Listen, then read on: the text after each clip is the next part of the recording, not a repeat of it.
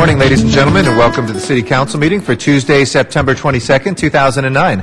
Welcome to the John Ferraro Council Chambers, room 340 of City Hall. We meet here every Tuesday, Wednesday, and Friday at 10 a.m. I want to welcome all of the members of the public who are here with us today in Council Chambers, as well as all of those who are catching us on Channel 35 through the city's cable system. Channel 35 broadcasts each of these meetings live for your convenience and rebroadcasts them each evening. They also have these meetings available online through the city's homepage at lacity.org through the internet. And lastly, you can use your telephone to listen into council meetings by calling Council Phone, a number that allows you to listen in to the proceedings of our committees and the full council at 213-621-CITY. That's 213-621-CITY. Our agendas are made available online and 24 hours or 72 hours in advance, depending on whether it's a special or general meeting. Those agendas are available right now in the back of chambers or online at lacity.org or in person through our city clerk's office. Those agendas are split into items that have already had a public hearing in committee. To hear a second public hearing, it requires a council member to reopen that. But for items that have not yet had a public hearing, any card from the public will automatically trigger a public hearing here in the full council. If you'd like to be heard on any of the agenda items, please fill out a speaker card in the back and hand it to one of the sergeants at arms, and we'll make sure to work that into the agenda today.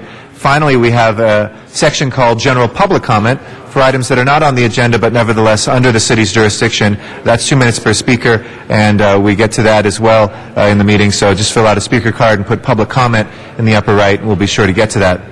Finally, if you live closer to San Pedro or to Van Nuys, we have remote facilities for your convenience to be able to testify remotely from those locations, and we're able to see you here via teleconference and on Channel 35 and the internet as well.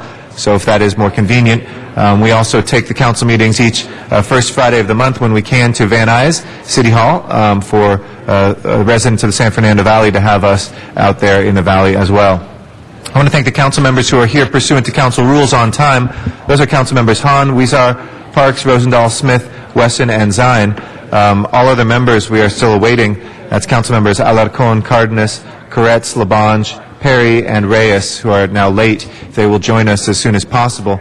We require, thank you, Mr. Alarcon, who is with us. We require 10 members, or 2/3 of our 15-member body, to constitute a quorum and to begin business. We are now at 9 members, since we have one vacancy in Council District 2. Remember, today is Election Day in Council District 2, so for residents of the 2nd Council District, be sure to get out and vote.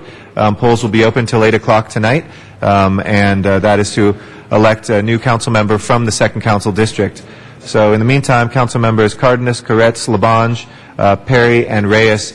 Mr. Labange is actually excused to arrive late, so it's really just council members Cardenas, Koretz, Perry, and Reyes. If you'll please join us as soon as possible. We thank the public for their patience while we await those late council members. As soon as we have one more, we will begin the meeting. Thank you.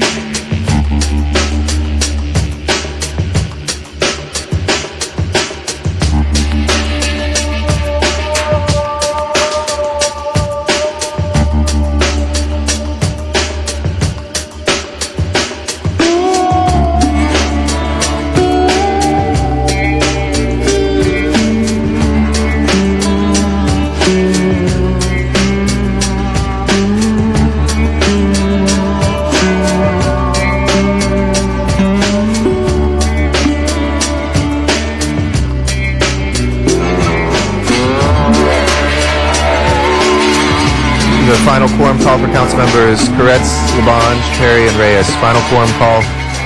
Those council members are late. If they don't make it down, we'll adjourn for lack of a quorum. Council members Cardenas, Koretz, Perry, and Reyes.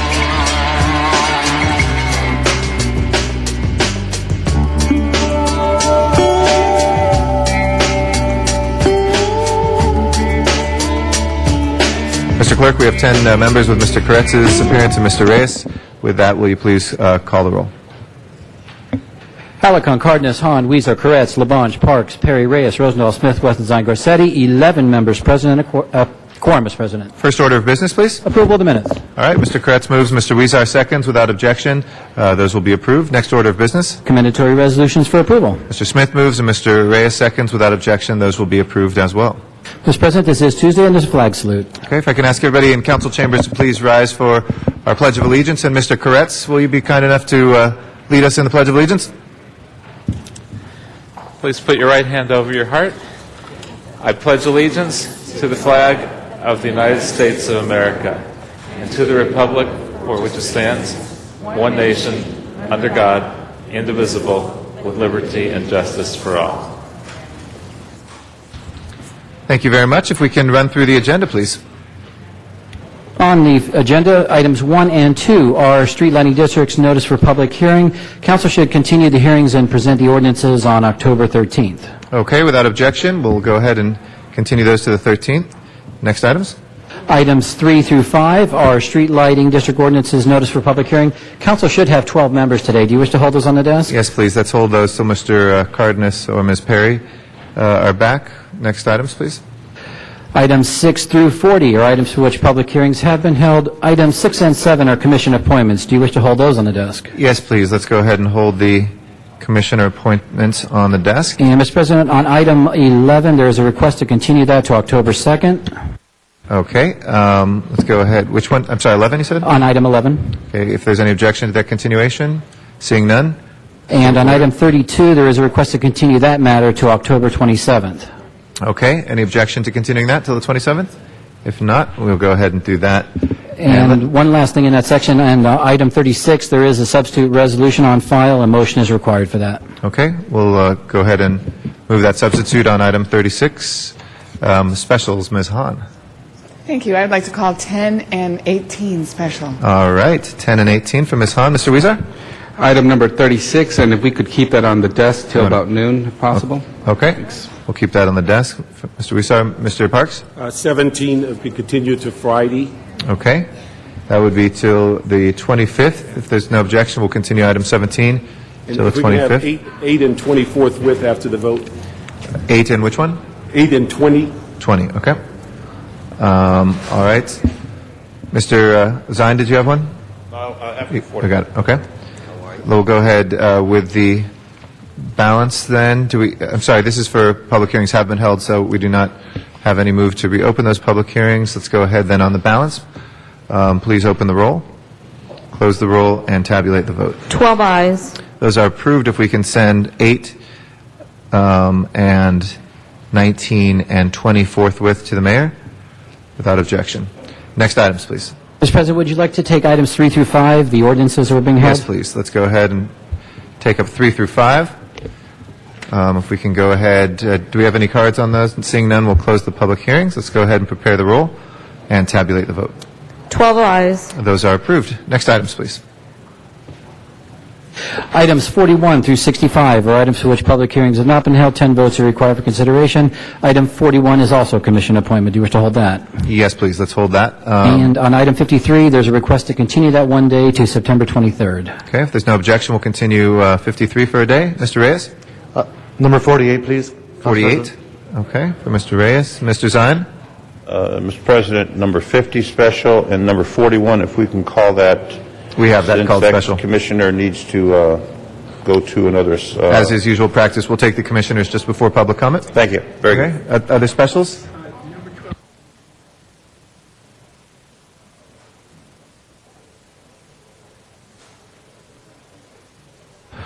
Any other specials, colleagues? And do we have cards in the public, Mr. Clerk, on any of these? Yes, Mr. President, there are cards on item 45. Could we have 62 for Mr. Labange? 62 from Mr. Labange. 51, 55, Looks like 65, and that should be it. Okay. We'll close the other public hearings, and if no other specials, let's take up the balance. Please open the roll on the balance. Close the roll.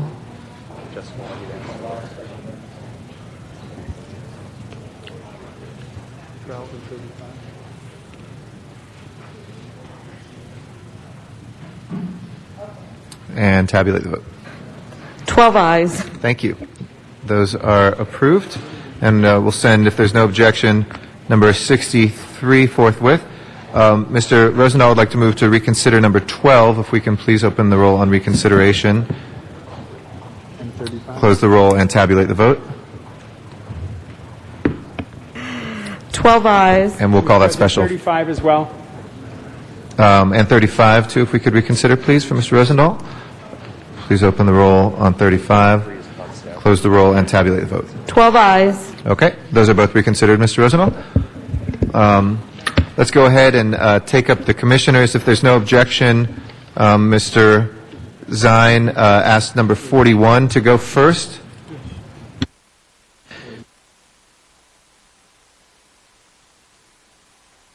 Mr. Zine, are you around? All right, let's go ahead then, and we'll take up item number 6 first. We have the commissioner for item number 6 for the Committee of Children, Youth, and Families. If you'd like to come forward, Ms. Whitaker. If we could invite Mrs. Whitaker, if you'd like to come forward to the table here. Thank you so much for your willingness to serve the families and the children of Los Angeles. We appreciate you very much putting yourself forward for service to the city. I know that Mr. Labange, who is arriving a little later, would normally say a thing or two, but why don't you give the council and the public an idea about your background and your interest in serving this position? I'm originally from Boston, Massachusetts. I've resided here in Los Angeles for 15 years with my family. I have 3 daughters, and we live in the Hollywood area. And I love Los Angeles. I think it's an amazing city. Put the mic down low. There we go. Sorry about that. And, you know, I can pull it more. Oh, thank you. Just move a little closer to you. There we We hear go. you louder. Thank you so much. And, you know, children and family are my passion. You know, my family is very important to me. And so I really think it's important to bridge the gap between the city government and, you know, the local communities. Thank you so much. And Ms. Hahn would like to say a few words as well, and potentially some questions from the council members. Ms. Hahn. Thank you. Keisha, we're so happy that you're willing to serve on this commission. I think there's really probably no more important thing that we can do in the city of Los Angeles I agree. than to really take stock of the status of, you know, our children, our youth, our families. And I know the first time I think I met you was at the LA's Best Yes. brunch, where I believe we were honoring you and your husband, and your work just on behalf of that, of after-school programs, is phenomenal.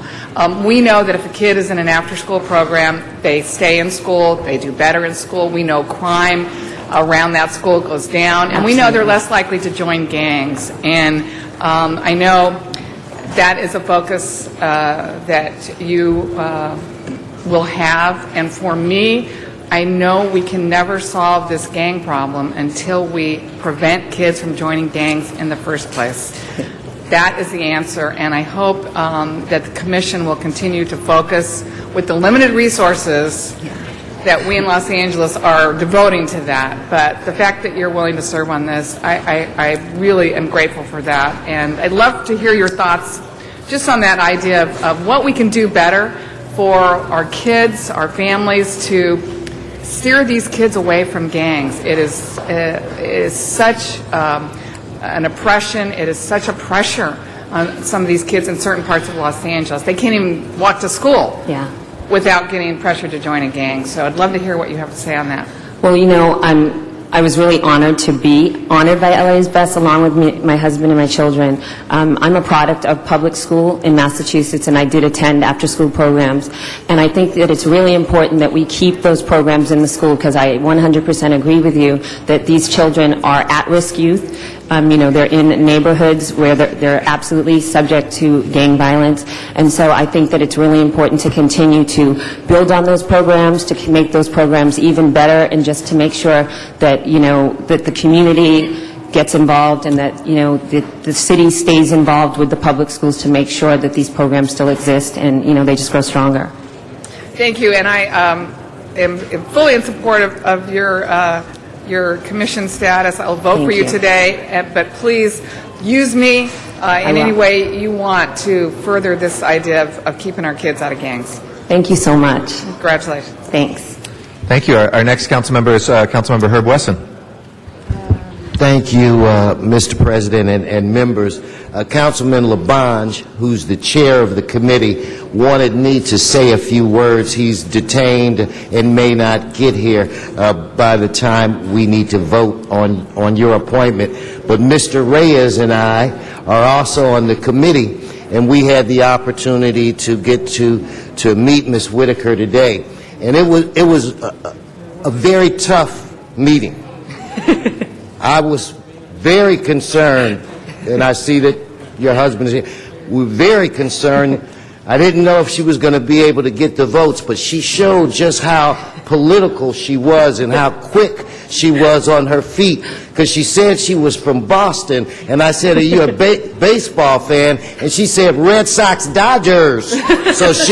So anybody that thinks that quickly on their feet, I think that it's incumbent upon us to make sure that she's voted through unanimously. And I do want to say on behalf of the chair and the rest of the committee that we thank you for taking time from your busy schedule to give back to the city that all of us love. And I also just found out that we gave you some extra points because your husband went to Palisades High School, and high schools are very important to the chair of the committee, Mr. Labange. So anyway, anything that my office could do to assist you, we look forward to doing it. And Mr. President, I ask for a unanimous vote.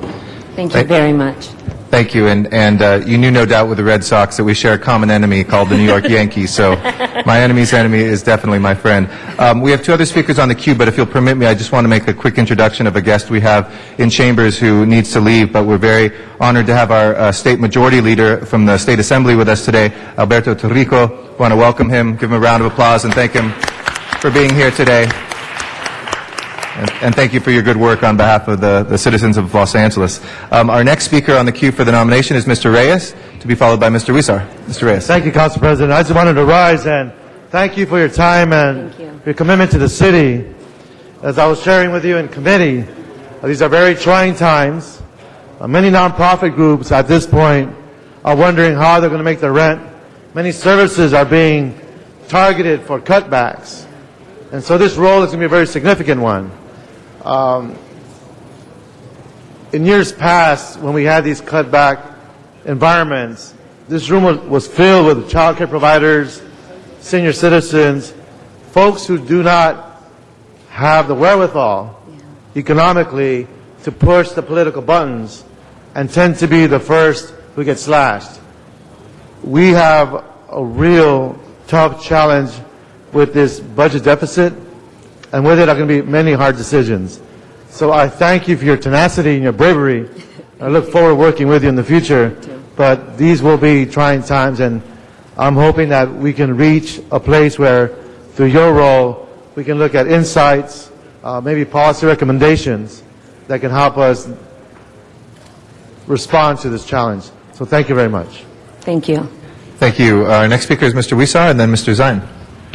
First, congratulations and thank you for your willingness to serve. And, when we look at the demographics of the city of Los Angeles, we see that there are a lot of children and families in need. And we do our best with the limited resources. But oftentimes we can do even better when we partner with other organizations doing that work. And I know we've often talked about partnering with the school district, who sees a lot of our children for a majority of their daytime, on doing more work for our children. And one of the areas that I think the Commission has had a lot of success is making sure that our children get to school safely and leave school safely. We've had a few of those programs on the chopping block these last couple of years because of our budget situation, but I would ask that you look at those. They've had a lot of success. A lot of kids are now in safer places. We're able to get to school ready to learn because of these programs.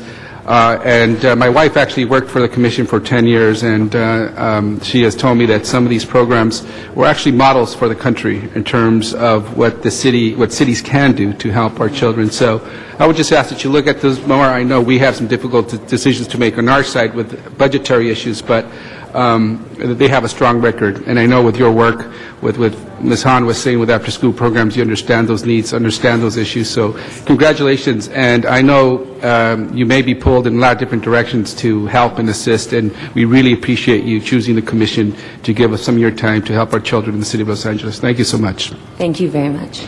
Thank you, Mr. Huizar. Mr. Zine is our next speaker, to be followed by Mr. Alarcon. Mr. Zine. Thank you, Mr. President. Good morning, Mr. Whitaker. Good morning. Children, youth, and the families. And I look at that first row, we've got children, youth, and the families right there. If you could just take a moment to introduce your family to the audience, please. Yes, absolutely. Please. That's my mother, Lori Nash. That's my cousin, Quam Rocker. That's my oldest daughter, Autumn Whitaker. There's Sonnet, my husband, Forrest, my daughter, True. Children, youth, and families, you represent it. You brought them with you, so good wishes on this commission. As has been stated by my colleagues, it's very important. If we don't set that platform for the youth, then it ends up with nothing but disaster. So congratulations on your appointment. Thank you very much. And our last speaker on the queue is Mr. Alarcon. Akisha, Hi. one of we sort of get lost in these esoteric concepts of counseling and anti-gang violence programming, but many of the functions of the City of Los Angeles have a very practical impact on people's lives, particularly children.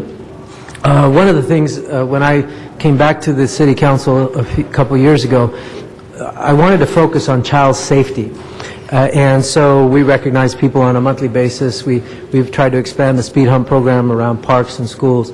And I really think that the opportunity that you have on this commission really needs to look inward and to look at the functions of the city departments, particularly the Department of Transportation, and even our planning department, perhaps, on how we can make our children safer, particularly the issues that related to pedestrians, and of course, all the other issues, gang violence and all those other issues are very pertinent as well, but sometimes we don't consider child safety in aspects like pedestrian-friendly communities and other ways to make children safer. So I would only ask that you take some time. The Commission just generated a report on that subject, on child safety.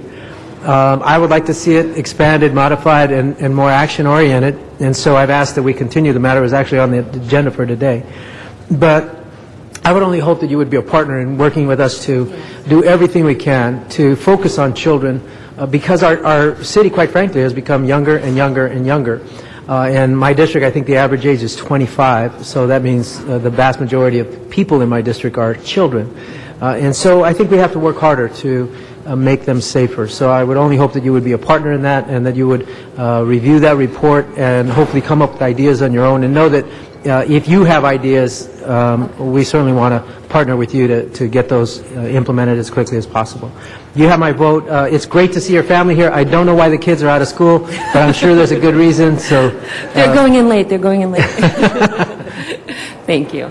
And they have double the homework tonight because of it, right? All right. With that, that is the last speaker from the council in the queue. So with that, let's go ahead and prepare the roll on this nomination. Please open the roll, close the roll, and tabulate the vote. 13 ayes. Congratulations and welcome aboard, Commissioner. Thank you so much. Thank you very much. Thank you very much. Appreciate your service. With that, we'll move to item number 7. And I'm sorry, Mr. 41. Mr. Zine is back, and then we'll come back to 7. Item number 41, if we could have Gabriel Esparza come forward to the table. Good morning, sir. and I'd like to recognize the Chair of Personnel Committee, through whose committee this went through, Mr. Dennis Pizine. Thank you, Mr. President. Good morning. Good morning. Well, you have a unique background, from Stanford to Harvard to Disneyland via Walt Disney Company to the card, American Express. So you've got a round background, a lot of variety, a lot of different things, a lot of activities. The Civil Service Commission, very focused on the rules, the regulations, the testing process. Tell us what you bring to the table as a Civil Service Commissioner. Correct. Thank you. And thank you, everyone, for allowing me to speak today to this nomination. I believe my background as such, having worked in several large organizations, while private organizations or large companies, is very similar to the city in that they are governed by a set of rules, they are governed by a set of policies and procedures that without which the organization would not function as properly as necessary. So the respect for those processes, the respect for those policies and procedures is something that I think very nicely equates with what's going on with the Civil Service Commission. Which is the key, because that system that's been designed, the Civil Service Commission, the fairness, the equity, the opportunity for people of all groups of society to have a position in municipal government to serve the people. And then when you go to the Civil Service Commission, oftentimes you'll hear the disciplinary cases. Yes. Cases for discipline, cases for termination, and people are appealing that.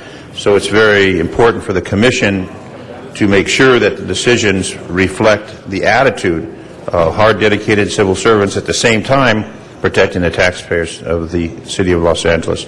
So looking at your resume and the billions of dollars you brought into the different corporations, well suited for that position, but that aspect of dealing with large corporations that you've done in the past, from your current employer to the previous employers, where you've dealt with large sums of money and large numbers of people within that environment.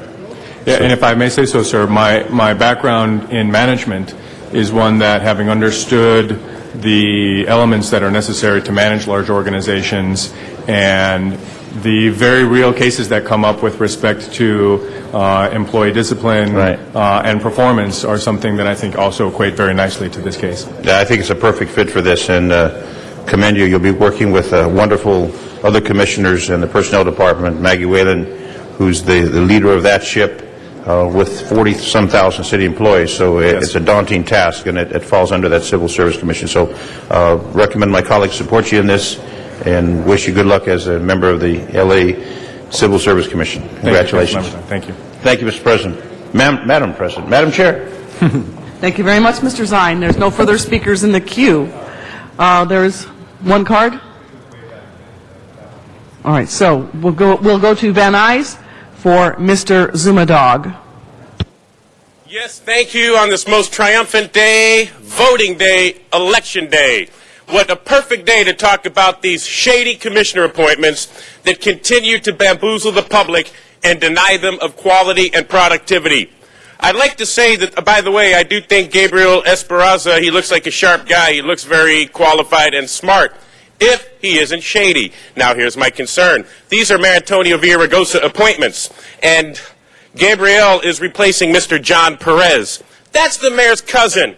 That's the guy who the mayor gave, he was running, John Perez, the mayor's cousin, was running for assembly. The mayor used his political thuggery to push other Madam opponents President, out of he's the not way. talking about this appointment. Okay, so anyway, the mayor's cousin is the person who this guy's replacing, and if you think the mayor is going to let somebody go in there that isn't doing his work just as good as his cousin, the city's under attack, people. Vote Zumadog. Thank you. Back to City Hall. All right, there are no further speakers in the queue or no further cards. So, Mr. Clerk, if you would please open the roll, close the roll, tabulate the vote. 13 ayes. Next item. Item 7 is the appointment of Ms. Crystal Dominique to the Disabled Access Appeals Commission. Would you come forward to the center table? Thank you very much. Mr. Reyes, would you like to introduce her to the council? Thank you, Madam President. Colleagues, we had the honor and privilege to have a conversation with our candidate, and I want to thank you for your hard work, for your support, and if you just share a little bit about yourself to the council and some of the objectives that you could see yourself reaching, or at least striving for in this appointment?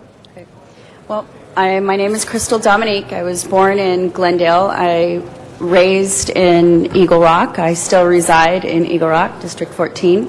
I am a mother of two. I have a 20-year-old and an 11-year-old. I have extensive background in real estate and some background in planning and design. It's an honor to be here to contribute and to be of service. I look forward to sharing some of my knowledge and my experience with issues of access, disability access. I'm here to help keep our communities running safe and efficiently, have everything run efficiently as they do, and most importantly, have access for everyone. Great. Thank you, Ms. Dominique. We did share with you during committee that if there are any building and code issues that have to do with design technicalities that we could address, that we should change or update because of your experience in such matters, as Chair of Planning, Land Use, and Management, we'd be more than happy to entertain those, to look through their potential adjustments so that we can create the accessibility that you also seek. So I thank you for your hard work and your contribution to the City of Los Angeles. I encourage an aye vote. I thank you. Thank you very much, Mr. Reyes. And with that, Mr. Clerk, if you would please open the roll, close the roll, tabulate the vote. 13 ayes. Congratulations. Thank you very much. Thank you for your service.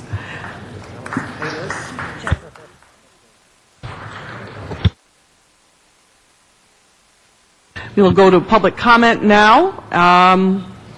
And our first speaker is Raquel Sanchez, along with Laura Trejo.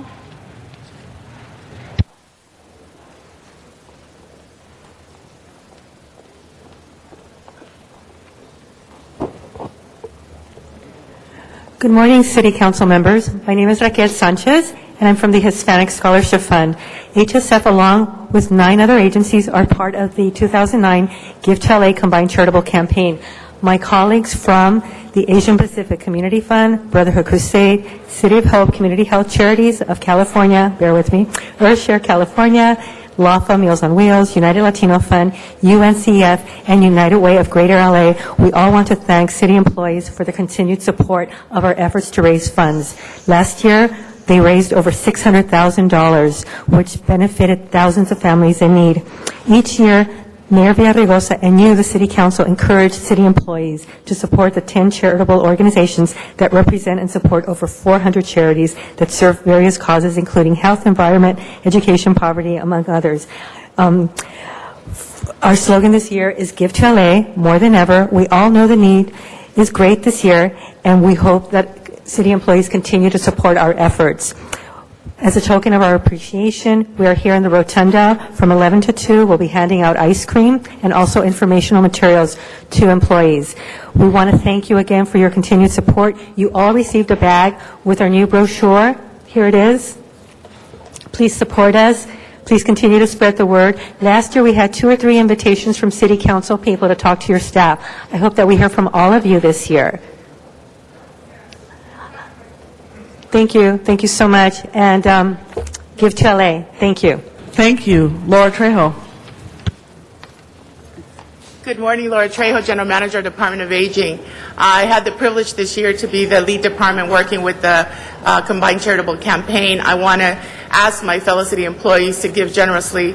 At no time have the community partners that are sitting here, standing here before you, need the support. The work that these organizations do is really provide for safety net for many of the individuals in our community, usually the most frail and the most in need. So give generously. In 2009, we need everybody to participate. Thank you. Thank you very much. Thank you, everybody. We'll go to the San Fernando Valley, to Rick Nightingale. I was here first. Yeah, sure. Rick Nightingale. I'll tell you, when you had a very good opportunity to turn around and do something regarding the labor on your contract, regarding get rid of the percentage. It was a perfect opportunity that these people that are under percentage is making so much money in the higher echelon. The lower people, that making, if you want to say $15,000, $20,000, that's fine. But when you're turning around and you take 10% of $100,000, and look at how many people make $100,000, you look at $6,000. So how can you turn around and keep going with this? That these people, and then after that's a 3-year program. Then after the 3 year, you're in again to turn around and get a raise. And everybody, it seems like the magic number is 6%. I don't understand it. That on the people, I call it the real world, when you're not working for any state, government, and so forth, that you're out there working, it's an hourly wage situation regarding you turn around and get $2 an hour, or you get $3 an hour for a 3-year package, and you divvy it up per year, and then you come off with a total at the end. But you people give this percentage. Sure, it really helps the higher echelon, but it don't really help the lower people, where it really counts. And you had this perfect opportunity to solve this problem, and you dropped the ball. You literally dropped the ball on this situation. When these people come back, and you know that you turn around, didn't lay off anybody, I hate to say it, and so forth, in 3 years they're going to come back and they're say, we didn't take a raise for 3 years, so we want something now. When you finally get your budget situated, hopefully, now hang on in 3 years, boy, are we going to get a big boom on a raise and so forth. Thank you. Thank you very much. Still in the San Fernando Valley, Sean Murphy. Sean Murphy in the Valley. Good morning, City Council. Good morning, City Council, everybody. I know today's election day. I have not voted yet. I want to come down here first. I was running behind schedule this morning. I encourage everybody to vote. Everybody to vote in CD2. I need a good councilman to not talk the talk, walk the walk, do their job correctly. Our streets are cracking. Laurel Canyon is cracking. There's a big hole that needs to be done. We need businesses for CD2, and that's why people should vote today. I'd like people to vote today because it's very important. I'm only going to vote one time.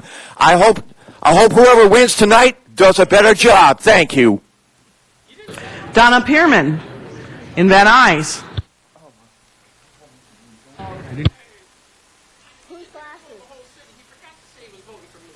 He forgot to say that he wanted to vote for Zuma Dog. Thank you, Sean. I'm sorry.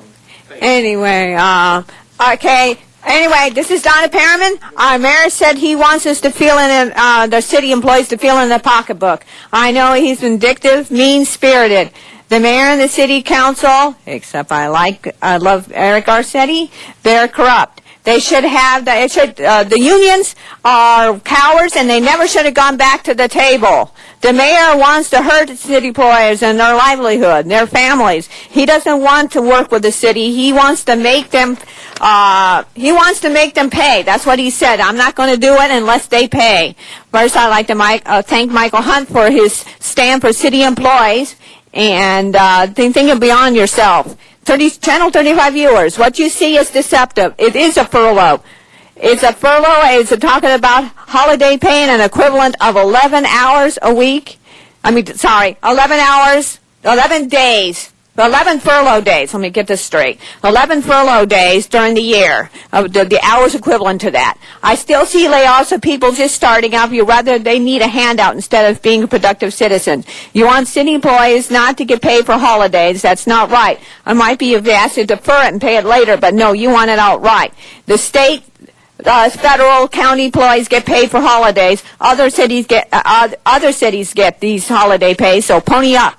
You constantly give money to the CRA. I see 5 projects on the agenda. You rather give $1 million projects to CRA. You don't mind having 37 fee waivers on 37 fee waivers that I see today. That's really not necessary. You should trim the fat before you ask city employees to concede. You allow the CRA to take our tax increment money, so we got in this mess. You rather have other commissioners with huge staffs involved. DW pay makes a lot more than city employees. Yeah. It should be very their much. Anyway, this is not right. Our next speaker will be Mr. Zuma Dog. Yes, thank you. Today, September 22nd, Tuesday, a pivotal day in city history as we have an election, as we have more voter outrage against the machine candidates, and we have an opportunity to elect Zumadog. And I'd like to say I'm very disappointed in City Council. First of all, oh, by the way, Richard Eastman, community legend and leader, is in the audience. Please wait for him to speak. But I'm very disappointed because on the agenda today, you know, I was so proud of City Council for finally standing up on special event fee waivers and doing something about it. On the agenda, they want to hold off on the measures taken, Hahn and Labange, and I'm very disappointed. So I'm here to say, people, if you're watching right now, you need to head to the polls. Go to LADailyblog.com. There's an election poll finder. We need to send a message to City Hall. The time is now for Zumadog. I've come here for 3 years, stood up, proven that I can get to the bottom of this. City Council thought they could fool us. I didn't like it. I got to the bottom of it. I stood up to it. I exposed it. The whole city is different now. I'm stopped on the streets daily. I stand up. We got a lot of good people out there running. I don't think that they're as wise and sharp and prudent to not get bamboozled. It's a shark cage in there, and I'm ready to stand up. And when you got all this about the special event fees, and then you have Labange and Hahn, and I don't think they're the most fiscally prudent, trying to throw it all away and push it back. And by the way, the budget they passed on Friday, they had to do that. Eric Garcetti had to get out there and say we're one big happy family again, because how do you not pass a budget again and have all hell breaks loose when you have an election on Tuesday when Zumadog is on the ballot? And I'm telling you people, they are scared to death because they know there's a huge constituency out there that's followed Zumadog, is ready to go out there and vote, and you can do it if everyone watching, you get up off your butts right now, find out where the polls are, go out to vote Zumadog. It's the only chance to save the city. Shame on City Council, and save this city. Dr. Clyde Williams.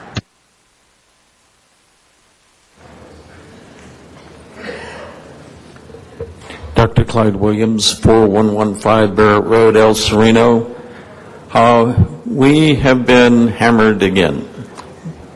We talk about El Sereno, and Senator Cedillo is over in Caltrans right now announcing his bill has been successfully passed through the Assembly and through the Senate, which will devastate a large portion of El Sereno through the construction of the portal structure from Valley up to Poplar or even Huntington Drive. They're announcing it today, and the city of Los Angeles has lost, because for the last 2.5 years, we've been participating in Caltrans bait and switch. You've had people assigned to attend meetings of the steering committee and the technical advisory committee for over 2 years. Now, with the Cedillo bill, SB 545, all of that will be put aside. No more feasibility studies, no more of this. It will be attempted to be constructed from Valley up to Pasadena. The bill itself is flawed. It only allows for one tunnel. It also protects South Pasadena and part of Pasadena, but it also leaves the portal in Pasadena to be far more complicated, far more expensive than it was going to be originally. So we're concerned that right now we need to have a resolution against the 710 as it is in the city of Los Angeles. Thank you. Richard Eastman.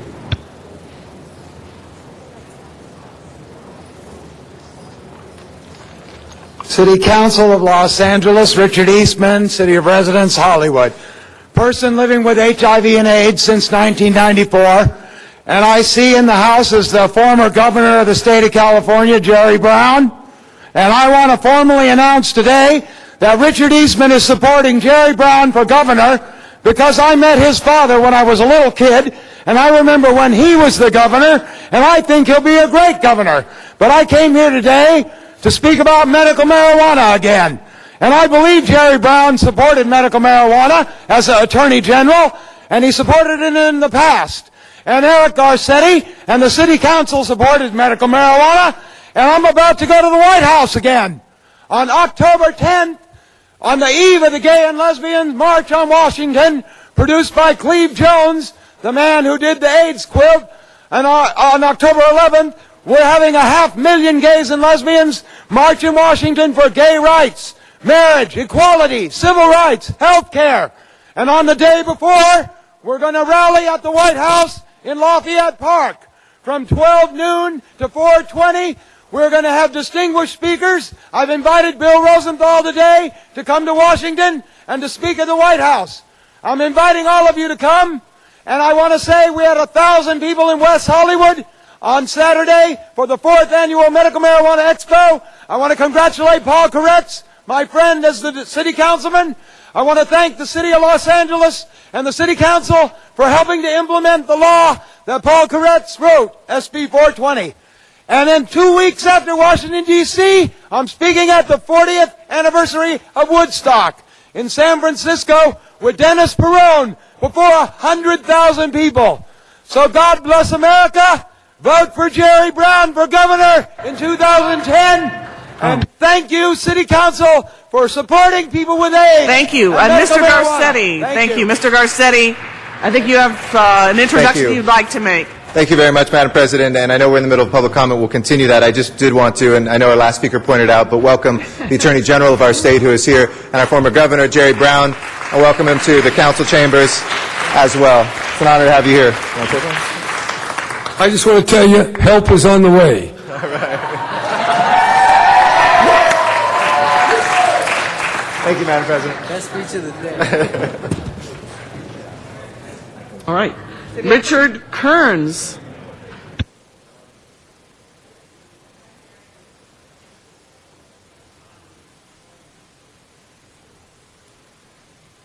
Good morning, President Pro Tem Perry, distinguished council members.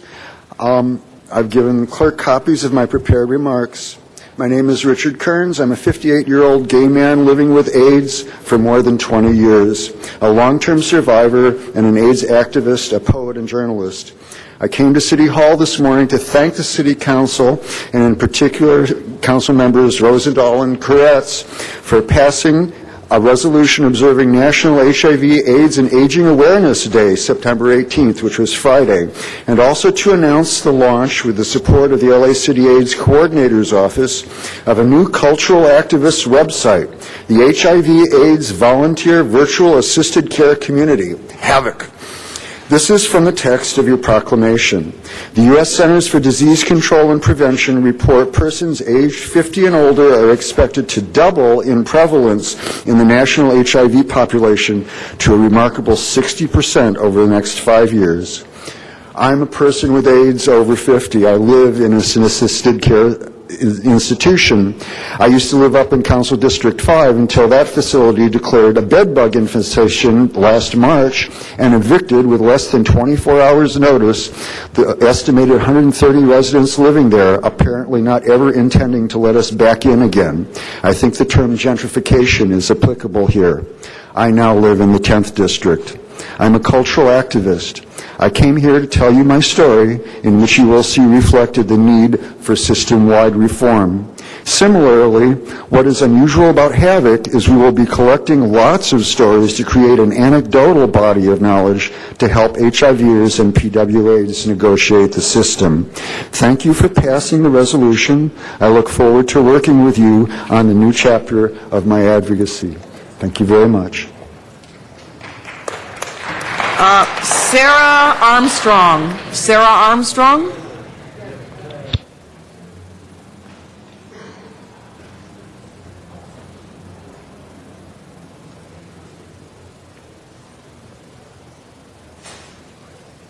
Good morning, everyone. My name is Sarah Armstrong.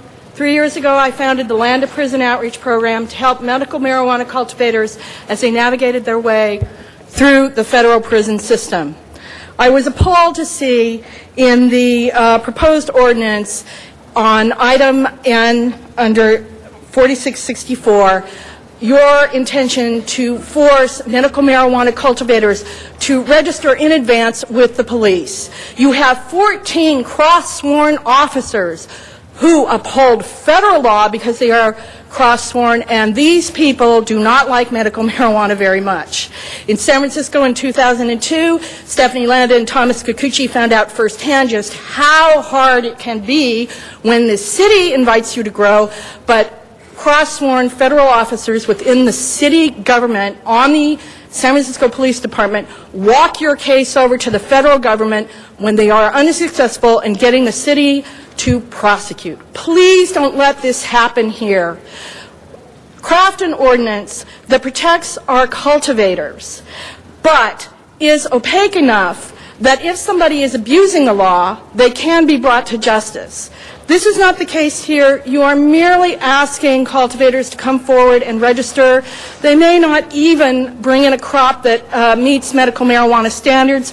Thus, you are putting them in the line of fire when they may not, in fact, be actually growing. Please change this. Please. You have no idea the money, time, and energy that goes on when one part of your government is at war with your medical marijuana policy. Thank you. Thank you. Tamita Bolanos. Tamita Bolanos.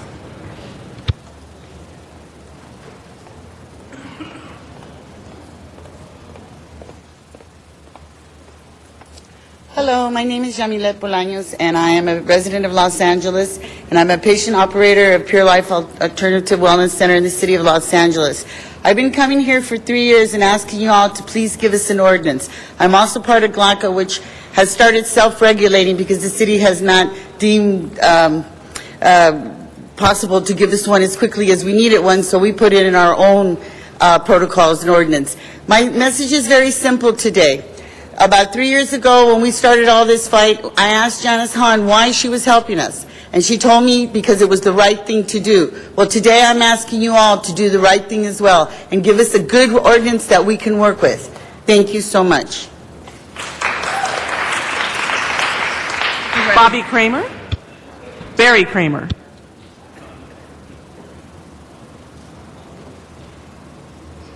Barry Kramer. All right, Oliver Summers. Oliver Summers.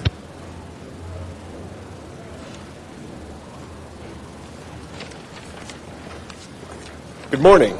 My name is Oliver Summers, and I operated a medical cannabis collective. It was a pre-ICO collective called 420 Compassion Center. Since 2006, I've followed every single rule that has been bestowed upon the cannabis community by this council. My partners and I spent 14 months looking for a location 1,000 feet from sensitive use areas and every other arbitrary rule you asked of us. In the fall of 2007, my landlord received a DEA intimidation letter, and I subsequently shut my doors. This council asked me to file a hardship application, and I subsequently did. I was told to wait closed until you acted on it. For 2 years, I've gone deeper and deeper in debt. I've lost all my patience to the proliferation of collectives that you let happen. Last week, after 2 years of patiently following the law, Councilman Wesson, in his infinite wisdom, recommended denial of my hardship application. That apparently I've been proven I've suffered a hardship, even though that the hardship clause was written specifically for situations like my own. Basically, for lack of a better phrase, your complete lack of action for 2 years has completely screwed me over. I'm here today to ask you not to screw over the people behind me. These people have worked hard to bring safe access to Los Angeles. The people have been waiting for you to finally pass proper and, most importantly, reasonable regulations for the collectives of Los Angeles. The people, when properly regulated and recognized, will happily bring a welcome revenue to this financially stricken city. The waiting is over, everybody. It's time for you to act now. Thank you very much. Jennifer Farrell.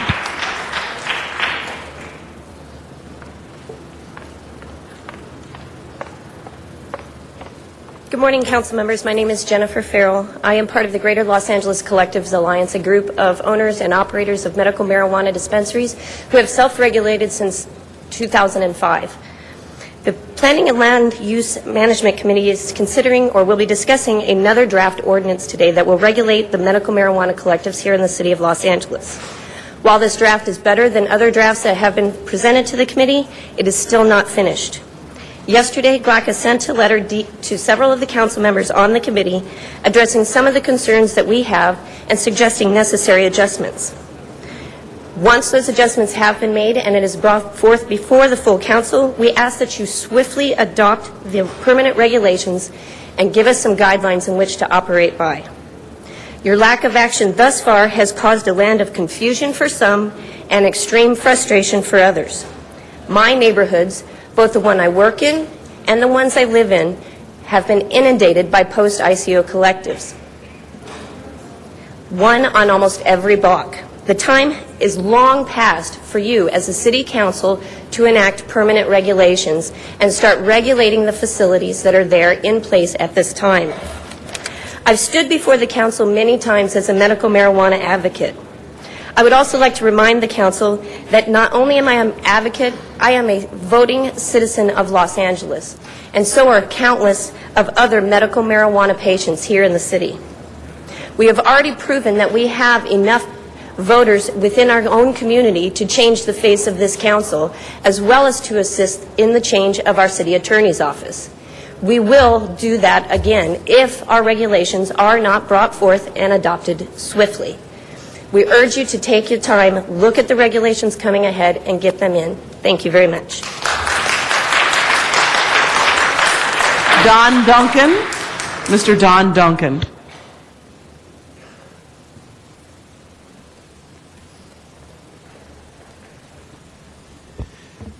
Good morning, council members. My name is Don Duncan. I'm the California Director of Americans for Safe Access and a resident of Los Angeles. And I'm here today once more to ask you to move quickly with the regulations.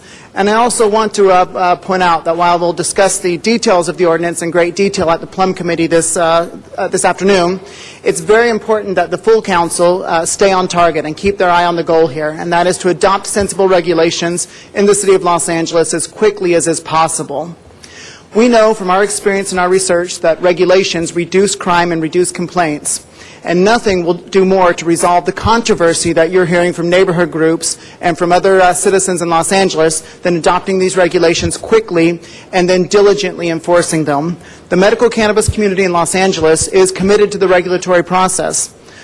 The patients, the advocates, the providers, they want regulations and they want to comply. There are no legal impediments to moving forward.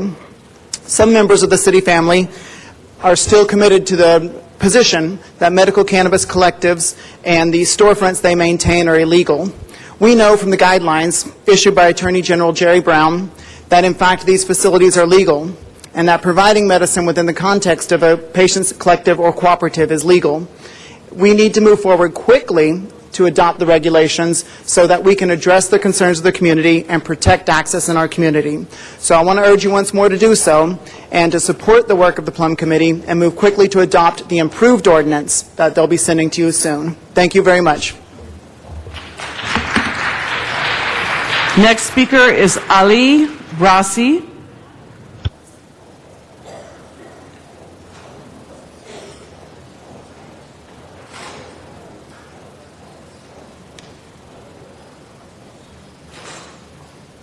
Greetings in the name of the Most High God, Jah, Rastafari, Selassie, Kings of Kings and Lords of Lords, conquering Lion of the tribe of Judah. I'm here today to give my blessing and prayers to all city members, all who are positive in this issue of marijuana, which is a sacrament to my God. My prayers will be with all of you. I want to thank the city, the ones who make the laws, to make better laws every day. Pray, ask God for wisdom. If you do not believe in God, ask your inner self for wisdom to make better laws to serve all of us in California. Also, I want to thank the district attorney for not joining a rogue police officer that violated our temple. I want to say God bless all of them, and I wish better days to come for all of California and all of us. I give my prayers to everyone to be better tomorrow for a better California. God bless. Reverend Patrick Duff.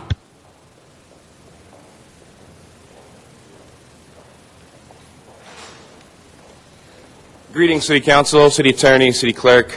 Government Code Section 65898 states that California, a city, a charter city, a county, can only enact a moratorium for 2 years, an ICO, interim control ordinance, for 2 years. And after the 2 years, if there's no regulations made, it says it's over. But you folks at the council have gone ahead and enacted another moratorium or an extension to it, which is unconstitutional. Now, I was raided by the LAPD, actually invaded by the LAPD at our church. Haile Rasai was there also. When we were invaded, 3 people were arrested. It was all over the news. Everybody saw it. Friday, I thanked the district attorney because the district attorney decided that they were going to reject all the charges for all 3. But subsequently, we've been harassed by the Northeast Division and told that we're not allowed to open. I even went ahead to try to take a license that I know of that's for medical marijuana from previous to switch it over to the place to try to appease the city, but I'm told I can't do that. The people down at the office, the planning office, tell me only if somebody from planning comes down and okays it, and they said that they have okayed other ones. So I'm just wondering who they're okaying and how they're doing it. And just to bring something to light for you folks is, I found building inspector Tom Willis, the fellow that made 2823 House of Kush okay while everybody else had trouble, 2823 Hyperion Ave. Tom Willis calls Obama Chocolate Jesus. He refers to his boss and says he's going to get 357 lead poisoning. And this is all on a public website where he actually states my name and says, he's Rastafarian, but he's of Irish descent. So today I've sent a press release out. It's going to hit the press. He calls the mayor an ASS clown mayor. This is all in public comment. And he also calls all Muslims mooks. And he says he doesn't mind if mooks get blown away and scraped off the ceiling. So that's your public official. John Eck.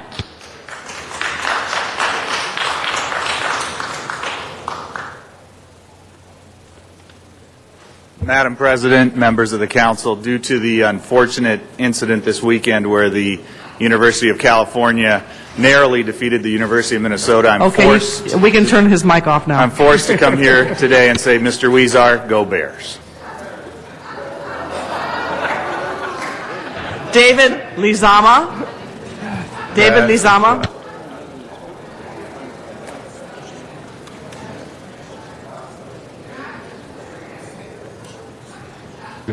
David Lizama.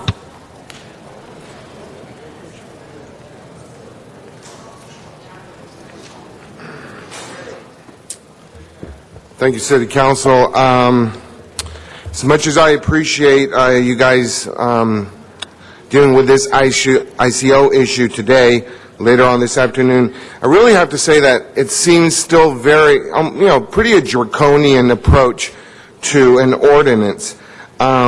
It still very much seems to stigmatize and basically marginalize the patients of L.A.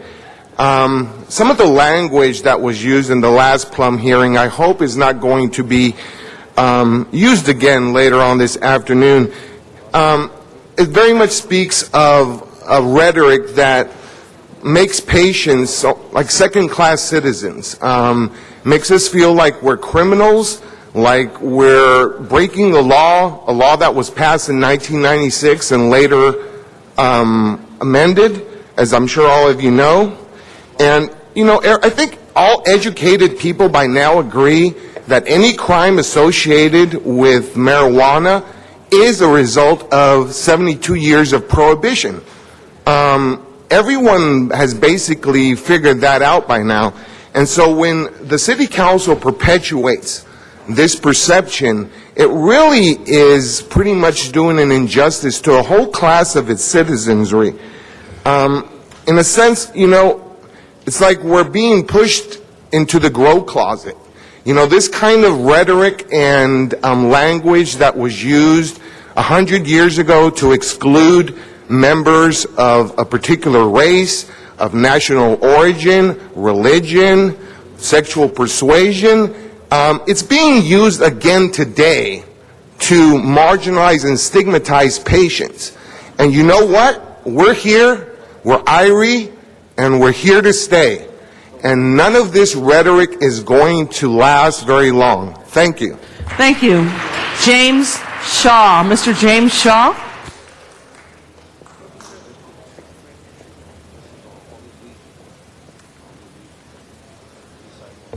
Hello, my name is James Shaw. I've been in Angelina for almost 20 years.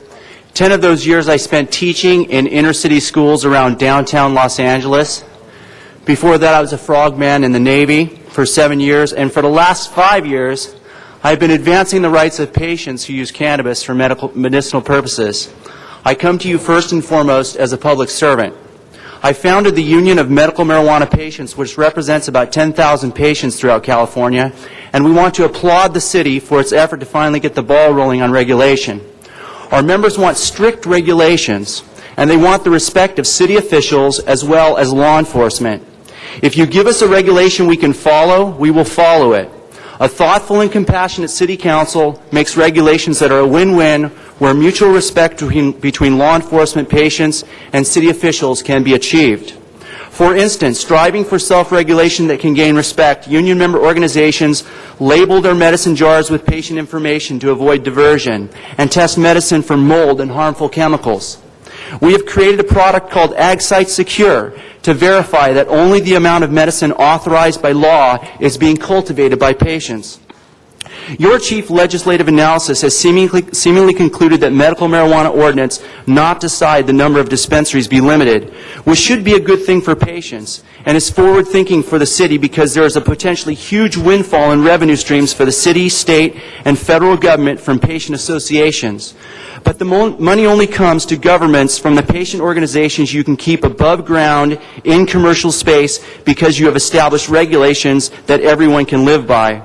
There are aspects of Mr. Hondo's ordinance that could be stricter and other aspects that probably ask too much.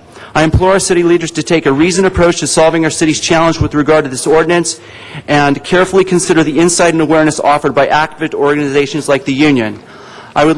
The Union is leading that charge. In the next week, our lawyers will review the ordinance and offer Thank you very much, suggestions sir. to the city Our next council. speaker will be Walter Bechtel.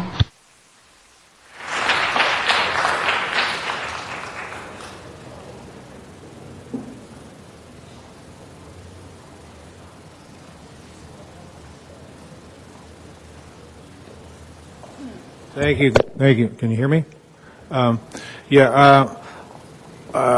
Let's see. I was going to say something about, again, I guess I should make a reiteration about the problems in the music industry as long as the Attorney General is here. I would hope that we would get some prosecutions in that area. Most of the crime not only emanates from these people and their entourages that travel around with them, but what really bothers me is that, I'm reiterating this again, is these people teach your children how to take drugs, and they beat up on their wives, and they try to run people over in the crosswalks, and they do all these crimes, and you wonder where all these crimes come from, but for some reason you don't believe that they would ever actually steal some lyrics and some music to begin with. I can't understand who's giving them this immunity from prosecution. Personally, I feel that criminals should stay in the jail cells, and people who are trying to make an effort to stay out should remain out of the jail cells. And somebody who's inciting riots or trying to create problems in your community, I mean, it seems obvious to me that the reason that the gang members feel so empowered to deal in drugs, etc., is because you've glorified the people who teach the people to take these sort of things and cause all these problems. And I understand, as I understand it, the Attorney General was also a victim of this sort of, was a similar victim. I was a victim of one of the females who did these sort of things. I would hope there would be prosecutions in this area. Thank you. Michael Carrion. Michael Carrion.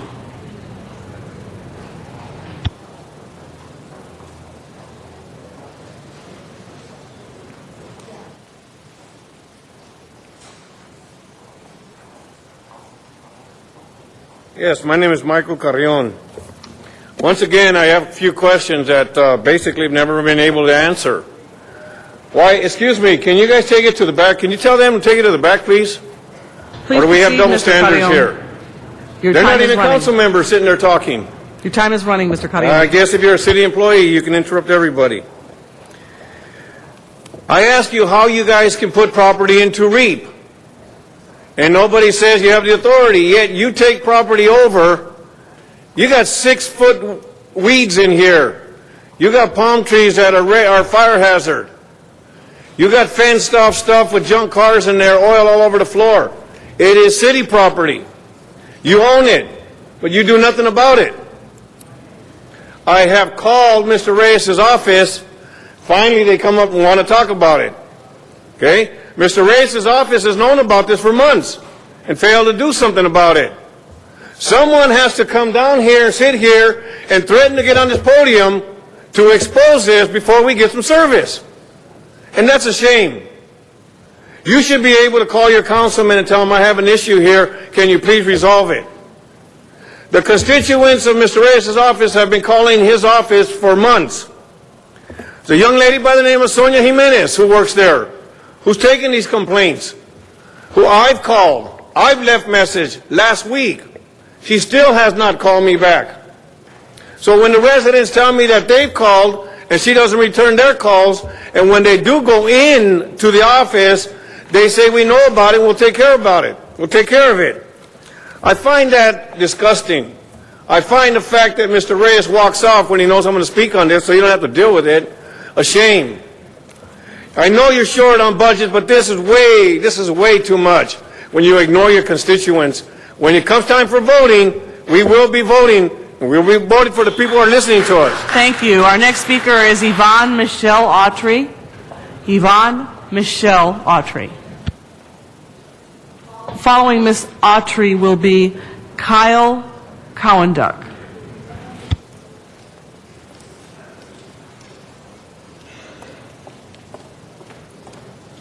Good morning. Again, I'm making this very, very bold statement in an effort to challenge the City Council to prove me wrong. Some might find this statement, as well as my colleagues' choice to attire himself as a Klansman, offensive.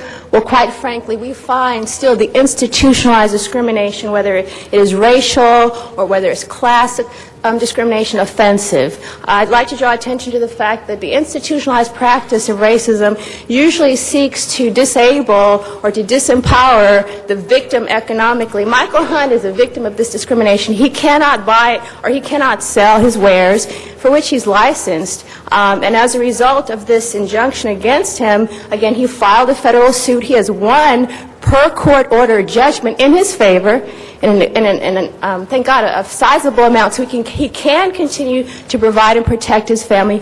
Due to the city's attorney's attempt to appeal this decision, he is unable to provide and to care for his family. Again, institutionalized discrimination. So then he will become homeless, in which case the police can incriminate or they can demonize. He might be a victim of excessive use of force. So again, we are petitioning the city attorney to release the federal judgment in his favor per court order, per federal court order. So this man can continue to provide and to care for himself and his family, so he will not contribute to the blight of homelessness and possibly be vulnerable to a victim of police brutality, be murdered, and then have a justifiable homicide, of course, which is usually the justification process. Again, this is an example of institutionalized racism, just like the incrimination process that I experience every day as a result of regentrification. We are not criminals. This man took his grievance to the court and won per federal court order. So please grant him the settlement in his favor. Thank you. Mr. Cowanduck. Okay, where's the microphone? Oh. Hi, my name is Kyle Cowanduck. I am opposed to the moratorium on new buyers co-ops because I believe that the competition is what has driven the prices down for the medicine, and I'm worried that if this co-op, that as long as this, once these new co-ops get closed down, that the prices for our medicine are going to go up. And I'm also worried that we'll have to go farther and farther away to get our medicine like we used to have to back in the early days of when Prop 215 just passed. When I first got my doctor's recommendation, I didn't used to like to go to the co-ops because most of the ones that I knew about were charging way too much for the medicine, and I got a better deal from the people on the streets. But in general, the co-ops are a good thing. They in general give you medicine that is doesn't have things like Miracle-Gro on them that would hurt your throat, and you're sure that you won't get something that's laced with something else, and it's the co-ops are in general a good thing, but I'm just worried that if, because of the moratorium, that the prices of our medicine are going to go up, and I just don't want to see the prices jacked up to the way they were before 2007 when I was finally able to get affordable medicine. Anyway, thank you. Thank you very much, sir, and that is the last of our public speakers. Mr. Zine, I believe you pushed your button. Mr. Zine, did you have a comment? Your button was pushed. Thank you, Madam President. I just wanted to comment on the medical marijuana that's going to be heard in Plum today. So the folks that are here for that particular matter will be heard in Plum today, and we've been working with the City Attorney's Office and the coalition groups that have been put together to try and come up with an ordinance that will be effective. One issue that we've been dealing with is the robberies, the burglaries, the crimes that have been taking place. We need to eliminate that. This council has gone on record supporting medical marijuana for legitimate medical use. So that is of the record. But today it will be heard in Plum. Thank you. Thank you very much, Mr. Zine. Mr. Rosendahl. To reconsider a couple of items, Madam President. 33 and 39. All right, there's a motion on the desk to reconsider items 33 and 39 by Mr. Rosendahl. Mr. Clerk, would you open the roll on those for reconsideration? All right, close the roll. Tabulate the vote. 11 ayes. All right, now both of those items are before us for consideration. Do you want to take them together or separately? Oh, no, they're separate. 39, I also just want to be reconsidered. All right, why don't we start with... All right.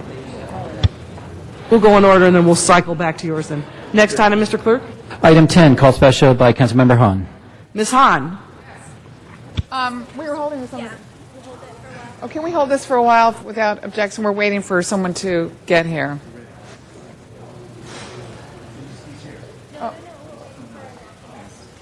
All right, Ms. Hahn has requested that we hold item 10 on the desk. Right. How do we know? So the next item is... Item 12, call special by Councilmember Rosendahl. All right, Mr. Rosendahl, item 12, and we have a number of cards on this item too, Mr. Rosendahl. Yes, indeed.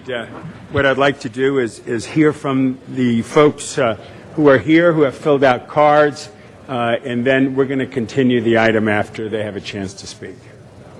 Is there any objection to doing that at this time? Would you like to limit the time per speaker, Mr. Rosendahl? How many cards do we have?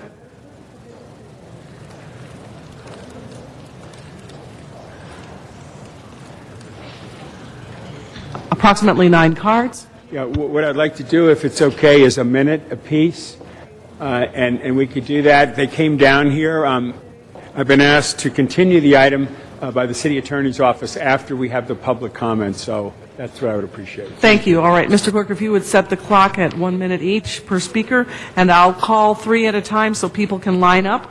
The first 3 speakers will be Julka Almquist, Lisa Green, and Steve Human.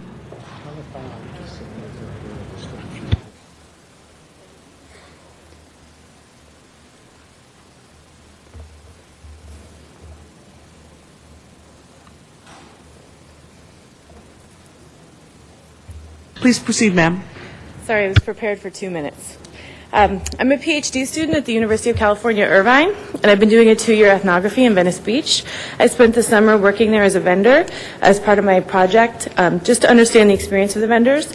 My fundamental issue with the vote today is it's being held at the same time as the lottery, and there's several vendors and artists who showed up, and they have foregone their spot for the next week, and there are many, many people who would like to come and speak who can't because they don't have the resources to forego the lottery. I think that this is a decision that should be made with the vendors and not to the vendors. It's something, they have to go out and work there every day. It's a very hard job. It's one of the hardest jobs I've ever done. And so I just wanted to speak on their behalf. I'm also willing to share all the ethnographic data I've collected. It's a very methodical research project, and I've learned a lot about the vendors and from their experience. So if there's anything I can share with you from my experience, I'm willing to do that. Thank you. Thank you. Next speaker. Please identify yourself for the record. I'm Lisa Green. Hello, Council. I'm a Venice artist and activist out on the boardwalk. I actually don't participate in the lottery anymore because I don't believe it's equitable and fair. But I would like to encourage us to look at the role of Rec and Parks because they are responsible with the administration of this. And I really would like us to consider the management and who's in the management. I do like Robert and Victor as people, but I don't believe as somebody with 20 years in corporate business management skills that they are the right people for the skill set. This is a unique job. And I do think they're great guys, but I don't think they're matched to the skill set. And I think we need a special kind of person for this special consideration that we have out in Venice with the issues in order. And I'd like to see that we consider that so we can get a good management team in there to really try to turn this around. Thank you. Next speaker, and if you would identify yourself for the record. Good morning. My name is Steve Heumann. I'm here today to talk about the abusive nature of the performances that go on across from my restaurant, the restaurant that I work for on the boardwalk. We have had the Sidewalk Cafe since 1976, and right now there is a performance space across from us. With the noise, the volume is so high, we can't take it. So the customers leave. That we ask them to turn it down. Sometimes they tell us they will and they don't. Sometimes they raise the volume.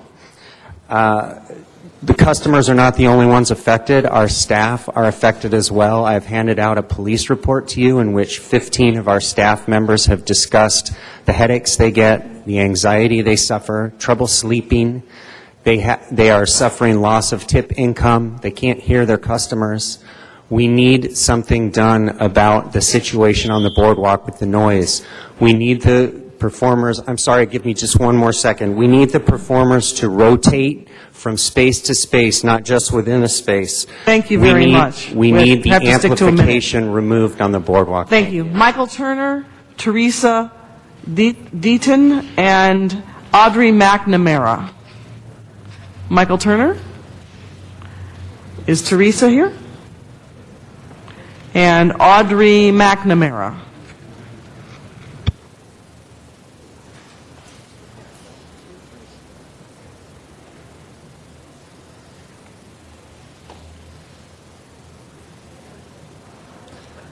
Hi, I think on the Venice Beach boardwalk that we as vendors out there, working out there, understand more of what's going on out there than most of the city council here because we're actually there and working there.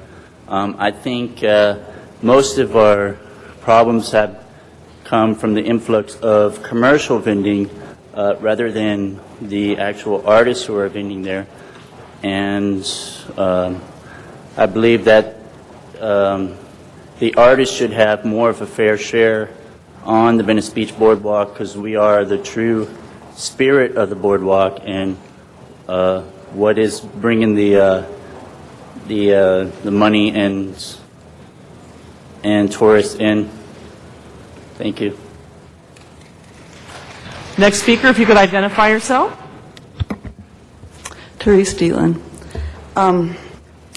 I understand you want to consider modifications to this ordinance 4215. I want to point out that earlier this year, Berger v. Seattle, the Ninth Circuit Court sitting in Bunk, the majority decision was that permitting, as now is recorded on the boardwalk, is unconstitutional because it's a prior restraint on free speech. They further said that parks were especially immune to this kind of restraint because that's where people traditionally meet to discuss and share ideas and notions. I'm a political activist, by the way. At this point, somebody might say to me, well, Judge Dean Pregerson, federal judge, helped us craft this ordinance. Well, maybe he did, but that doesn't mean it's okay. I want to point out that in the two decisions of this year, he decided that he emphasized commercial vending, and he described what commercial vending isn't. And I think the city council needs to look at that. And he also decided 2 people out there currently have no right to be there because they're not doing vending that's commercially protected, or commercial vending that's protected by the First Amendment. Thank you very much. I've got to get this out. Chief Justice Marshall said, a law repugnant to the Constitution is void. This ordinance is repugnant to the Constitution. I ask you to reconsider not only the modification, but the whole thing. And Thank you, ma'am. We have to be fair to everybody. So I need to invite Catherine Sherman, Lisa Martino, and we will then go to the Valley for Mr. Zuma Dog. My name is Audrey McNamara. You forgot me. That's okay. I'm a fine artist, and I work on the Venice Beach Boardwalk. I'm very concerned. I believe that the authority given to Parks and Recreation is being abused. It's misplaced priorities, and the enforcement is all been put into the hands of the police department, who know even less really about the art and culture that needs to support this historical site, which I believe is zoned for arts and free speech. However, we have a problem with commercial vending. We have a problem with like the lottery system, and I mean there's an onslaught of different occasions for investigation. So I don't have much to say, but I do hope that you perhaps put it in a separate line item and definitely give it some attention. Thank you. And final 3 speakers, if you would identify yourself at the microphone. Hi, I'm Catherine Sherman, and I wanted to read just really briefly from the actual 2008 ordinance. The Venice Beach Boardwalk is a major tourist attraction in the city of Los Angeles. The boardwalk is historically significant as a traditional public forum for its performance and visual artists, as well as other free speech activity. Unregulated vending adversely affects the historic character of the boardwalk, resulting in an economic and cultural loss to the city. And I'm here as a vendor to testify that that's exactly what's going on in Venice Beach every day. Completely unregulated vending. Parks and Rec refuses to deny a single person who walks through the door with $25 a permit. And so what we have seen as artists and folks doing the approved free speech activities is that we are being pushed out more and more every single day, and Venice is rapidly losing its historic character that is the economic draw and the economic benefit to this city. So if Parks and Rec and LAPD continue to refuse to take action to enforce their own rules, I think this incredible economic boon for Los Angeles and California will disappear. Thank you very much. Next speaker. Hello. I'm Lisa Martino. And Mr. Rosendahl, I just thought maybe I would tell my story. I was called out to Los Angeles in January to take care of my brother who's sick. I always wanted to vend my paintings and poetry on Venice Beach. So here I am. I don't know if the rest of the town has this view of Venice Beach that we're all just a bunch of lazy bums doing drugs and getting drunk. And, I'm a very hardworking 52-year-old woman who's here for her brother. And since I really cannot take on a conventional job, a 9-to-5-er, I have to improvise. And this is also a very therapeutic outlet for me because it's very painful, my life situation at home. So, I just want to feel more protected by the ordinance, the Venice Beach ordinance. My suggestion would P-zone for I know people want the commercial vendors out completely. Let them stay, but let's divide, and let the I-zone be only for the handcraft, the painters, poets, the entertainers, activists. Thank you very much, ma'am. Thank you. All right, Mr. Dog and Van Nuys. Yes, thank you. How ironic that this comes through the agenda today. April 4th, 2006, my first appearance at City Hall. Why? Over this ordinance. Today, there's an election of which I am now running for City Council who's going to do fantastic because of this. And you never should have seen me. And now here's some problems. First of all, Councilmember Rosendahl should get Zuma Dog and Matt Dowd in there right away because you're setting yourself up for massive lawsuits still. The police do not know the rules. The reason why they're not enforcing things is because they do not know the rules. They constantly change, and they end up writing tickets for the wrong reasons. Then they get sued, and there's many more to come. Secondly, Councilmember Rosendahl needs to be aware you cannot be having people lining up at Sidewalk Cafe on the sidewalk because they're not allowed to get there before 9 a.m. And I see I'm running out of time, and I'd just like to say, Zoom a dog for City Council. This is the issue that I was here for. How fitting. That marks the end of our speaker cards, Mr. Rosendahl. President, and I want to thank everyone who spoke, came down here to City Hall to share your opinions. This indeed will be continued, and I do want public comment not only before the council but with me. I'd like to set up a meeting with the artists to discuss this further. Your compelling arguments make a lot of sense to me. We're going to continue this item until November the 17th. The City Attorney's Office is also working on taking a look at the ordinance and where we can modify it so that free speech and artists are protected, as well as performers. Venice Beach is a beautiful, historic spot, and we need to make it work. It is a work in progress right now. That's why I'm continuing this item with colleagues' permission to November the 17th. Thank you very much, Mr. Rosendahl. And with that, the item is continued. Mr. Clerk, the next item. Item 18, called special by Councilmember Hahn. Ms. Hahn. 18. Thank you, Madam President. And by the way, I believe you can take up item 10 whenever you're ready. I think everybody was here. But on 18, colleagues, this was one of the pieces of the puzzle that we were working on last week with our coalition of unions to save jobs, avoid layoffs, avoid furloughs, and reduce our budget gap. And it was the idea of creating some extra savings in the city by transferring some of our general funded employees to some of the vacancies at our proprietary departments as well as our special funded projects. So last week we made the commitment to do that, but we were a little unclear on exactly how many of those positions actually existed in the Harbor Department, at LAX, DWP, some of the special funded projects. So I asked for a good accounting, a good reporting to exactly find out what we're talking about, where are those positions, how quickly we can move general funded employees to those positions. Obviously we get a savings out of the general fund, and then those employees aren't slated for layoffs or furloughs. But one of the things I thought would be interesting would be, as part of that report, we also looked at the projects. Because really sometimes we have projects that are slated to be implemented, to be constructed in some of those special funded departments and some of the proprietary departments. So I want to make sure that we prioritize the projects with the employees. We're always trying to do more with less. Here's an opportunity. We've got the employees now to fill those slots.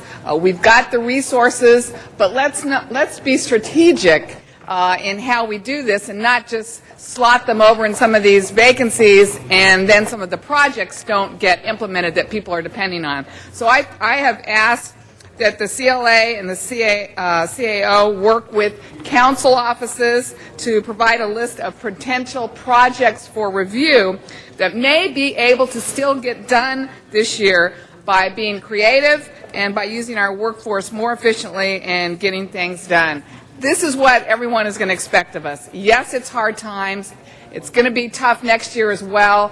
I think this is a call to reinvent ourselves, to try to be creative, maybe cut some of the bureaucratic red tape that we've seen before when we've attempted to do things like this. But let's get projects done that our public is depending on, that they're waiting for, and that would improve the quality of life for the residents of Los Angeles. So let's come back with a report like that. Let's work with council offices to prioritize some of those projects and come back as a better, stronger city for everyone. I would like to have your aye vote on this motion.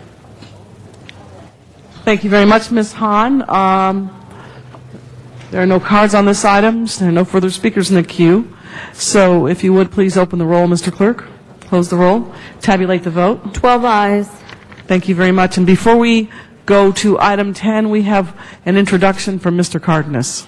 Thank you very much, Madam President. I'd like the three people in the front row to please stand. From the Southern California Veterinarian Medical Association, we have Dr. Peter Weinstein, the SCVMA Executive Director, and Dr. Dana Wiedenkeller, and also Dr. Lawrence Cosman. Thank you for coming, Doctor. Thank you very much. Appreciate all of the support that you give to your industry. And here in Los Angeles, we're trying our best to be more and more humane with our animals, our domestic pets. But more importantly, I think it's important that we all work together to educate the other human beings involved with all of our domestic pets to make sure that we have the right synergy and education, and hopefully we become truly a much more humane city of Los Angeles, and hopefully we affect the rest of society in a positive way. So thank you so much for coming and visiting with us today, and thank you for all the wonderful work that you do. Thank you. Thank you, Madam President. Thank you very much, Mr. Cardenas. Now on to item 10, Ms. Hahn. And there's a number of speaker cards on this item. Okay. There was a public hearing on this matter already, so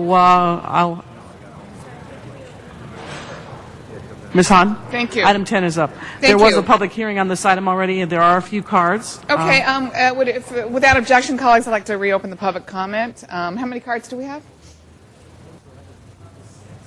6. Do you want to give them 1 minute each? Yeah, let's give them a minute. All right, so Mr. Clerk, if you would please set the clock. Would you like to do the public hearing Yes. first? Why don't we do that? All right. Why don't I call up the speakers? Juanita Hall, Ellie Hamblin, and Madeline Bernstein. Are we ready? Okay. I'm the secretary for Pacific Coast Bantam Club. We're one of the oldest poultry clubs in the United States, promoting large fowl, waterfowl, and bantams since 1918. There are 12 club members living in the city, and some retired and single, and many can't afford permits. Our last poultry show had a total of 105 exhibitors. 48 of them were kids, many belonging to 4-H and FFA. With all the development in the city, it's harder for people to keep birds these days. With the ordinance and fees, would result in even fewer people showing birds. Our members contribute to Los Angeles by supporting feed, supply, stores, and associated retail activities. The proposed limits would not allow us to maintain viable breeding flocks. I feel the facts as I've endeavored to bring them out here will make the City Council think out the better ways, settle all the differences of view, as we will lose too many poultry fanciers due to uncertainty. They will be driven out of poultry. Thank you very much, ma'am. Next speaker.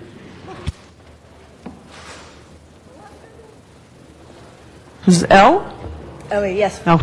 Hello, Council. I don't know what your intention is today. If it is to adopt this ordinance, I please ask you table the ordinance in order to provide an opportunity for Council and poultry exhibitors to meet a more acceptable, more informed solution. We have the American Poultry Association president who is available to meet with Council and also provide a fiscal impact report if you would be interested. He's currently working with the Board of Supervisors in Ventura County, working on their ordinance, which was just tabled for that very reason.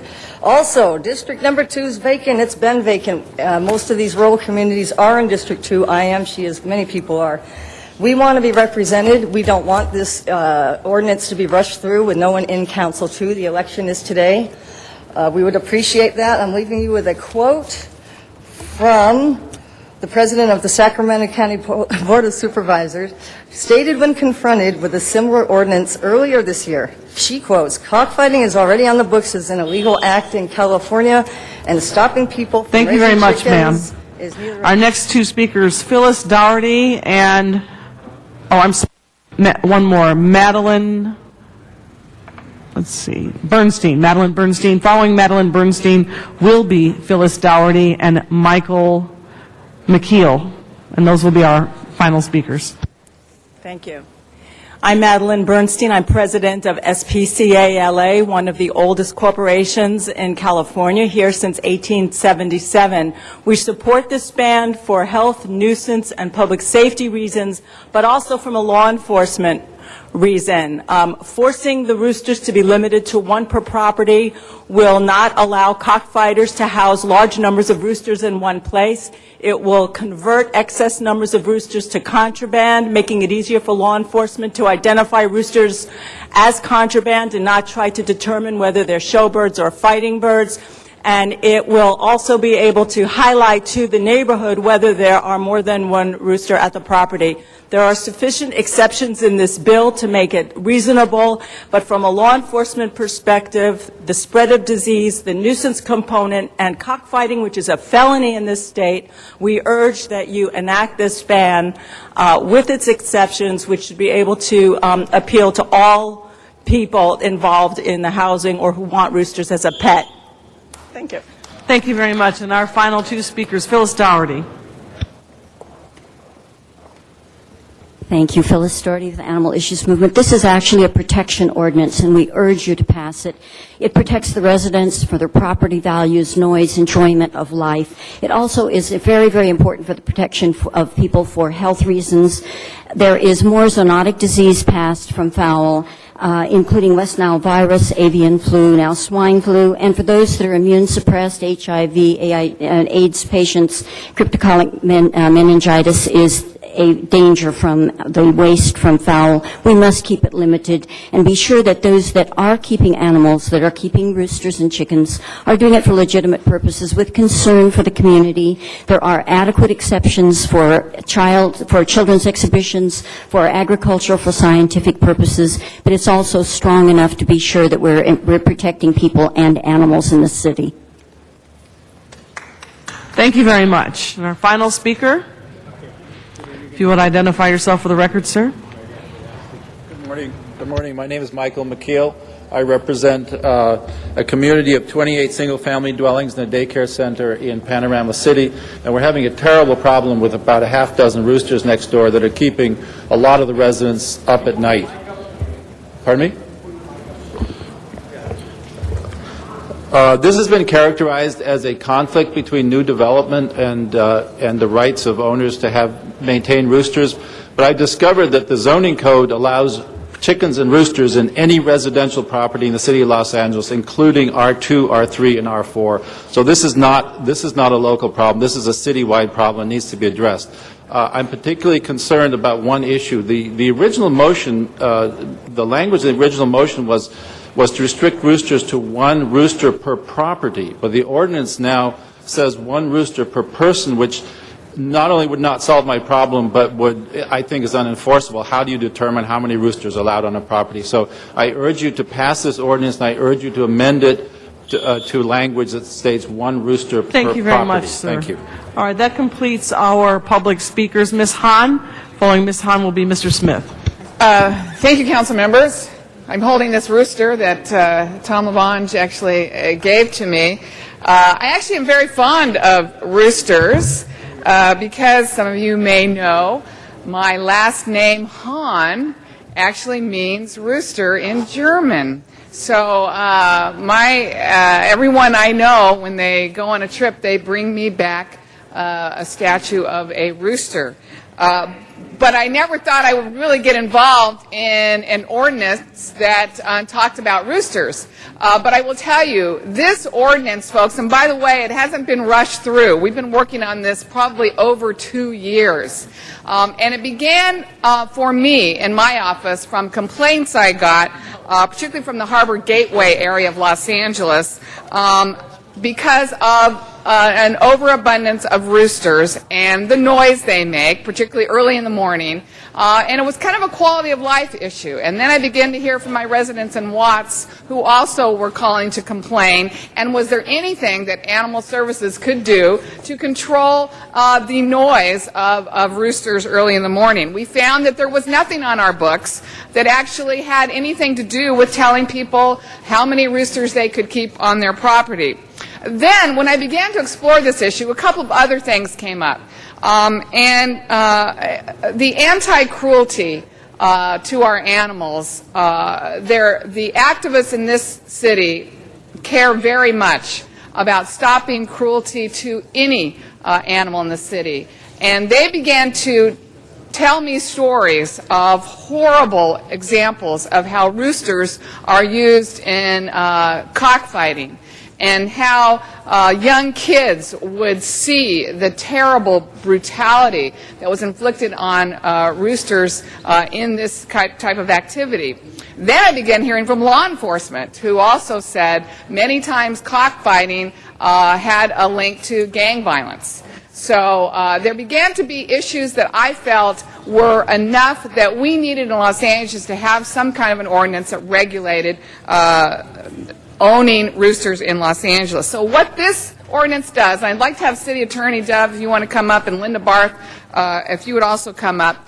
This ordinance, and I believe you've corrected it, limits roosters to one per property, not one per person, because that was confusing. Although those who are currently owning more than one rooster right now can obtain a permit to grandfather up to 3 roosters until the end of their lifespan, and no new rooster could be substituted. We do have some issues where we wanted to have some exemptions. One of the exemptions is any business or educational facility or lawful animal exhibition is allowed more, provided that they have appropriate and valid permits and licenses. Also, we're worried about our filming friends. Again, we want to make sure that if the film industry needs more roosters for a particular film shoot, that this would not prohibit that, again, based on them obtaining permits. So I'm going to ask a few questions, but I think this is a good ordinance. We've had a lot of input from a lot of people. I learned something, that you don't need roosters for chickens to lay eggs. I learned that from my friend Bill Rosendahl.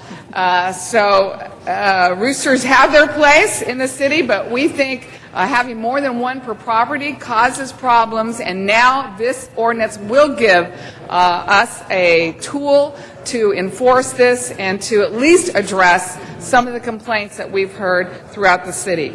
Dove, as a city attorney, can you confirm and maybe read aloud so that we know that this ordinance means one per property versus one per person? Can you Thank you, Council Member. Yes, we've made just a small change to address that issue.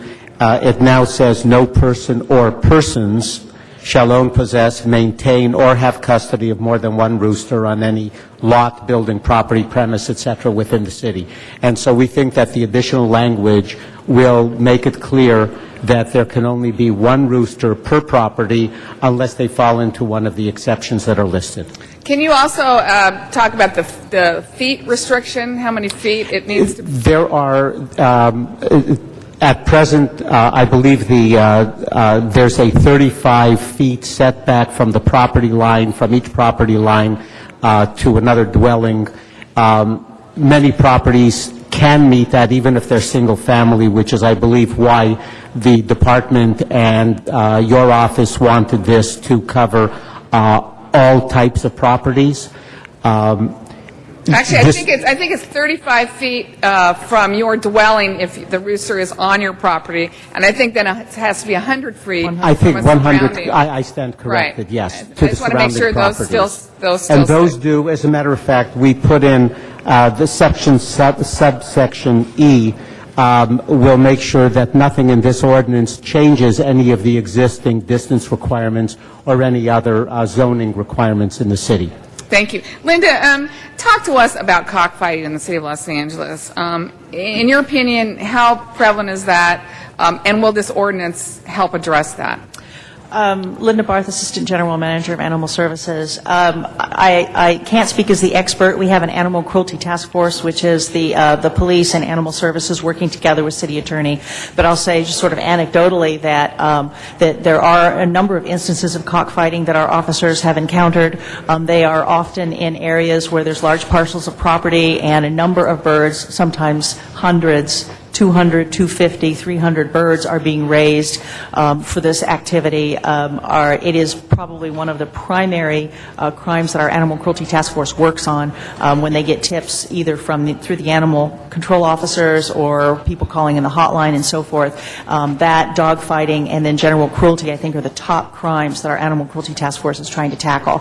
And this does give them a significant tool. Good. Now, this, again, some people out there right now have more than one rooster. This ordinance will allow you to kind of grandfather in, but only up to three. Is that correct? That's correct. So but you still have to come in and get permits for those roosters if you have over more than one. Right. Why aren't we, some people have asked me, why aren't we not calling for permits from all rooster owners just to kind of get a sense of who's out there and how many roosters are out there? I think one issue is the resource issue that we face. We are in a significant uphill battle with diminishing resources to improve our dog licensing program, which is crucial because of the tie with rabies.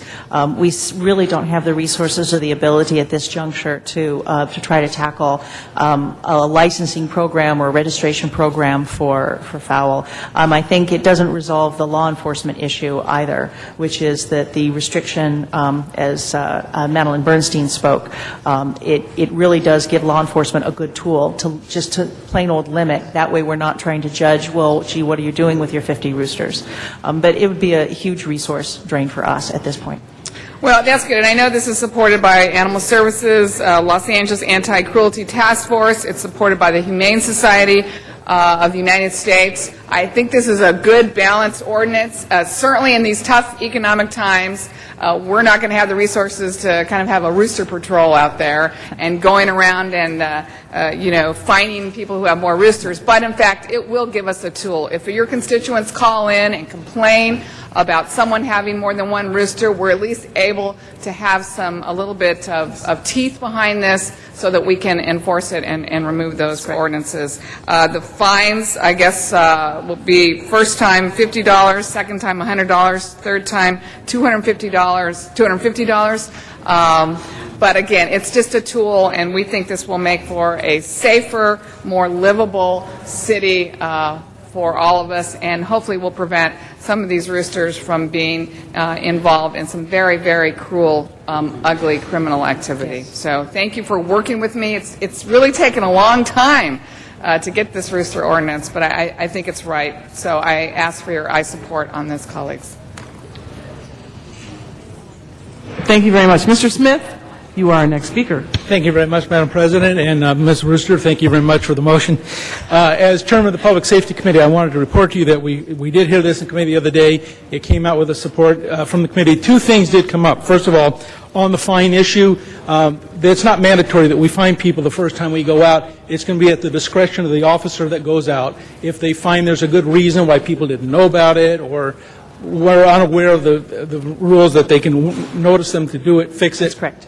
And then if they go back and they haven't done it, then we will fine them. Then we'll go the citation route. Right. And that's a model that's worked very well in a lot of cities, and we're beginning to look at that in public safety for a lot of our functions as a city, that we go out and do not fine people where other cities do for the very purpose that that's how you get compliance and when you need it. So that's an important element. The second one is I heard very clearly, and something I don't think we ever thought about when this was written, that needs to be done. We've asked for, in the committee report, we've asked for the department to come back with an amendment to this ordinance dealing with 4-H members and FFA and young children that are raising chickens for the purpose of showing and for the education value that they get out of participating in 4-H and FFA type programs. And so we've asked for an exemption to come back. This will take 30 days to public notice and become a law. So I ask that the commission will bring, if you as staff will bring that to the commission within that 30-day time frame so we can get this exemption back to the council as quick as possible, because the last thing I want to do is write an ordinance, we go out and start enforcing it and find out we're discouraging young kids from participating in these programs because we didn't fix it fast enough. So that was the committee's request. I'm sure you have no objection to that. I have absolutely no objection to that. I was wondering, though, if this exemption does not cover them, lawful animal exhibition, or educational facility wouldn't cover 4-H students? I think that's what we want to look at. We want to look at Okay. whether the existing permitting, with emphasis on young people and education. but- And so that's what we'll bring back, either whether our existing permit categories can be appropriately and legally utilized to cover the youth component, youth educational component, or whether we need to have an exemption. So Okay. at this point, we're thinking our existing animal exhibition permit could be Covers useful it. for this. And I know you also asked us to look at a lowering or an Yeah, exemption. I of really fees. want to exempt them from the permit fee. I don't know why a 10-year-old child should have to pay a fee for raising chickens for exhibition in a 4-H competition. Chickens are different than roosters. Try to get your terminology Roosters, correct. Okay. chickens, things with 2 legs that make noise. Whatever, I think that's what we want them to clarify. Okay. And I personally don't think we should be charging these young kids for that hobby of theirs. I collect coins. Why should I pay Right. a fee for the right to collect coins? So that's We will as a study kid, that from that I think angle. we shouldn't do that. So that's Okay. what we're That's requesting. fine. Thank you.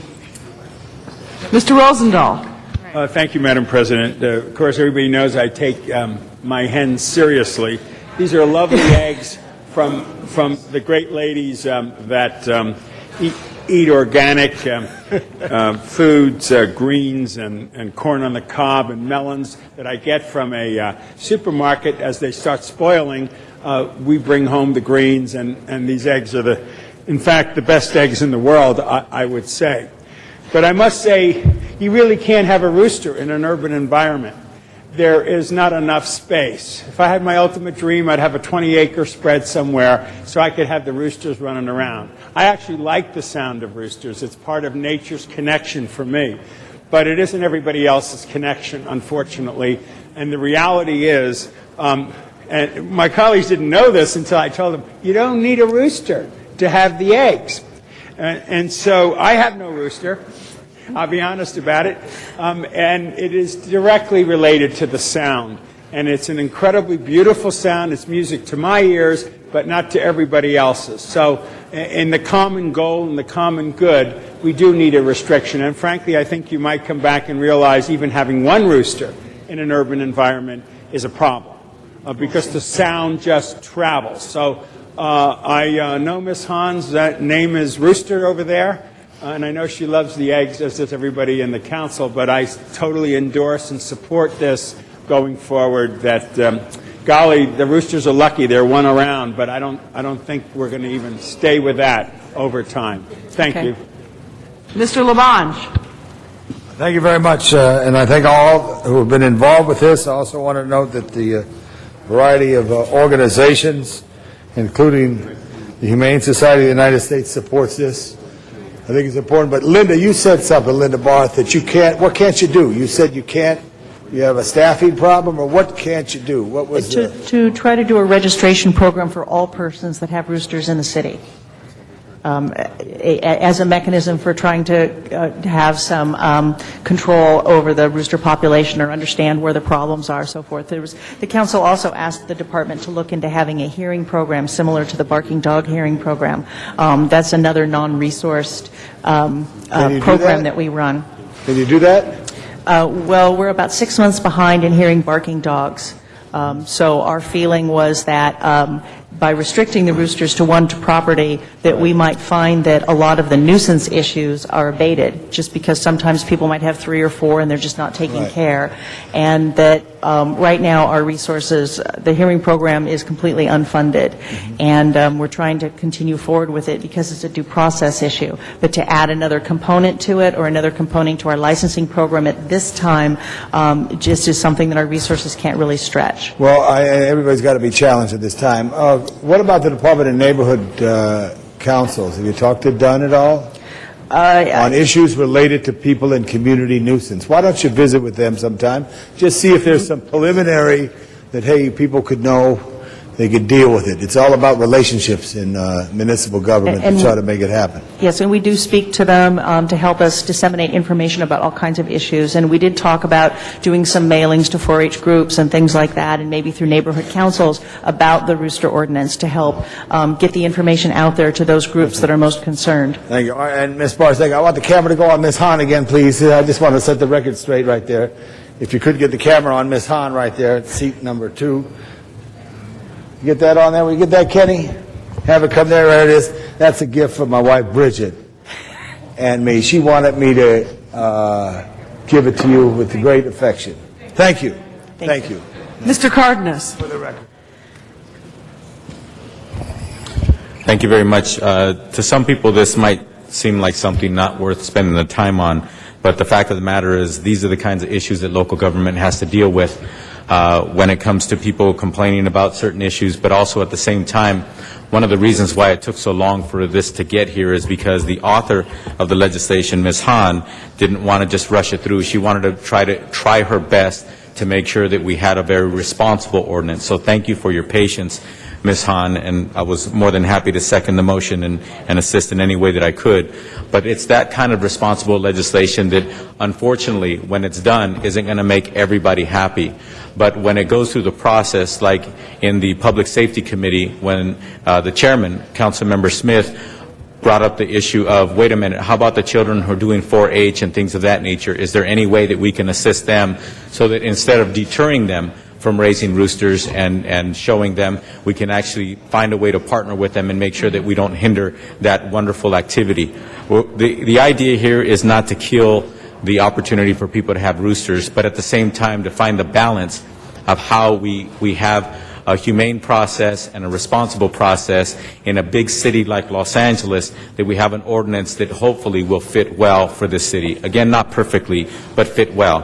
One of the things that a lot of people don't realize is when it comes to dogs and cats, we have a limit of how many dogs and cats that people can have in their home.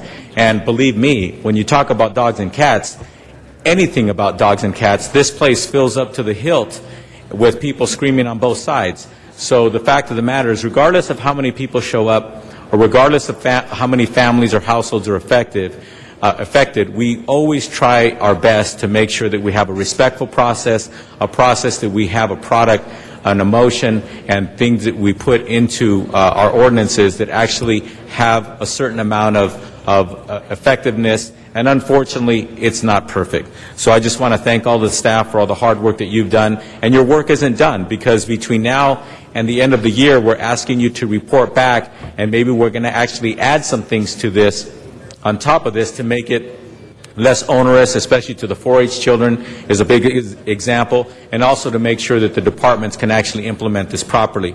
So my technical question to the department is, when would this take effect should this pass today?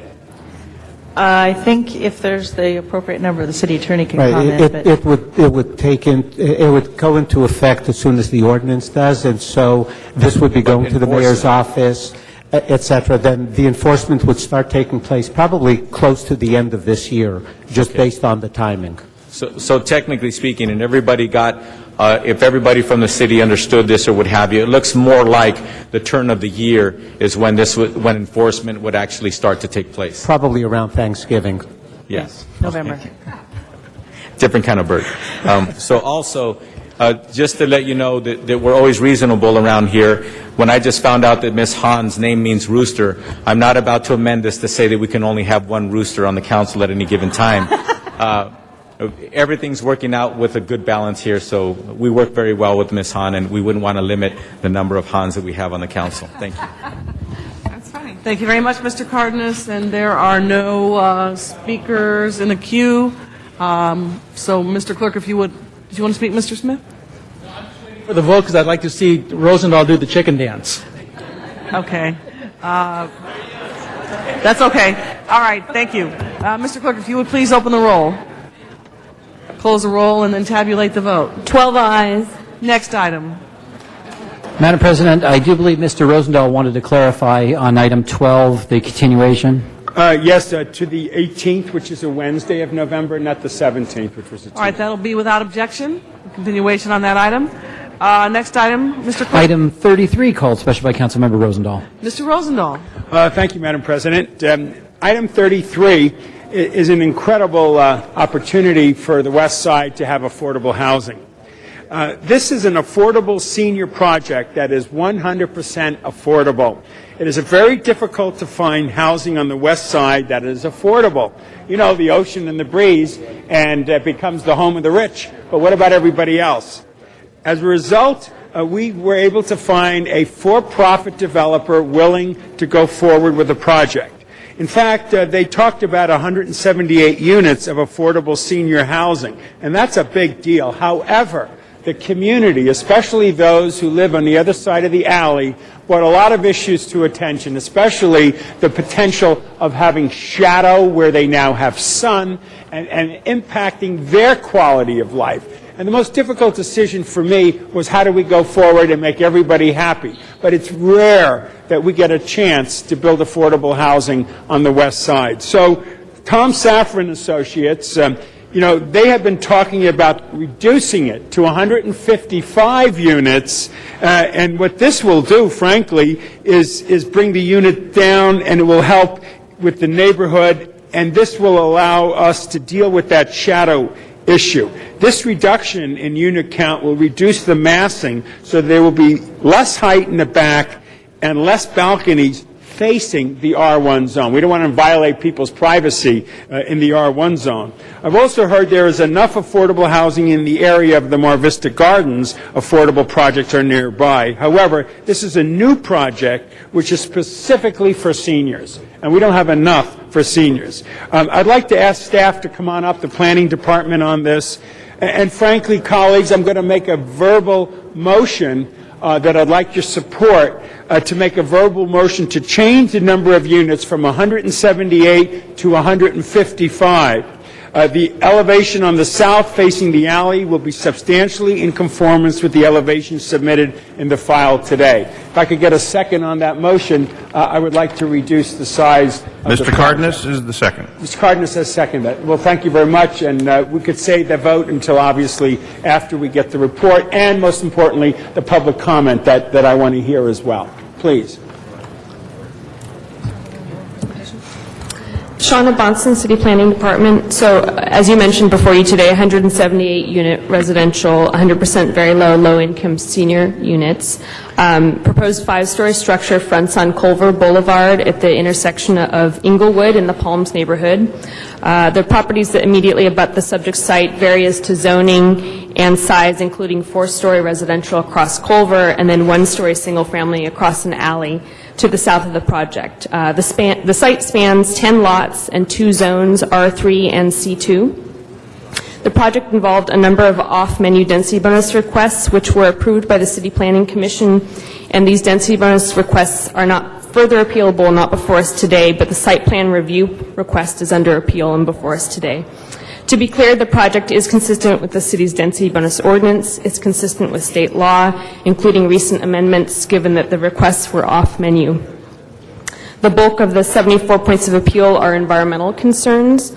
The required environmental review, which was a mitigated negative declaration, was completed. It is consistent with the city's CEQA thresholds for project impacts, and in addition, a supplemental environmental analysis was prepared by the applicant.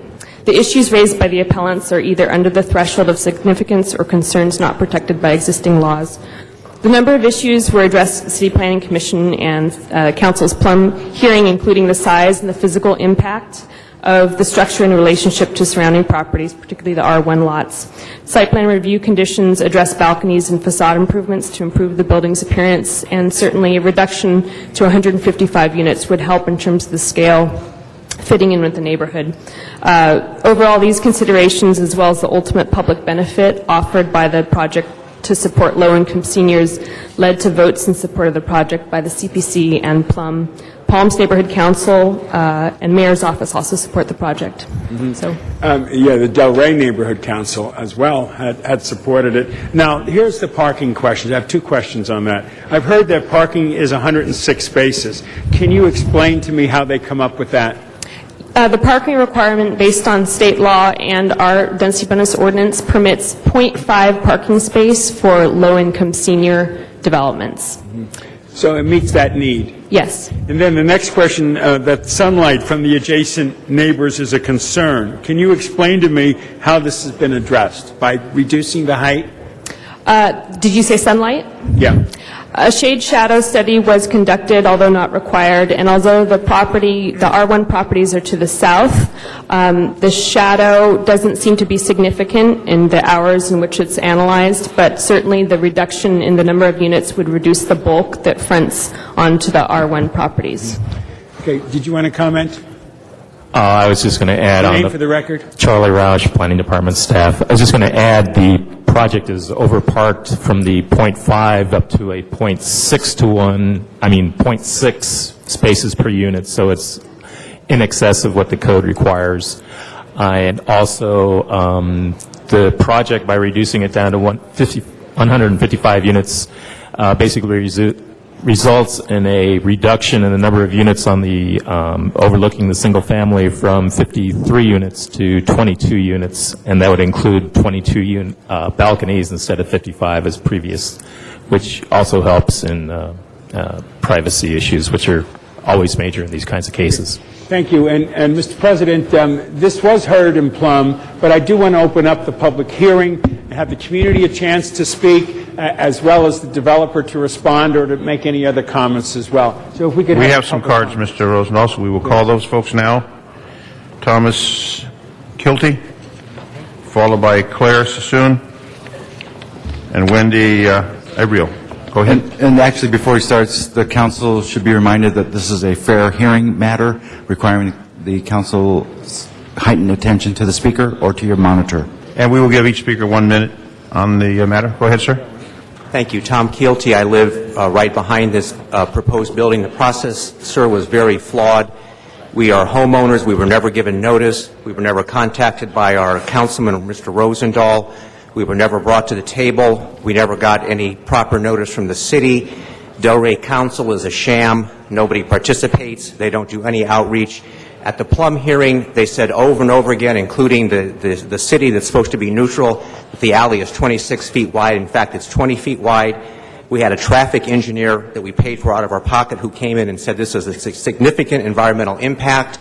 As a result of that, it's very, very clear that we've met the legal threshold of making a fair argument, which is a relatively low threshold, that there is an economic impact to this unit. 619 trips a day was what they estimate, all going through an alley right onto Inglewood near a dangerous intersection. Many kids in the neighborhood. Bad idea. Litigation. You will lose. Yeah, what he just said. Go ahead, ma'am. Hi, I'm Claire, also homeowner, Claire Sassoon. There are 3 elementary schools within 2 blocks. You remember the Santa Monica Farmers Market incident? I see something like that happening. A lot of kids walking across those alleys, a lot of old people driving. Bad idea. Delray Neighborhood Council's a joke. They're a rubber stamp after the Homeowners Association told us, voted with us no on the project. After that, the Delray Neighborhood Council spoke for it. So who are they for? Well, I know one of them is a developer's assistant, so we know they have a very strong bias in favor of development, which is why they never contacted us about this project at all. So we're not happy with our Delray Neighborhood Council. The traffic study is very clear. We need an environmental impact report. We need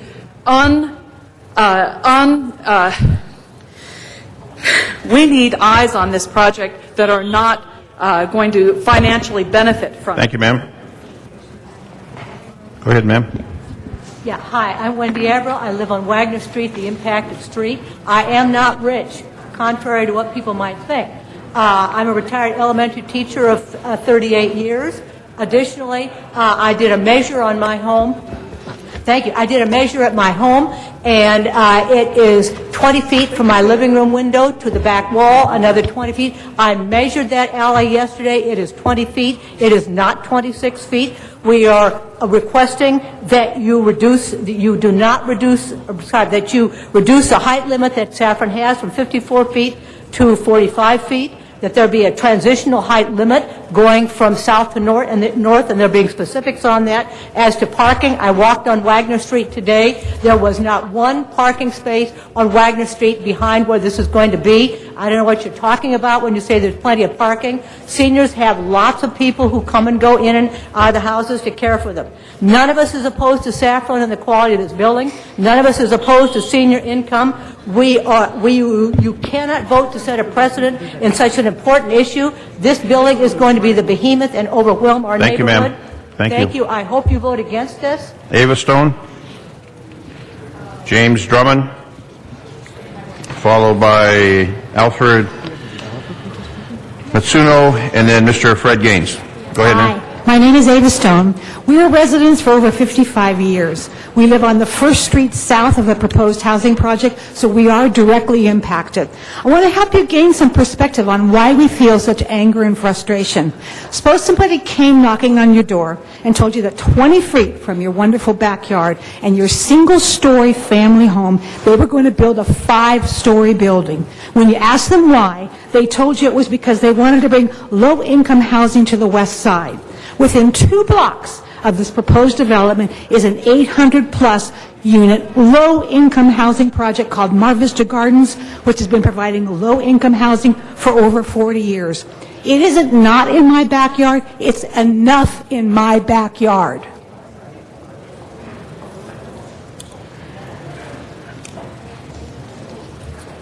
Go ahead, sir. My name is James Drummond. I'm a resident of a single-family home for the past 54 years. The project in discussion will be 20 feet from my backyard. I'm not opposed to senior housing.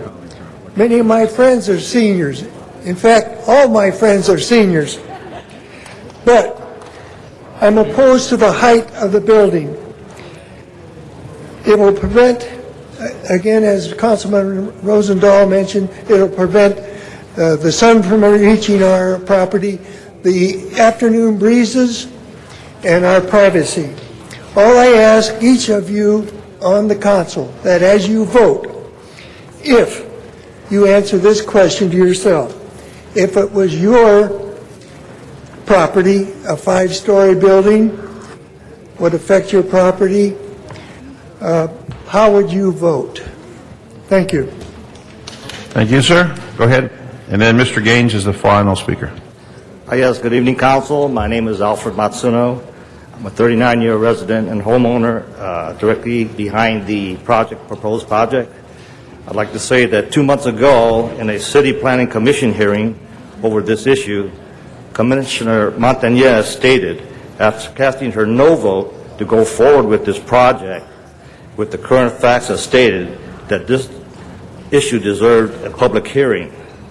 She also stated this is a precedent-setting case as to allowing of the height variance, doubling of the tenant density, and a reduction of the parking facilities to less than 1/2 car per unit. We want and deserve an environmental impact study. I pose to the council here why and if they can answer this question, why an environmental impact study was not performed, and how this would affect the health, safety, and welfare of this community and our neighborhood as it affects the Northern area. Thank you for your time. Thank you, sir. Our final speaker, Mr. Gaines. Thank you very much, Mr. President, honorable members. My name is Fred Gaines with the Law Offices of Gaines and Stacy, and I'm here today on behalf of Tom Safran and Associates. This is an 178-unit, 100% low and very low income senior project that has been approved by the Delray Neighborhood Council, recommended for approval by your planning director, approved by your city planning commission, and approved unanimously by your plum committee. We have, as you've seen, not satisfied the concerns of all the neighbors, but it's not without a tremendous effort. You should know that issues were raised by this group regarding traffic, regarding density, regarding shade and shadow. We prepared a supplemental mitigated negative declaration with detailed reports regarding shade and shadow, responding to the traffic concerns. Not a single issue was raised to a significant level of impact, and that's been reviewed and found consistent by the city attorney. Yet still, even with the unanimous approval of the Plum Committee, we've continued to work based on the request of Councilman Rosendahl and the comments of your Plum chairman to propose the reduction to 155 units. Thank you, Mr. Gaines. Propose the changes to the facade. Mr. Rosendahl. No, Mr. Reyes. That will even provide additional benefits. Thank you. Thank you very much. We try to limit to 1 minute, and we've done that, Mr. Reyes. Thank you, Council President. Colleagues, I did review this item in committee, and it became very clear that there was a great sense of discomfort, a great sense of emotional response to what was occurring. And to have Councilman Rosendahl now open this up yet one more time and to revisit this project to essentially lower its density, decrease its massing, to me is extraordinary effort to try to be as responsive as possible in what is needed. I know that most neighbors would say, well, we would prefer nothing, or I don't want change because it creates this new environment that we just don't like. But the other side of the coin is we ask ourselves the question, where will people live? How will our seniors live? How will our families live? And so to create this level of adjustment to accommodate these issues, I think is an extraordinary effort, and I applaud him for the courage, because no one wants to open up cases again when they're that difficult and that emotional, but he is willing to take it to that extent to make sure that we reach that level of compatibility that can be reached given the underlying entitlements of those properties.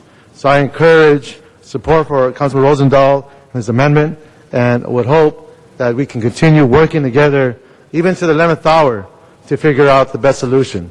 So thank you very much, planning staff, for your hard work as well. And to close, Mr. Rosendahl. Thank you, Mr. President. I just want everybody to know that I went and looked at Mr. Safran's other projects before I even considered it, and saw what he has done in other parts of the city to fit within community and to be a good neighbor and a good player. Culver Boulevard there, you might know, has the the Pacific Division Police, and then as you go down, going east at the corner of Englewood and Culver Boulevard is this piece of land. It's an incredible location. It's going to be called Delray Plaza, and it'll be a great opportunity. And when it opens, and those folks who would never have the opportunity to be near the beach somewhat and that fresh air, will have that opportunity. And I'm going to welcome an open house with the neighbors, that they can be part of it and get to know the folks that will be living there, and appreciate that we all are part of the solution when we look at affordable housing for seniors. And I would like to have your support on my amendment, which lowers it from what it was to 155 units, to go down from 178 to 155. If I could have approval on that and then approval on the whole project, I'd be most grateful, Mr. President. Seconded by Mr. Garcetti. That matter is now before us with amendments. Open the roll, close the roll, tabulate the vote. 13 ayes. Very well. That matter passes. Next item, please. Item 35, called special by Councilmember Rosendahl. Mr. Rosendahl, you're now at number 35. Mr. Rosendahl, you're up for number 35, sir.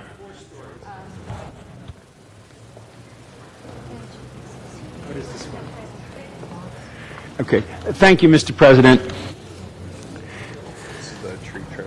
This has to do with tree trimming, and it means a lot to people who have the trees or have trees in their neighborhood, and they care about it. As we know, in our city's fiscal crisis, that the urban forestry budget has been cut, and we have virtually left them with very little resources to conduct proper tree trimming citywide. Every day, my field offices, both in the north and the south portion of my district, constituents called to report falling tree branches almost on a regular basis. Just recently, the Palisadian Post wrote an article about the increasing numbers of falling eucalyptic branches in their area. This poses a serious safety concern to my constituents and to the people across the city. I've asked Urban Forestry to come on up, and my big question to you is, do I have a real issue here? And what do you think would be the proper way of us dealing with it going forward in light of the fact that the city budget is so tight? Good morning, everybody. Ron Lorenzen, Assistant Chief Forester, Bureau of Street Services. Closer to the mic. As the councilman has indicated, the urban forest, is particularly the street trees, is massively underfunded, and it is an issue of quality of life and public safety. The amendment before you, the revision of the ordinance before you, is dealing with allowing us the administrative ability to impose fines on those people who egregiously violate the ordinance as it now stands. And that would be either the illegal removal or pruning improperly of street trees, or the illegal removal of trees protected by ordinance. Allowing us to perhaps create a fund, which urban forestry would dearly love, would be to have this money, if in fact this is passed, be able to go into a specially funded fund that we could utilize to add to our tree pruning budget. Would you like to add something, sir? This ordinance also will Name grant... for the record. I'm sorry, Gary Harris, Bureau of Street Services. This ordinance will also add to the cooperative interaction between the Urban Forestry Division and the Investigation Enforcement Division in Street Services, allowing both units to issue these citations, better utilizing the resources in the city to give more enforcement to urban forestry issues. Could you explain how this ordinance would work and what kind of fines we're talking about? Sure. This ordinance is patterned after the peak hour citation ordinance currently used between the Bureaus of Street Services and Contract Administration, where an administrative penalty is utilized by multiple agencies within the city. So both units within our Bureau would be able to issue these citations in instances where now primarily urban forestry only gives out a warning or a street tree notice, which asks the individual to replace the trees that were illegally cut down with a number of trees as a penalty for removing those trees. But in addition to that, what this does is put more teeth in the enforcement by adding the monetary fine, which, as was mentioned, goes right back into the urban forestry program to help us to become better at trimming those trees and hopefully preventing some of the abuse that goes on the trees because of the limitation of resources. I appreciate both your comments on it. And Mr. Parks and I had a sidebar conversation about this. And Mr. Parks, if I could ask you to respond to this, we're talking about it going to the Budget Committee for further study. Mr. Parks. You know, one thing I'd like to ask is if we could have the CAO come up just to ask the question, so I'm clear on the intent of this fee and where it's going to. My understanding from reading the report that the fee is increased so that we can enforce what we're currently doing. And so if that fee is already earmarked, then it would be difficult to give it to another area. I would not mind having it come to committee so we can sort it out. And again, it's a matter of just trying to figure out what's the intent of the fee, how we're going to use it initially, and then how much does the fee actually generate? Do we have any idea of that? Currently, our estimation is that if the fine were $1,000 per tree, for example, that it would generate somewhere in the neighborhood of around 20 to 30 incidences a year where that might occur. And again, the per tree amount would vary quite greatly, most likely, because there are many, particularly protected tree removals, where we have many protected trees removed. Okay. But was the intent of the surcharge of the fee was to fund the enforcement element of the program? The intent of the fee is, number one, as Mr. Harris has indicated, is to give us a little bit more teeth in the ordinance so we can enforce it better. And at this point, the revision is written that the money will go into the general fund. Okay. And it's been suggested by Councilman Rosendahl that perhaps we set up a special trust fund wherein that money could be placed, where it could be directly utilized for the maintenance of the urban forest and the street tree pruning. Okay, I think let's do this. If we can send it to the committee, ask the CAO, CLA to respond as to the intent of the fee, how much it's going to be, and just what are the steps that would require creating a special fund, because it was my understanding that the fee was created to fund the enforcement aspect of the program. If I'm in error, then we could look at it in another way. But we would not mind bringing it to committee and ask for that CAO, CLA report to explain that to us. We could bring it back to council as it's flushed out. Thank you, Mr. Parks. Our next speaker is up, Ms. Hahn. Thank you. I understand the intent of this, and I plan to support this if this is what you think is appropriate. I just feel like when we have these discussions about penalizing and fining people who illegally take down trees, and I know that must be a problem. I've heard, that sometimes it's billboard companies that do it without checking with us, and I can understand that. But I'll tell you, I just have to say this, and I don't know what the end solution is. I get a lot of frustration from people in my district who have those old trees that are ripping up their sidewalks, they're ruining their sewers, they're stopping up their toilets. I mean, I get really frustrated calls from people, and when they call to see if they can get the tree removed, sorry, you can't remove it, it's protected, you're just going to have to live with this. And I've even begged some of our street services and tree folks going out, work with this resident. This tree is old, it's breaking the sidewalk, it's ruining their house, and we seem to be in this mode of, protect the trees in the city, the urban forest, which I understand. In fact, my district has the smallest percentage of canopy in the city, and we know how important trees are.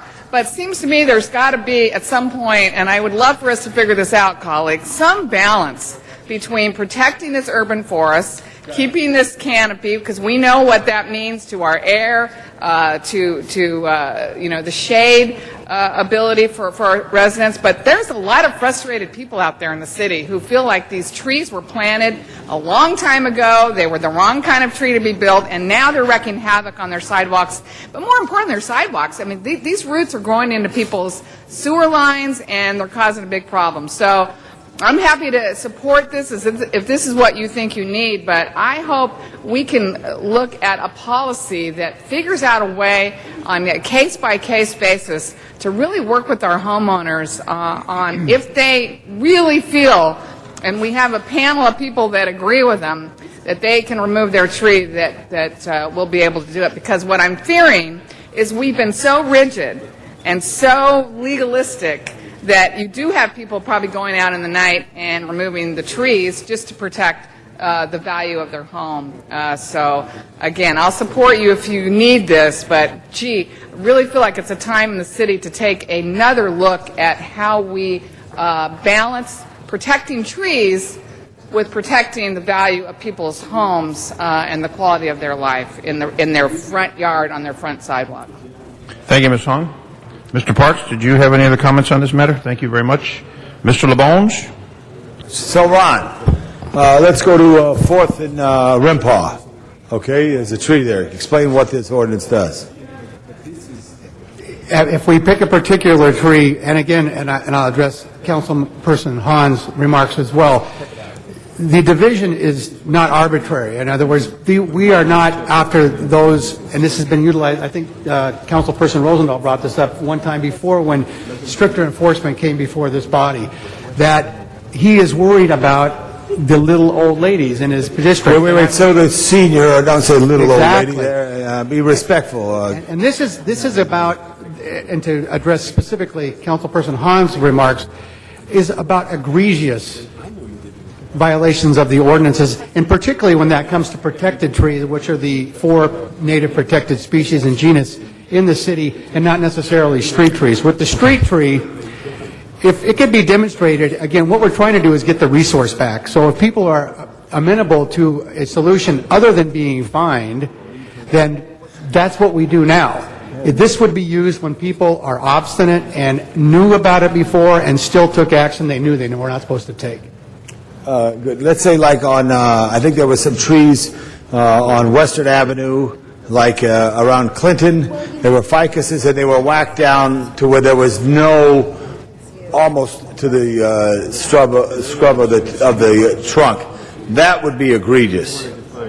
That is correct. Yes, right, sir. and that's what you'd want to follow up. And then also any of those protected trees on that. But there's also a process, and even if someone has a challenge with this, they could work through the Board of Public Works. That's what the board's there for. That is exactly right. correct. And then you go out and inspect it and look at it. I think trees are an absolutely important aspect.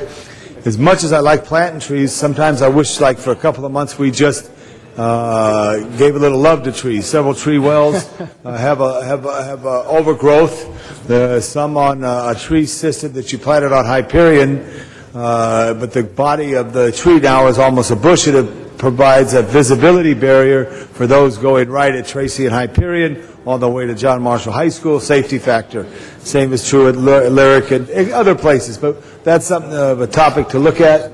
But I think it's a discussion that should be done. And I thank you. This is what we're looking for. We're looking for the people who violate a tree. That is correct. Right. And you're going to say, I got to say. Now, my mom's in heaven, Ron. Is your mom still here? No, Councilman, my She's mom and she's dad- in heaven too, so Yes, that's all they right. are. So she would want you or I to say what you said in the beginning, so you're going That to is remember correct. that for this day on. Thank you.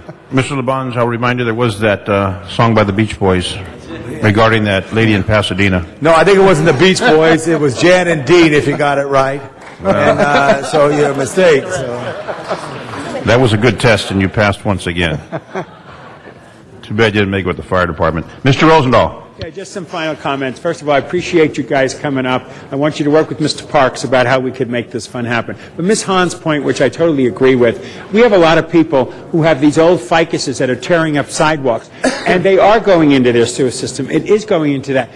When I see a tree, like I saw a tree in front of my house that was terrible and was destroying everything, what can a resident do about it? Okay, the process is to first call 311. Everybody needs to hear that. Call 311. Once that's done, our staff, it goes to the appropriate staff, they will come out and inspect. If a tree indeed requires removal to effect the repairs, our staff will certainly process that request to go to the Board of Public Works, who actually approves or denies the ability to remove that tree. And I want to just also bring to everybody here knows, we no longer have a sidewalk repair program. I know. So all of the repairs to which we are referring are now on the property owner's pocketbook. We will certainly expedite all of the permits, which are free. It's a no-fee permit when you're doing infrastructure repair for the tree removal. And the division will expedite all of those permits and even assist them with engineering permits if those are necessary as well. So it's a matter of calling us, we'll come out, we'll do an inspection.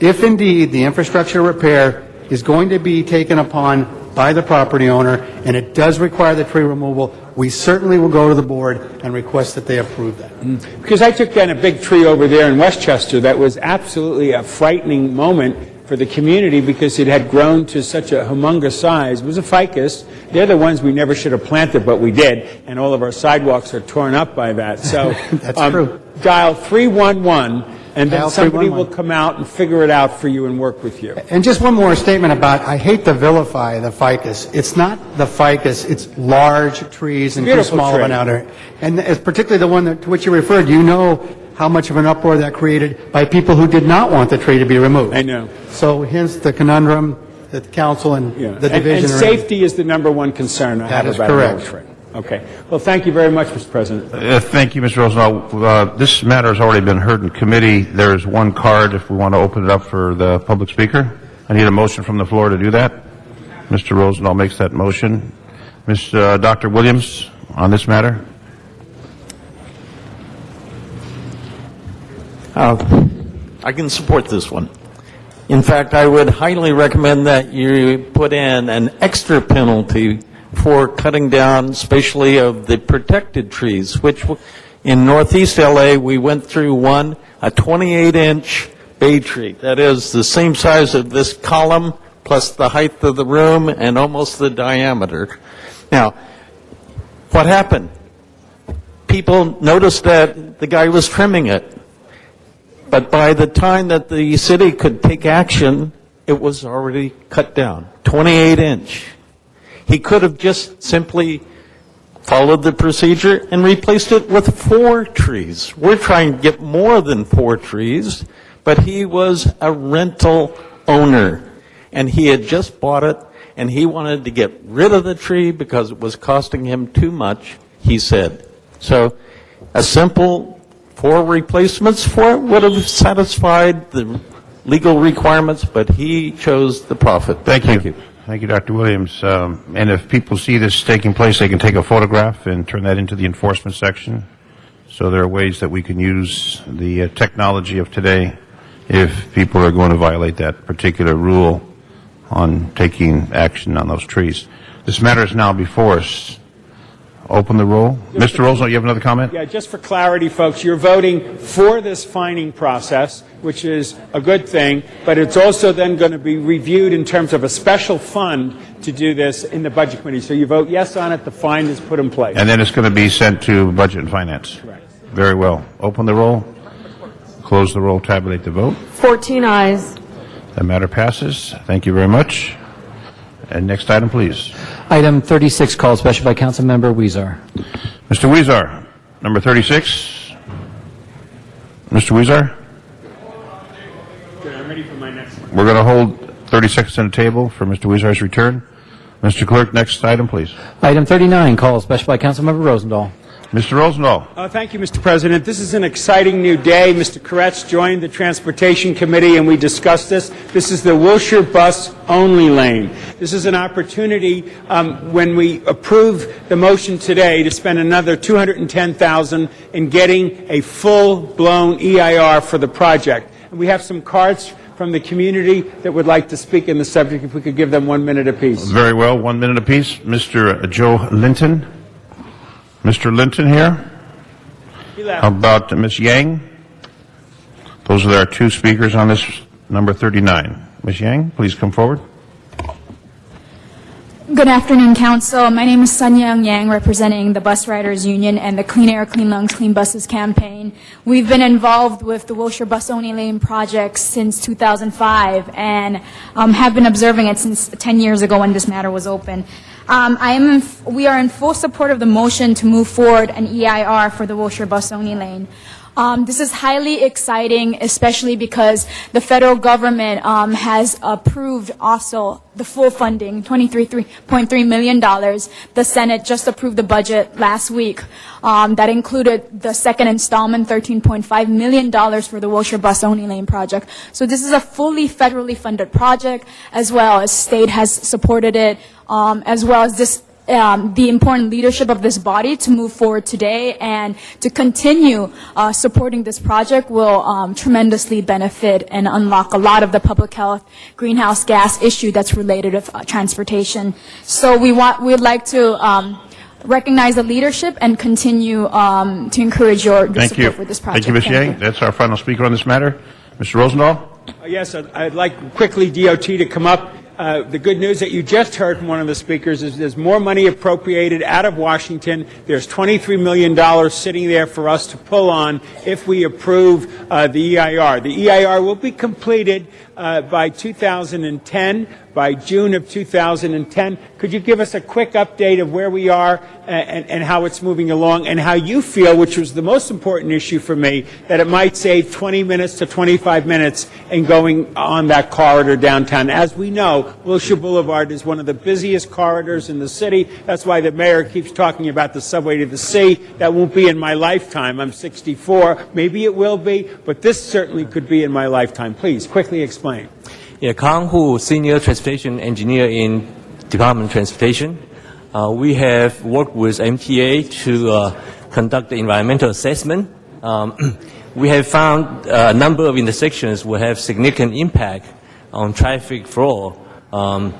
There's strong support throughout the corridor for this project, but there's also some oppositions from the communities. Therefore, we recommend the EIR to go forward. The EIR will take about 10 months' time, and we're asking the council to authorize $210,000 to do the EIR work. All the traffic impact will be further analyzed and revealed to the public. I think the major issue is the traffic impact. This project will bring a lot of benefits to the transit operation, but it also will have impact on the traffic flows in certain segments of Wilshire Boulevard. So we are working pretty hard trying to get this EIR process done. And once the EIR is completed, then we will come back to the council and ask for a decision on the project. Great, very good. You want to add anything? We're expecting a 25% travel time increase for buses with implementation of the bus lanes. 25%, hopefully. Thank you. Mr. Koretz, in committee. Mr. Labange, Mr. Rosendahl, Mr. Labange is the next speaker. Thank you. Mr. Labange, followed by Mr. Koretz. I'm going to let Mr. Koretz speak first. I'll speak after. Okay. Mr. Koretz, followed by Mr. Labange. Okay, I just want to say for the record, I'm not necessarily sold on this project itself because I'm concerned that the traffic impacts could be greater than the benefit.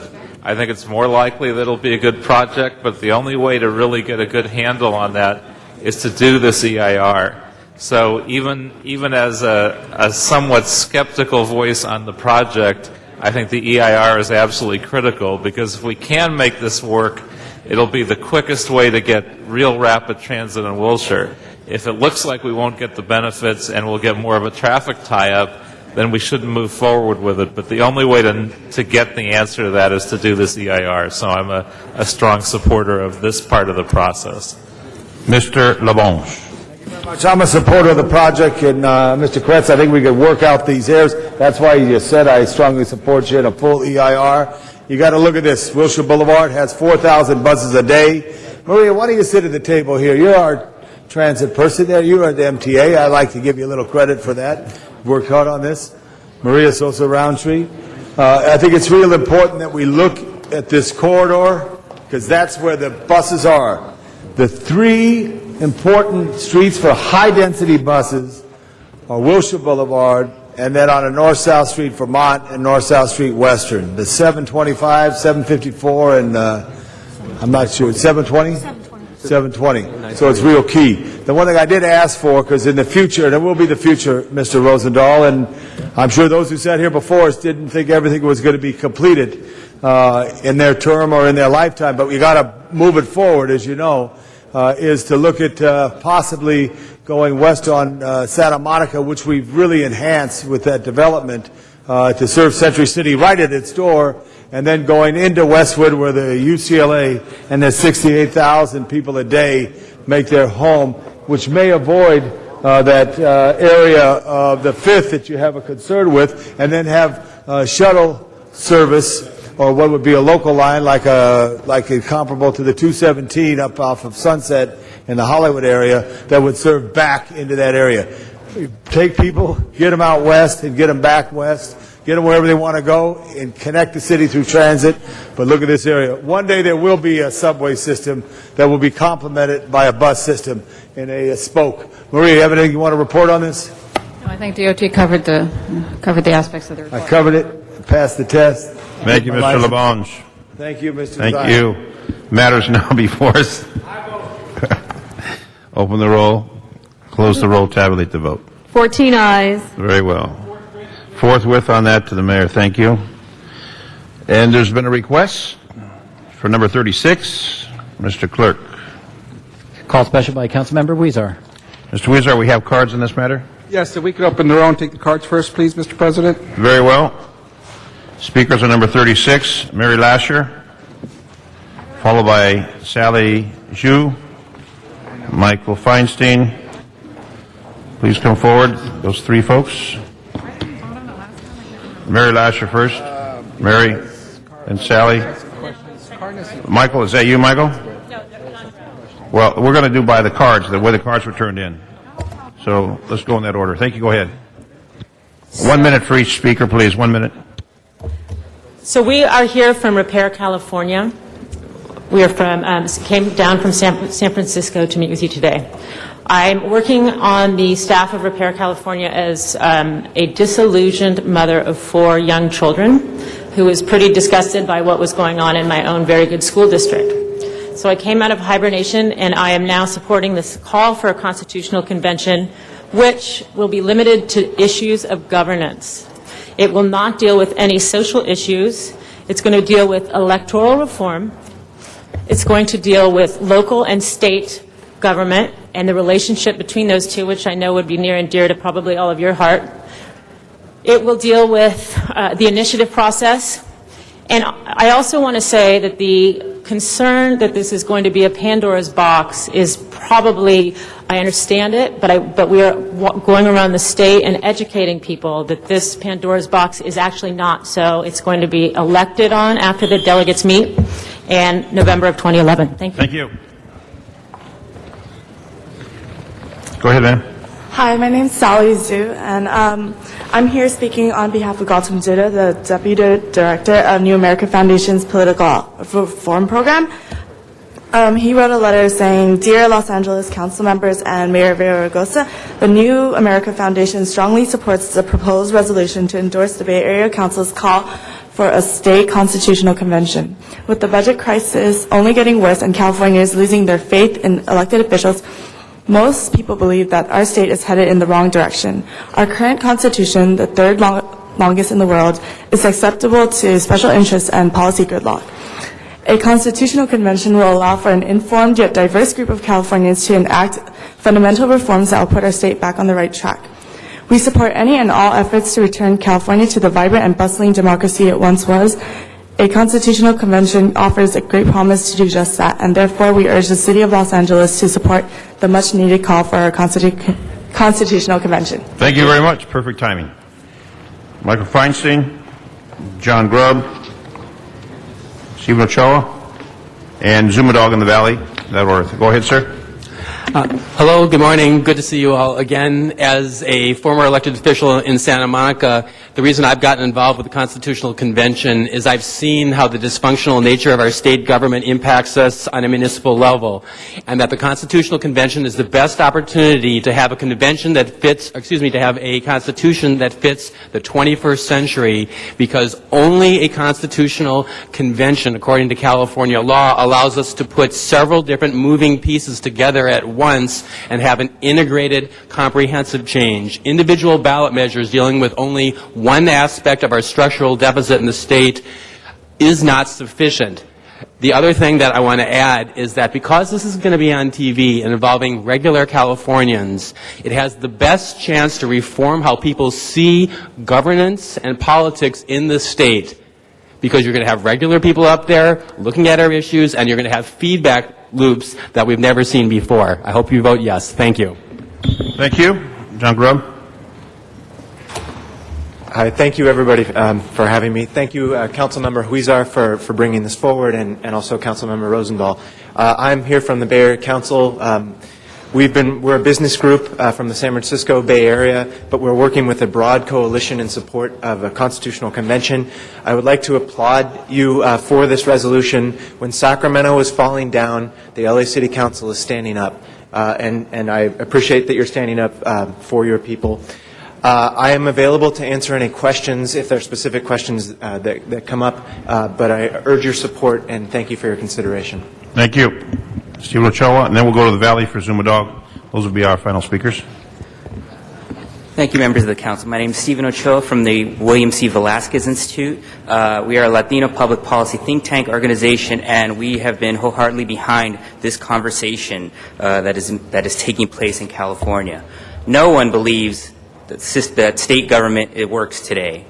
We've come to this point for a variety of reasons, variety of changes, different thought mechanisms over time. But in part, we are now at a point where California systemically just cannot right its own ship. Even if we had the right people who we envisioned are the right people in government, there are just so many systemic problems as a variety of reasons of past initiatives, initiatives that have reformed our state.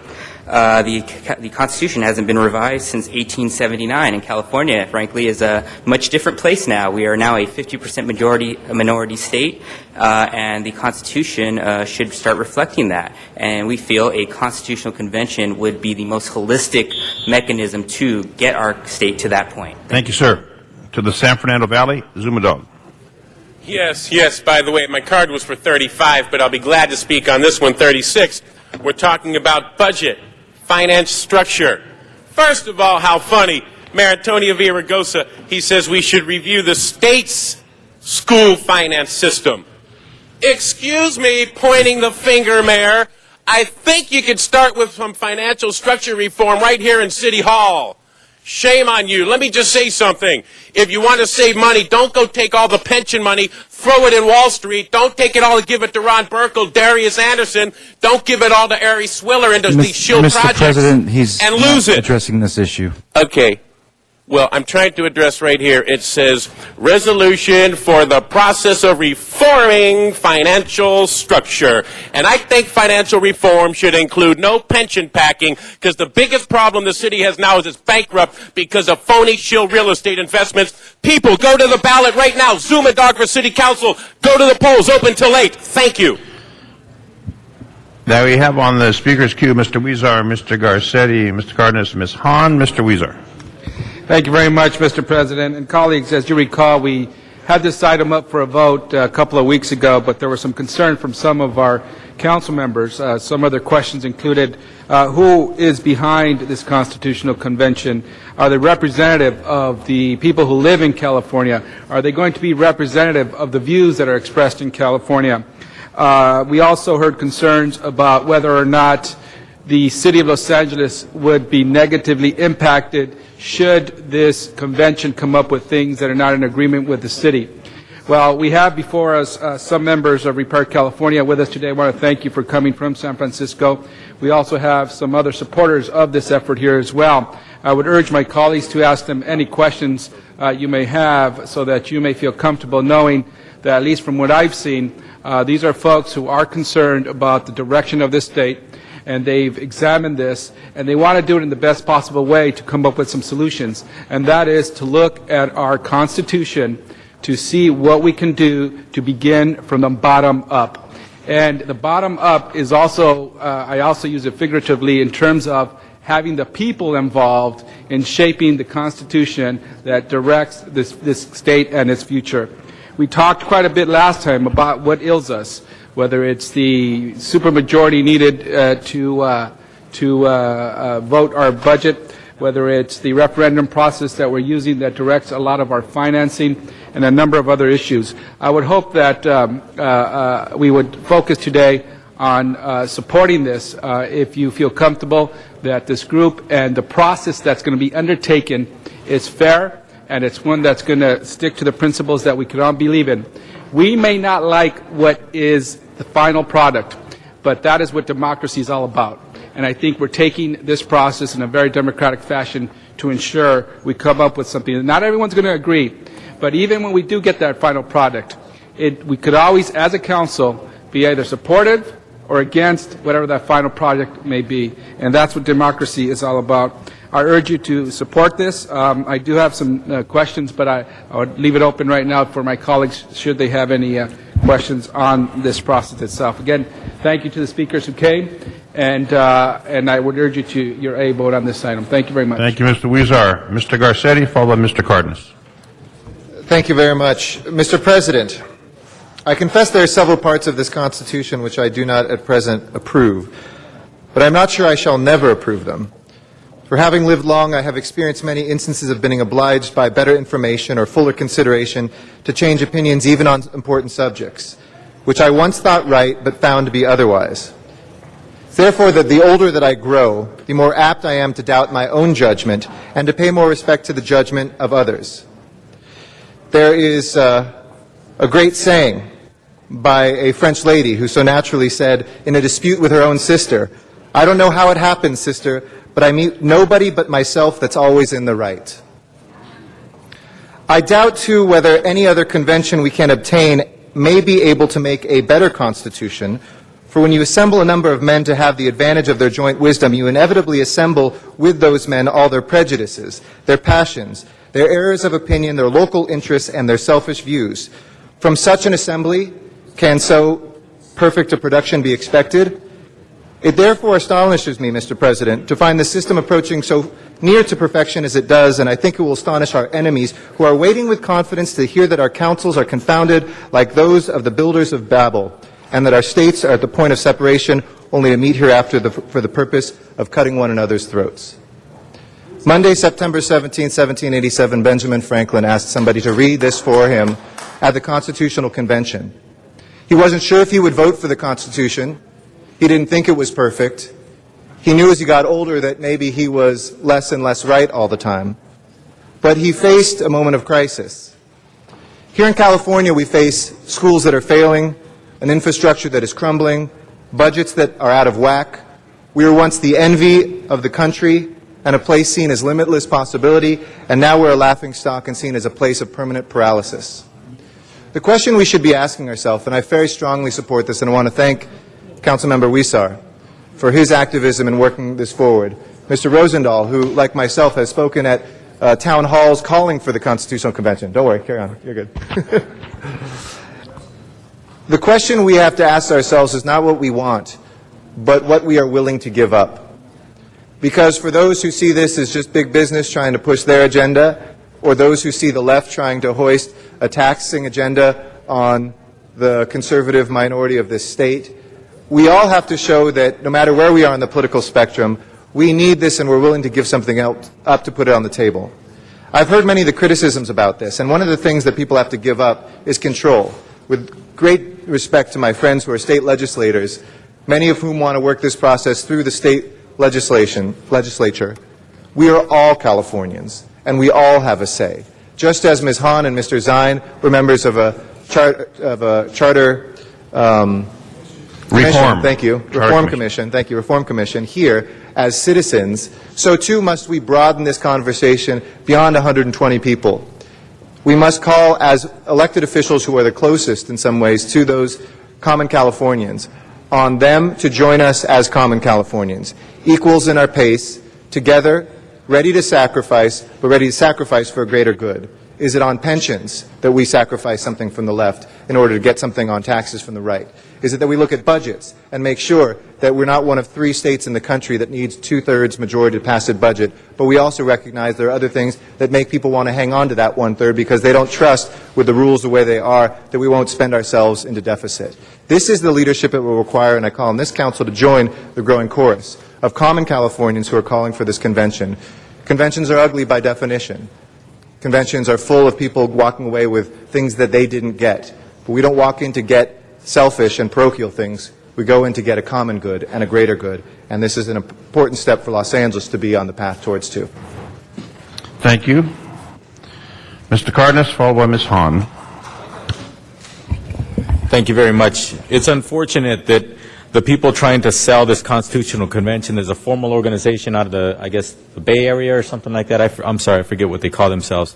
I've been privy to 2 presentations by them, and they tried to sell the League of Cities members by saying that they would be a limited constitutional convention. For example, we'll not touch certain things. For example, it's my understanding, one of my colleagues just mentioned, I think that the Howard Jarvis organization doesn't have a problem with the constitutional convention if you don't touch Proposition 13. Now, the fact of the matter is, if we're going to have an honest dialogue like the quote of Benjamin Franklin, I don't think, limited the scope of what he was trying to say. What he was trying to say is, if we're going to do things, let's do it right, let's put everything on the table, and let's make this as right as possible. And then perhaps as we get more sage and older as a community, as a society, maybe we'll even make it even more right next time. And I think that the fact of the matter is, there's some fundamental flaws and problems with having a constitutional convention that I think most people would say are just inherently unfair. For example, how will the people be chosen to be voting members of this constitutional convention? I would imagine, it's my understanding, that in order to be, Jerry Miller, can you come up, please? A constitutional convention actually requires that people in that convention vote. Now, I can't imagine that they'll make it a convention, literally a convention, where, say, you get a stadium and you just let come one, come all, and then you have an aye or a nay vote on the items or what have you. It will have to be comprised of people who actually have the right to vote. So, Jerry, do you know anything about that, about whether or not it would have to be confined to voting members, and then there will have to be some kind of selection process as to who becomes a voting member? My time, please. There would be delegates that would be appointed as voting members. Again, the process, and some of these folks may want to address it, that is our understanding that the proposal is that they would be allocated based on population on a county-wide basis. So the question, certainly for the city of L.A., would be obviously the size of L.A. County. Yeah, but who would pick them? Politicians? My gosh, now we've just flawed the system dramatically, haven't we? That is certainly an issue you should be concerned with, and whether it's the Board of Supervisors that appoints all of them, or whether this council wants to take a position on how those are selected. For example, perhaps the top 10 cities in the state would get to appoint their own delegates, and the city selection committees in the county would appoint the remainder. But that's a very important policy issue that hasn't been fleshed out yet. Okay. So the bottom line is it hasn't been fleshed out. But regardless, no matter what, it appears that some process would have to be put in place to decide who are the voting delegates or whatever they're called. The bottom line is it would have to come to that. A process would have to be followed, created and followed, to decide who's going to be in the room and who's going to be a voting member. In California, are we allowed to do these kinds of things in the state of California based on race? No. Ethnicity? No. No. Okay, so there's no guarantee unless somehow, some way this follows the Voting Rights Act, which is a federal matter. how would we make sure that this room of people or this convention looks like California? I don't know, John, if you have any input on. Obviously, that is an issue of concern. This is one of the issues that came up in the recent redistricting measure that was passed at the state level, and that process set out a series of checks and balances so that there were appointments made at different levels, and the idea is that when you got to the end, you would have a panel that would reflect the communities that you're selecting from. The fact that the proposal, as we understand it, that's forming, is that the counties would be making appointments based on population, and so you would be making appointments from your county reflecting the population in your county. So that ensures a greater, that improves the ability for you to make sure that the diversity in your community is represented. Yeah, but when you talk about diversity, we're going to have to stick to incomes or zip codes or things of that nature, because we're not allowed in California since, what was it, Proposition 2 what? That doesn't not allow any jurisdiction in California to take race or ethnicity into account. What was that proposition? I think it's 218? 209. 209. Yeah, 209. I always get mixed up, 206, 209. So 209 would have to be adhered to in this case, right? Yes. I mean, no question about that. Yes. Okay, so again, how are we gonna make sure that we have that kind of fairness? We have that kind of room of convention people who actually look like California. Well, the resolution, the substitute resolution that's in front of you says, or takes the city position that we would support this if, so long as the following components are included in the final language. And one of those components is that the measure that finally gets put forward ensures that there's political diversity, delegates reflect the ethnic, racial diversity of the state. So in terms of a city position of support for this, the city's position is predicated on the final language of this measure having some provisions to address those issues. Yeah, but the fact that we use the word ethnicity, I don't think the state convention, state constitutional convention, can actually take that into account formally. We're gonna live on promises. I'm not willing to stake my future, my children's future, my grandchildren's future on that. And as a matter of fact, Benjamin Franklin, I don't think they included their wives in that process back then either. So with all due respect, it's kind of romantic for us to think of past leaders in this country, what have you, being that awesome. But the fact of the matter is, they were in some sense pretty awesome. They've done some pretty cool things and incredible things. But at the same time, we have to make sure that we understand that let's not romanticize the idea of what a constitutional convention is. It is a serious matter. It's a matter that should take on the issue of the two-thirds vote, but it's not only limited to that, the two-thirds vote of the legislature to pass a budget. That's one of the biggest problems California has. And I'll end on this, Mr. President, and that is the fact of the matter is sometimes we have the angry mob mentality, and the state of California threw out a governor that did not violate any laws or anything like that. He just wasn't that well liked. And then the electorate ended up throwing that guy out and putting another person who was really, really popular and really well liked, who's currently our governor, and he ran for office defeating that other governor or allowing himself to be elected by promising not to do the shenanigans, as he called it, that this governor that Californians threw out at the voting box, that he would not do those things. He did exactly those things he said he would not do, and the state is in worse financial crisis than we had the previous governor that we threw out, because the voters decided when they were angry to do this. That is not the way that democracy should move forward, because we have examples exactly like what we're living through today, that when people act clearly out of emotion, what happens is we end up having worse results. Thank you, Mr. Cardenas. Ms. Hahn, followed by Mr. Rosendahl, Mr. Reyes, Mr. Alarcon, Mr. Garcetti. Ms. Hahn. Thank you, Mr. President. Well, I do know that there are concerns on both sides of this issue, but I will tell you, this does remind me of an era back in 1997 in the city of Los Angeles, when there was so much frustration with government. There was so much feeling of being disenfranchised from City Hall that 3 parts of the city were so unhappy that they wanted to leave the city of Los Angeles and went through the secession process. Dennis Zine and I were citizens, and we ran to be elected to the Charter Reform Commission in the City of Los Angeles. That charter had not been touched for 75 years, and it was a very different Los Angeles when the city charter was first enacted. And it was now a mishmash of amendments and changes that it sort of was a piecemeal way of trying to make government better. Was it a perfect charter when we ended up in 1999? No. Did we make some good things happen in the City of Los Angeles? I think so. We tried to make this government more efficient, more accountable, more streamlined. We gave more direct authority to certain branches of this government so that there was more accountability to the people. Area planning commissions came in, neighborhood councils came in, and the voters overwhelmingly approved it in 1999. And we began to try to make a better government. I will tell you, colleagues, I'm born and raised in Los Angeles. I'm a Californian through and through, and I have never felt the kind of anger and frustration that I am feeling right now in California. 3/4 of the people, I saw one poll, 80% of Californians feel like the state is going in the wrong direction.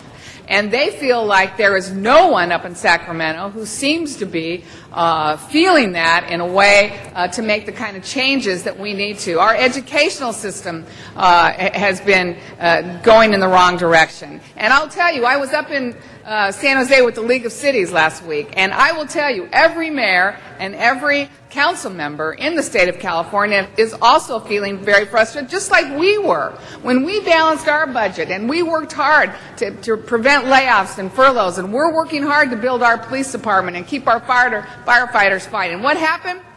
We do our work, and then the state comes and takes $120 million from us, and we may stand to lose about $66 million more because they can't figure out how to solve their problems up there, so they come and raid our coffers. And something is terribly wrong. Whether a constitutional convention will solve that, whether California Forward and some of the initiatives that League of Cities is putting forward will solve it, but I will tell you, the time is now for reforming California and bring it back to be the golden state of opportunities that so many of us came to believe in and love. I'm going to support this today because, again, I think we have to be on the side of the people,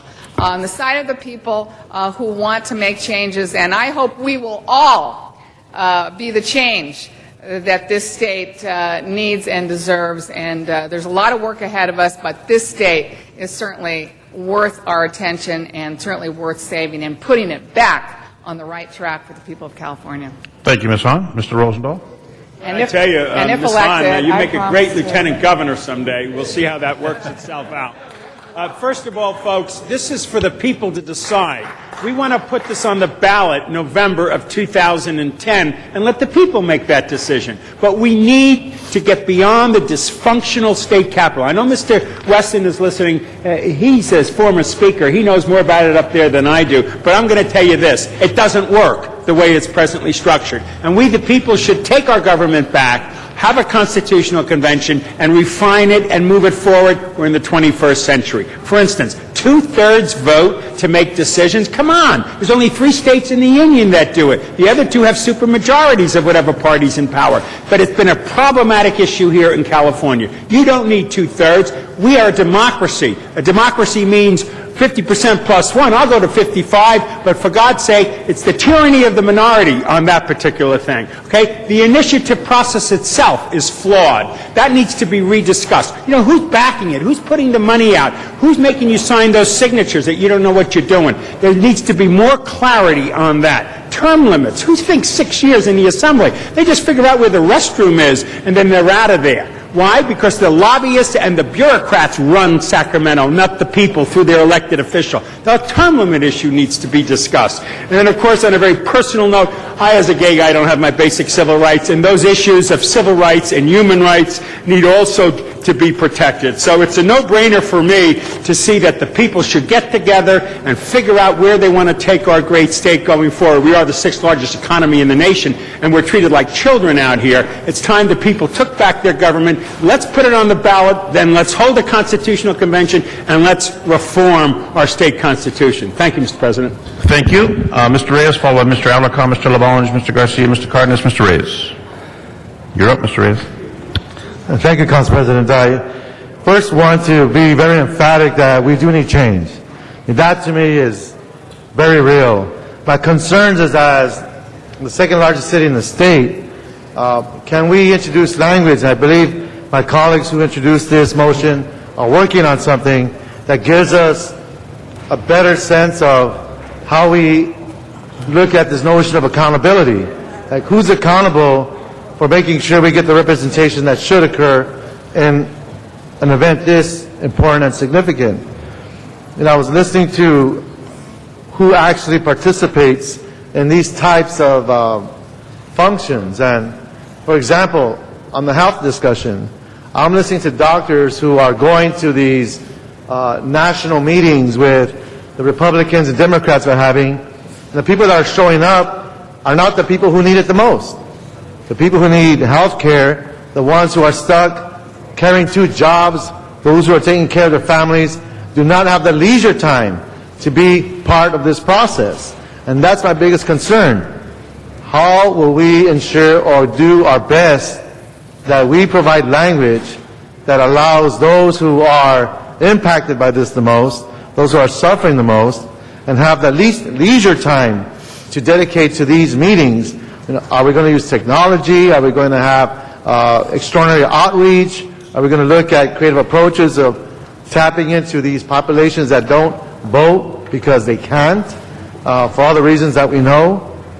I mean, those are the kinds of questions that are very important for me to have answered, but I'm understanding that my colleagues are working on some language that they're introducing that at least gives us a sense of accountability of who is going to be at this function and how will democracy show itself. And again, I think it's a very important step, a very significant one that we have to be careful with. So I'm looking forward to that language. I understand you guys are working on that. Okay. All right. This is not a mind melt. We have to hear it. So thank you, guys. Thank you, Mr. Reyes. Mr. Alarcon. Colleagues, as a former U.S. history teacher, it gives me great concern when people start talking about fundamentally changing the nature of our democracy. It's not something you tinker with lightly. So the first thing I would ask is that we stay away from the rhetoric, because it offends me when people say, oh, we just need this because that's going to cure all our problems. It's not going to cure all our problems. It may, depending on who does it, cause numerous problems. So, having said that, let me say that I'm not opposed to a constitutional convention. I just want to know what we're talking about. I have no idea, for example, what the Bay Area Council did. I have no idea what they proposed. I don't know how they limited it, what they wanted to be included in the consideration. I have no idea what the membership of the deciding parties would be, the delegates to the convention. I don't know what powers they would have, who they are. So I can't say that I support their effort. It would take another meeting just to talk about what they did. Secondly, the state is going through the process of reviewing this subject as we speak. We don't know what they're going to propose. And I don't know that I'm going to agree with what they propose. I have a feeling some of us aren't going to like what they propose. And so again, I would say let's not just latch on to this rhetoric of we got to have a constitutional convention. That's the only way to fix our problems. Ben Franklin was speaking in a context when African Americans couldn't participate. Women could not participate. Mexican Americans weren't even around. I mean, that's a different context. Who is going to be making the decisions of this constitutional convention? So I would recommend 3 amendments to be friendly with the concept. Number one, that we don't align ourselves with the Bay Area Council, that we simply say we support a constitutional convention. Number two, that we amend the representation portion to require that it conforms to the Federal Voting Rights Act. And number three, that we, what was number three? It was a good one. What? Oh, that we reserve the right to say no or change our mind when the state finishes their process and puts the matter before us. I think those three items would put us in a better position to drive our own agenda as a city relative to the establishment of a constitutional convention. The convention itself is not the concern. The product of the convention is what concerns me, and the people that participate in developing that product, the democratic representation is fundamental to how well the convention does and whether it truly reflects the incredible diversity of the state of California. That's our greatest challenge. If we can figure that out, I do believe a constitutional convention will have positive results. And so I would make those three amendments as friendly amendments and ask the maker of the motion to accept. Mr. Weezer, you accept those amendments? Yes, I accept those amendments, but I want to be clear on what those amendments are. And I think we could implement those amendments by, in the last resolve clause, there's a third sentence that says, support for the Bay Area Council's call for a state convention. If we just delete the Bay Area Council's call for, that would say support for a state constitutional convention. The second, that we do put language that we attempt to conform to the Voting Rights Act. And third, that the city reserves the right to either support or oppose the final recommendations of any constitutional convention. Those shall be friendly. Those are the amendments. Thank you, Mr. Weezer. Mr. Alarcon? I think you said of the constitutional convention. No, of the proposal for the proposals. constitutional. The proposals from the state constitutional. yes. Yeah. Okay, the amendments are accepted without opposition. Very well. Our next speaker, Mr. Labange, followed by Mr. Garcia. Garcetti. I got that. Mr. Garcetti. I'll clean those glasses off. Mr. Labange, thank you. Mr. Deaton, could you please tell me and explain? I just wanted to follow through. Thank you, Mr. Labange. No. Mr. Miller. Yes, sir. That happened.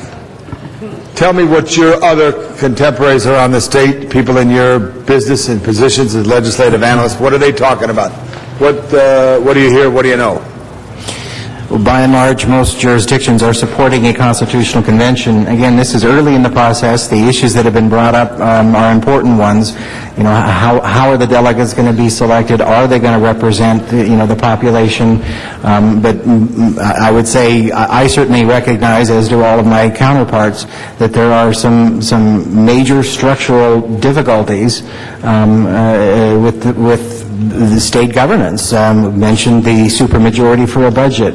As we've seen, despite Prop 1A, the state continues to try and pick our pockets to balance their own budget. Right. The definition of separation of powers, and of course, routinely, I recommend to you wanting to maintain local control. And again, one of the issues that this effort would deal with is defining the roles of local government and state government, and ensuring that the local government is empowered to make the decisions it needs to make. So there is broad support for the concept, but again, this is the very beginning of the process, and the details have yet to be worked out. Has there been any discussion over at SCAG, Southern California Association of Governments? I'm not sure about SCAG, but I know that there have been a lot of conversations at the League of California Cities. The League actually held a special conference in July on this topic, along with counties and school districts, and the overwhelming opinion from that conference was that there needs to be a constitutional convention. Right, and and I know Kevin Starr is not here, the state historian, but to ask someone like that, when's the last constitutional convention? All I can think is Hiram Johnson. I don't know of the history in that, but you hold my time.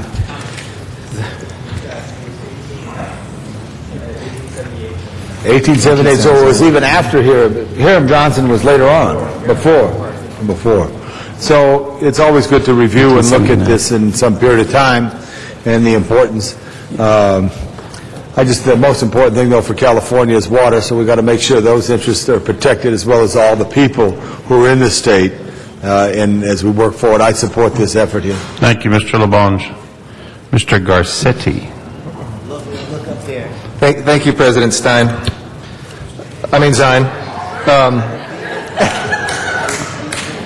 I'll defer to Mr. Wesson first for the first time because I'm up for a second Mr. Wesson just came up as you stood up. Mr. Wesson. Yeah, Mr. President, pay attention to the monitor. Well, the monitor came up after Mr. Garcetti stood up. Then fix mine. But now you're standing up. Thank you, Mr. Wesson. It should be faster. I, too, believe that there's going to have to be some kind of state constitutional convention. But I'm also very sensitive to all of the concerns that have been mentioned. I know that the lion's share of the people that are in Sacramento have every intention to do their very best to deliver services to the people of California. Yet they are handcuffed by the way the Constitution is currently constructed. But I think we should be concerned. I think Mr. Alarcon raises good points, Mr. Cardenas, Mr. Reyes. I also believe that the amendments that Mr. Huizar has taken as friendly amendments are good amendments. The one thing that I don't want us to do is to say, yeah, we voted for this, yes, we want to change Sacramento, and then we keep our eye off the ball. It's important that SCAG review this in the League of Cities, but Mr. CLA, if this council has concerns where it relates to diversity and a variety of other things, what additional language should we add to Mr. Huizar's bill, if he's agreeable, that would make sure that we as a city are engaged in this process and that we moderate this process? The most difficult thing for us to do would be when they complete the process and then bring it back. The option that Mr. Alarcon has suggested would be to basically accept or reject it. I think if we had some engagement while the process was occurring, where we could, in some kind of direct approach, we could indicate where the council would be and make sure that as the process continues, that during the entire process we're monitoring it. During the entire process we're making suggestions or recommending amendments. How do we do that? If you can do that, then I'm very comfortable. Well, Mr. Wesson, I think first of all, you can and should instruct my office and my staff to be regular participants in the development of these details and to report back to you on a regular basis on the issues that are being tackled. The specific issues are going to be dealt with by this convention, the specificity about how delegates are going to be appointed, the legal ability to ensure that racial and ethnic and gender and various diversity reflected in the population are reflected in the delegates, and to stress for the need for the City of Los Angeles to have appointing authority of those delegates so you maintain control over who will be representing you at any convention that might come to pass. And I'd also like for you to monitor what is being, what's in the bill, or what do they take out, so we know, because I'm sure it's going to be a work in progress. So to my dear friend and colleague, Mr. Huizar,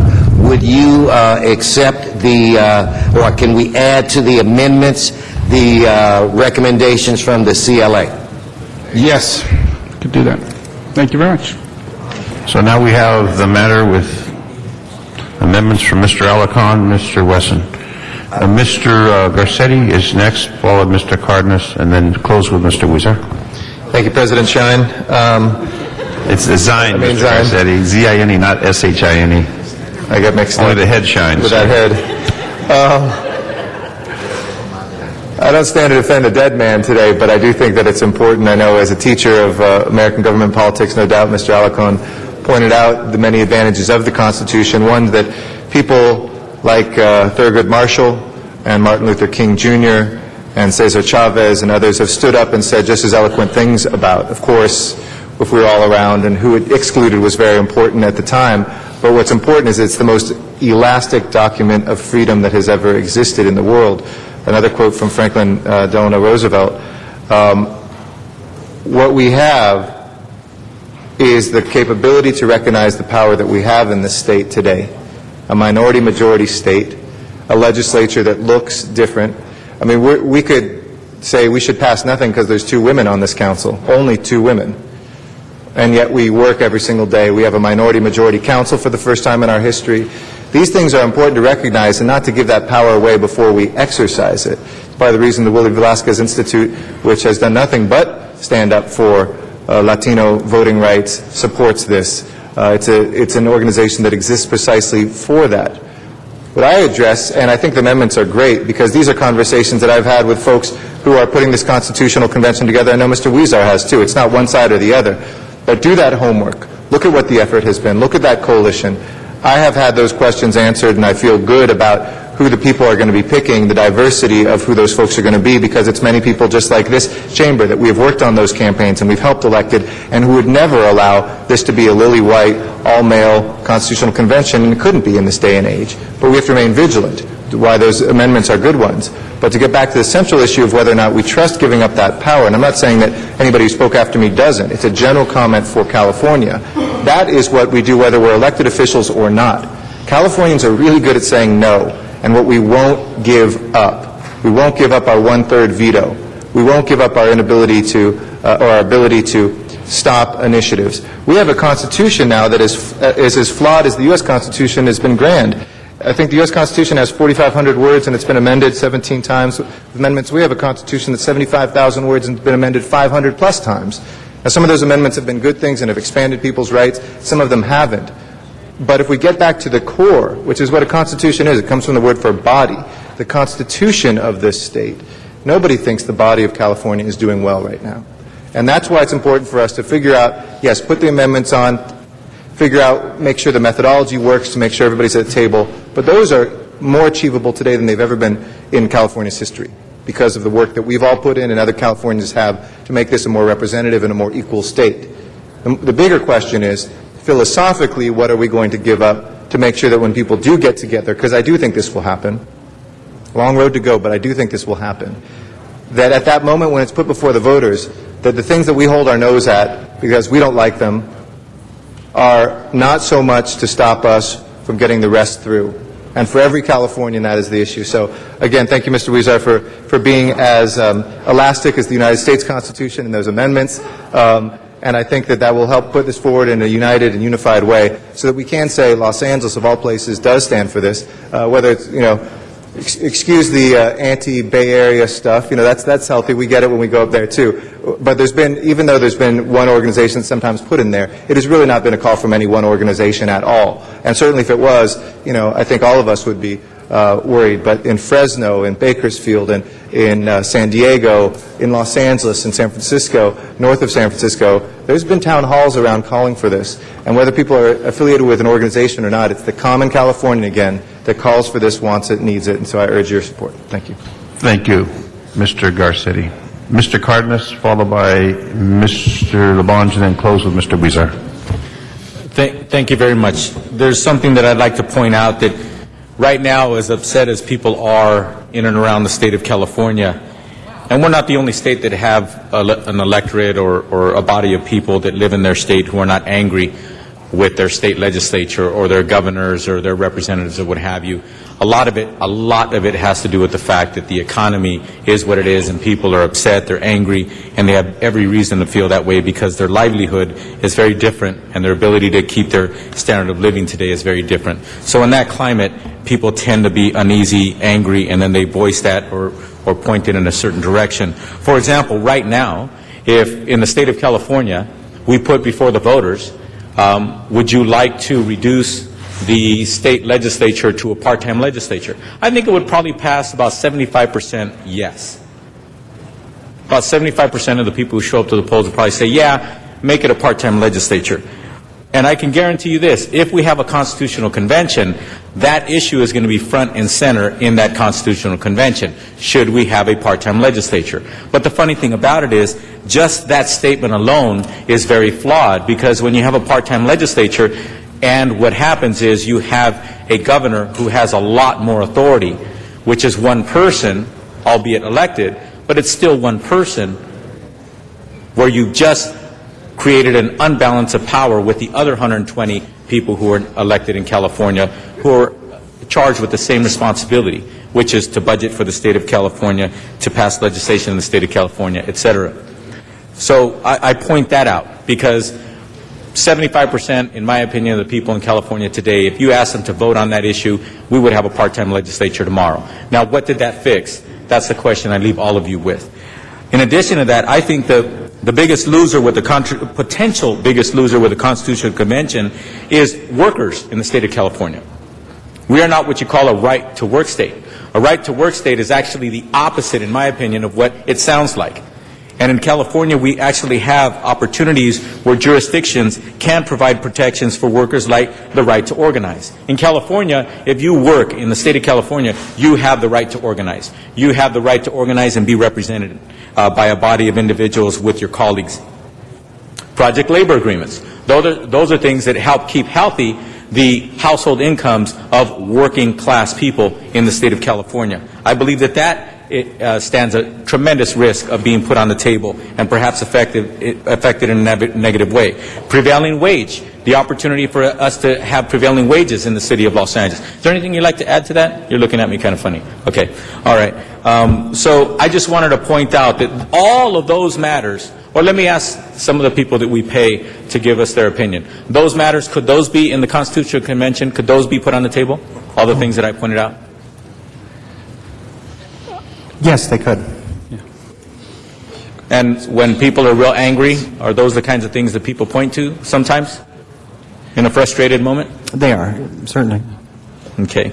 Well, the fact of the matter is, ladies and gentlemen, I do not feel that the right time and place and way to actually move forward with things is when people are in an angry mob mentality. And I am very, very concerned and alarmed at what bad things are very likely going to be put on the table and set California in the wrong direction with a constitutional convention. And let me say this, there are some good things that could, or I would hope, would come out of a constitutional convention. One that I hope is universally agreed upon is that the state legislature, part-time or full-time in the future, not be required to have a 2/3 vote in order to pass a budget.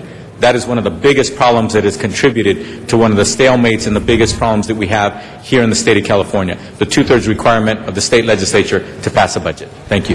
Thank you, Mr. Cardenas. Mr. LeBonge? Yeah, thank you very much. Mr. Garcetti, I just wanted to ask, could the Rules and Government Committee have a ongoing item every other month on this issue so they're up to date? And if they have to bring anything into council, could that be something like a standing, instead of an ad hoc committee or anything like that, just have an ongoing report from the CLA on the California Constitution and its governance in that situation there? Okay, and also, Mr. Miller, are there any states that are deemed in, best practices that you would say, that have the values of California, which many of my colleagues have stated that they're worried that it'd be put on the chopping block, but what state government is working appropriately if there was a governance?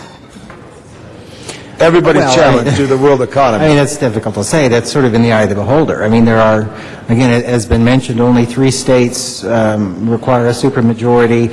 I believe that there were 14 states this year, despite that didn't have a budget on time.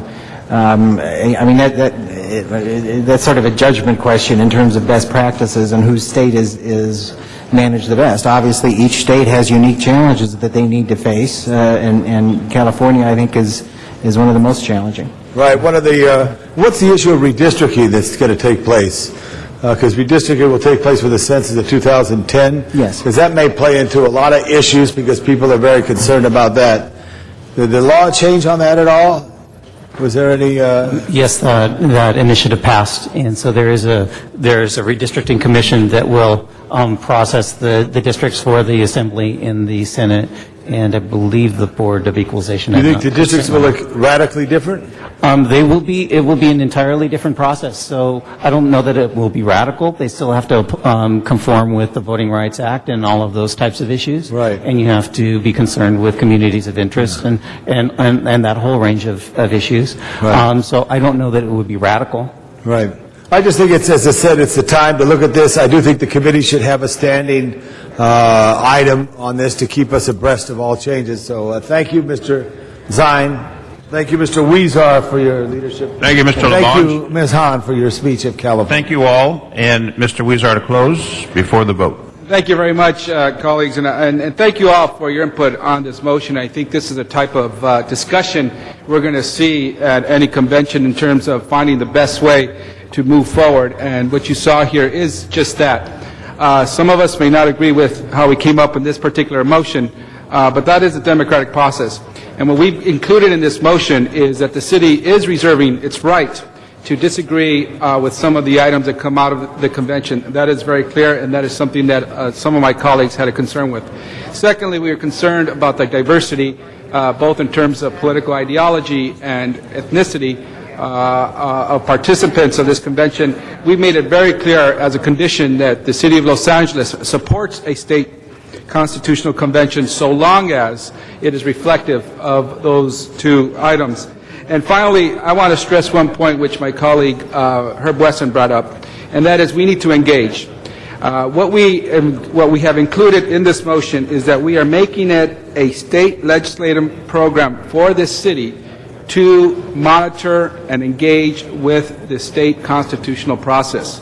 If we don't do that, we may not like the process at all, we may not like the product at all, and we're going to be left out. We might as well be involved, because the momentum is there to do something, and I'd rather be in the game than not be in the game at all. So, colleagues, I hope you could support this, and I want to share with the people from Repair California, thank you for being here. I was going to ask you to come up and answer some questions, but I'm being told that we are behind in our meeting here. We've got a few committees after this. But if you could just briefly state in a few seconds anything you'd want to finish up with here in terms of what you've heard. I'm going to let John take over, but we are always available for questions, and we are certainly in the process of writing the ballot language. So you feel free to give us a call if you all want to talk about your concerns or anything at all. And I'm going to let John speak. Thank you very much, and I hope that what you've heard here will inform you as you move forward in creating your process. It's been very informative, and thank you very much for the issues that you've brought up and for your leadership on the matter too. So thank you. All right, thank you. Mr. Weezer, are we ready for the vote? With the amendments to this particular matter, the amendments from Mr. Weston, the amendments from Mr. Alarcon. The matter is now before us. Open the roll. Close the roll. Tabulate the vote. 13 ayes, 1 no. Forthwith on that matter. The request by Mr. Reyes, number 48. Mr. 48. Mr. President, colleagues, I call this special, and it really is about a heartfelt thank you to the team that made this possible. The Albion project is essentially an acquisition that's adjacent to the river that actually begins to move the river plan into implementation.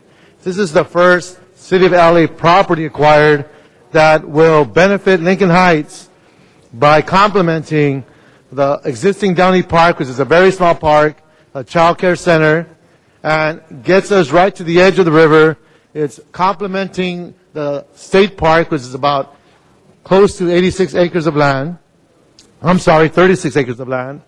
And it begins to lay the bones down, if you will, for allowing us to deal with water quality, allows us to deal with open space, allows us to begin to lessen the pressures felt by these very crowded neighborhoods.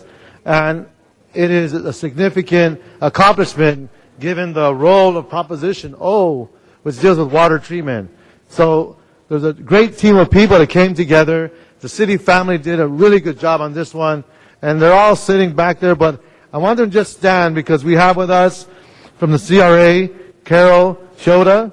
Thank you, Carol, for your hard work.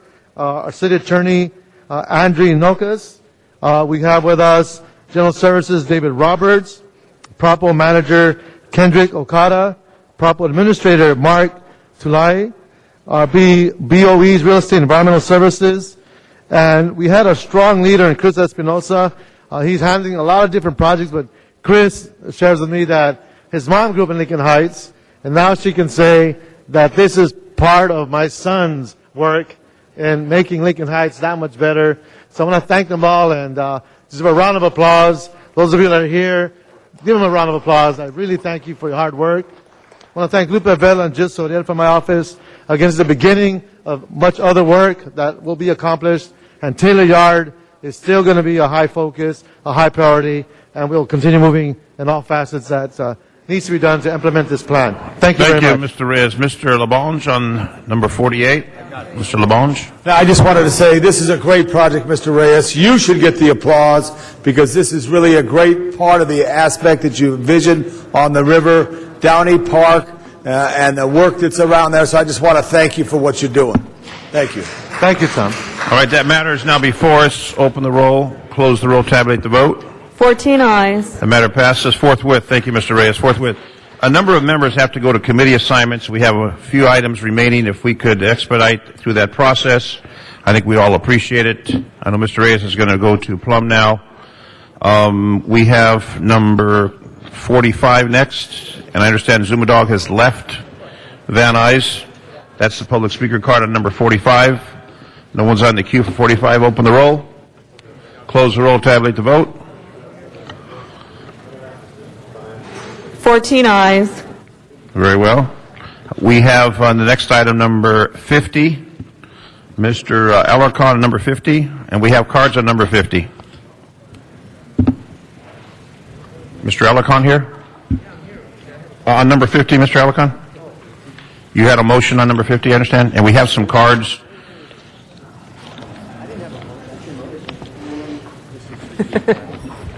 I understand you had a motion on this? Actually, I understand we want to receive and file this resolution. I want to be frank with you. I was not aware of the particular impact of this resolution. I did it as a courtesy to allow the matter to be forward. I didn't know that the resolution, frankly, I had bikers coming up to me with copies of the resolution that had my signature on it. That was not a very pretty thing, but the fact of the matter is this matter is a 2-year bill in Sacramento. It is not going to be heard until next year. I think we need to send, at a minimum, before we take this position, we would have to have a much greater understanding of the impacts and the benefits of it. So I support receiving and file this resolution. Very well. There are some speakers on this particular matter. If we could expedite that process, the speakers can come forward, and if you have a spokesperson for your group, David Rodarte, Robbie Freeman, Johnny O'Kane, Sporty Milligan, Stacy Hahn, and Ray Arnaso, Fred Sotier. If you folks could maybe condense your comments. Mr. Alarcon has recommended receive and file, which means that we're not going to be supporting this matter. But some comments from the folks that are here on behalf of the motorcycle riders. Go ahead, sir. No problem. My name is David J. Rodarte, representing the Modified Motorcycle Association. They call me teacher because I are one. Thank you, Richard. I appreciate it. We are opposed to Senate Bill 245, and we will be 435, and we will be working in Sacramento to defeat it as best we can. We appreciate your cooperation here. Thank you. Thank you very much. Any other speakers from the group? Because this can be received and filed. Go ahead, sir. How are you? I'm Johnny O'Kane. I'm a union iron worker and I ride a motorcycle. And obviously I'm opposed to the bill, but the resolution, it's like the bill is kind of, we're going to amend it, we're not going to amend it. So I'm glad that, I hope this would just get voted down, not tabled and moved on, just get rid of it. And, just end it today, because it would look foolish to vote on something that's not even figured out yet. Your own analysis just kind of grabbed out of thin air and came up with what he thought the bill would do. So I would appreciate it if you just vote it down today. Thank you. Yes. Hi, I won't take any time. I'm Fred Satilli. I'm from the American Brotherhood Aimed Towards Education. Both Janice Hahn and Bill Rosendahl spoke very, very eloquently on the psychological state of the people in California right now, and I can tell you frankly, everybody hates this. This is a terrible, terrible idea to have a bill like this, so I don't want to take any more time. Thank you. You're both Any other really speakers? right. Go ahead. All right, I'm Sporty Lee Milligan from the Beta, California Board of Director, and we are strongly suggesting that you do not support this resolution. Right at this particular time, I found out from my lobbyist up in Sacramento that the author of the bill, Fran Padley, was planning on having some amendment changes, so it's not appropriate at this particular time to do this. However, I still think you should, irregardless of whether they have any amendments or not, it's still a bad idea to do this because the people, this bill has no financial impact. At this particular time, you don't have any idea how much the darn thing's going to cost, who's going to implement it, and what's going to happen with it. So because of that, it's a situation being involved. I strongly suggest that you say no to this bill. Thank you, sir. Good afternoon. My name is Stacy Hahn, no relation. And I'm the secretary for Division 5 of the Modified Motorcycle Association. And I just would like, I had a whole bunch of stuff, but real quick, SB 435 is an ineffective bill. The air pollution number which Pavley cites in her arguments is that motorcycles produce 5.2 tons of smog-forming pollutants across the entire state. By contrast, all other statewide sources produce 5,691 tons, according to the LA Times. Simply put, motorcycles generate less than 0.1% of air pollution in California. This is an incredibly small impact. Is this the type of micromanagement and enforcement burden really necessary for vehicles that only represent 3.6% of all registered vehicles on the road? SB 435 has been written with good intentions, but is bad legislation.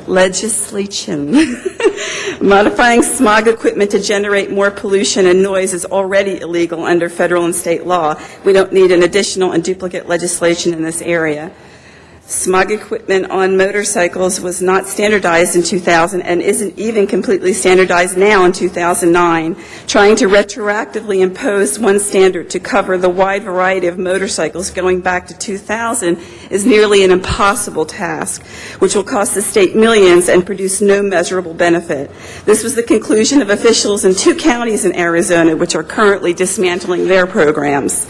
This will inevitably be the conclusion applied to Los Angeles. Motorcyclists help Southern California in many ways, including reducing traffic congestion, fuel consumption, and our carbon footprint. Members of the City Council, please don't punish motorcycles by endorsing this bad legislation. Thank you. Thank you very much. That is our last public comment speaker on this item. Mr. Zine. Mr. President, thank you for the speakers on this matter. I'm the only council member here that rides a motorcycle, along with our city attorney, Carmen Trutanich. Strongly support against this bill. I thank Mr. Alarcon for the receive and file motion on this matter, which means this council is not going on record supporting this particular matter. As stated, it'll take effect in 2012. It'll affect motorcycles from the year 2000 on. That's 12 years of motorcycles that'll somehow have to be retrofitted, which is not only inappropriate, but questionable if it can actually be done. The pollution measures are inaccurate. The fact is, very few motorcycles pollute. Some people have a concern about the loud exhaust. Mr. Labange asked me a question about loud pipes. There's already laws on the books about loud pipes, and that's enforceable by law enforcement. So what we're talking about is the pollution, alleged pollution by motorcycles, which is negligible when you look at the population and the auto industry and the cars, the trucks, etc. So this bill will do absolutely nothing to help our environment. All it will do is take money out of people's pockets and create more animosity towards government by people in the state of California. So I would support Mr. Alarcon's motion. The receive and file means we're taking no action on this, which means we're not supporting it, which is what the groups here asked us that we do. So that will be the direction if everyone will support that. Thank you very much. Thank you. With that, I think there's been a motion to receive and file. If there's no objection, that is received and filed. Thank you very much, everybody, for coming in. Appreciate it. And that is off our table. Receiving and filed mean it's gone. It's put away, not in the drawer to bring back, but received and filed. Away. Thank you very much. Next item, please, Mr. Clerk. Item 51, call special for cards, and there is a request to receive and file this matter. Okay. Dr. Williams. It has not yet been received and filed, but that may inform your comments. Dr. Clyde Williams, El Sereno. I would highly recommend support of this bill, except that add to it specifically to take the ports of Los Angeles and the ports of Long Beach and get their freight up to Sacramento by rail, not by road. Thank you. Thank you very much. With that, let's go ahead. If there's no objection, there's been a motion to receive and file that. So ordered. Next item, please. Item 55, call special for cards. Okay, Dr. Williams, and then after that is Donna Perriman, Out, and Van Nuys. Dr. Clyde Williams, El Sereno, another annualized $5 million a year. Same budget as for the entire neighborhood council system. In this one, you in fact have an event that has already occurred, but there's no budget for it, but the costs are going to be absorbed. So I hope it's less than $1,000 or so. Why don't you just take them all out, save some time, and give them back to the neighborhood councils? Thank you. Thank you. Donna Perriman is our next speaker, and Van Nuys. After that is Zuma Dog. Zuma left. Anyway, we have, I want to say real fast, we have Frank Sheftel, Mary Benson, and Mary McEwen, other grass candidates. Please vote for CD2. And again, we have a lot of fee waivers here, 37 to be exact. How dare you ask the city employees concede when you have fee waivers that up to $63,000. The big one is $18,898. Whatever that means, for Salvadorian Independence Parade, $6,420, 50 years inspiring art, $4,875 for 15th annual, LA Korean Festival. You see 12 black parties, which doesn't give revenue to the city. You want to make city employees work free or for much lower pay for holidays, while you get thousands of fee waivers. These things necessary for the city. Must we have celebrations on a dime for lots of different cultures while we hurt our African Americans and Hispanic city employees who worked hard to get jobs they have and promotions they deserve? So let's get rid of these fee waivers. Thank you, Donna. And we will note that Mr. Dog wanted to speak on this issue. With that, let's go ahead and prepare the roll and tabulate the vote. 11 ayes. That is approved. Next item, please. Item 62, call special for Councilmember Labange, and there are cards on that. Okay, Mr. Labange, we have a card from Zuma Dog. He is gone. Donna Perriman, did you want to speak on item number 62? Van Nuys, and then we'll hear from Mr. Labange. Okay, thank you. Hold on. We'll just hear the public comment. Is that right? And then the floor is yours to conclude. Okay, go ahead, Ms. Perriman. I need 1 minute to say, I know you want to delay the moratorium. You don't want to hurt your favorite fee waivers. You love the fee waivers. The more, the better. It makes you look good. It's more fun. You want others to make tough decisions on what you want, on what to cut back, but you don't have time to sacrifice having what the city pays for these small, having these whole city pay for a small amount for people. Especially block parties, really done for a small area of people. It's not right to delay to the moratorium. When will you do it? When pigs fly or roosters fly? I know. The answer is never. Thank you. Thank you. Mr. Labange, the floor is all yours. Members, as we all talked about special events, Gary Harris is here. They've worked out the matter with Farmers Market. I'm looking at Bill Rosendahl. They've worked out the matter with farmers markets on special events. Mr. Labange, because it's very clear to me the 4 farmers markets that I have that are somewhat in trouble, the Palisades and Brentwood, West LA, and Mar Vista, that we need to work it out because they're a vital part of our community. And right now we're looking at the bills. There was this automatic fee waiver concept that had dollar signs attached to it. I have been meeting with the farmers markets, and we are picking up our own signs. We're doing this, we're doing that. So I think we can get the numbers, that's my plan, in such a way that we can move forward with it. But it is a work in progress right now, Mr. Labange. And that work in progress has to have flexibility from our Public Works Department as we move forward. Gary, give me the 411 on farmers markets. You're going to have, instead of a permit every week, one permit for the year? We're proposing that as the new ordinance gives us the authority to issue one permit, we're also proposing that we reduce the fee on that one permit and not charge for every single event. As the previous process where the fees were waived, there was actually a fee assigned to that for each of the 4 weeks that these events occurred throughout a year. The new ordinance gives us the ability to issue only one permit for 12 months, and we are working currently with the CAO, the CLA, on establishing a lower fee that will be a part of our report back to council. Absolutely, and we're going to have flexibility too. If there's a couple bumps in the road, you'll figure it out. And we won't be hostile towards people. We'll help them have their event, but they got to follow some new regulations that come into compliance. That's correct. And we're working with all the city departments. We've had a meeting. I just want to make sure all of us, Yeah. I think, want to make sure you go the extra mile with people, because they don't know processes, they know neighborhoods. We want to support neighborhoods that want to have an event. We're here to celebrate Los Angeles and make sure people share in that experience. So I just count on you on that. Any problems, I think a direct call to the council office will assist. We don't want to ruin anybody's celebration because of a challenge to a process. Okay? We're going to work with you Got on your that. commitment. Thank you, Gary. Thank you both. Thank you, Mr. President. Thank you very much, Mr. Labange. With that, let's go ahead and prepare the roll and tabulate the vote.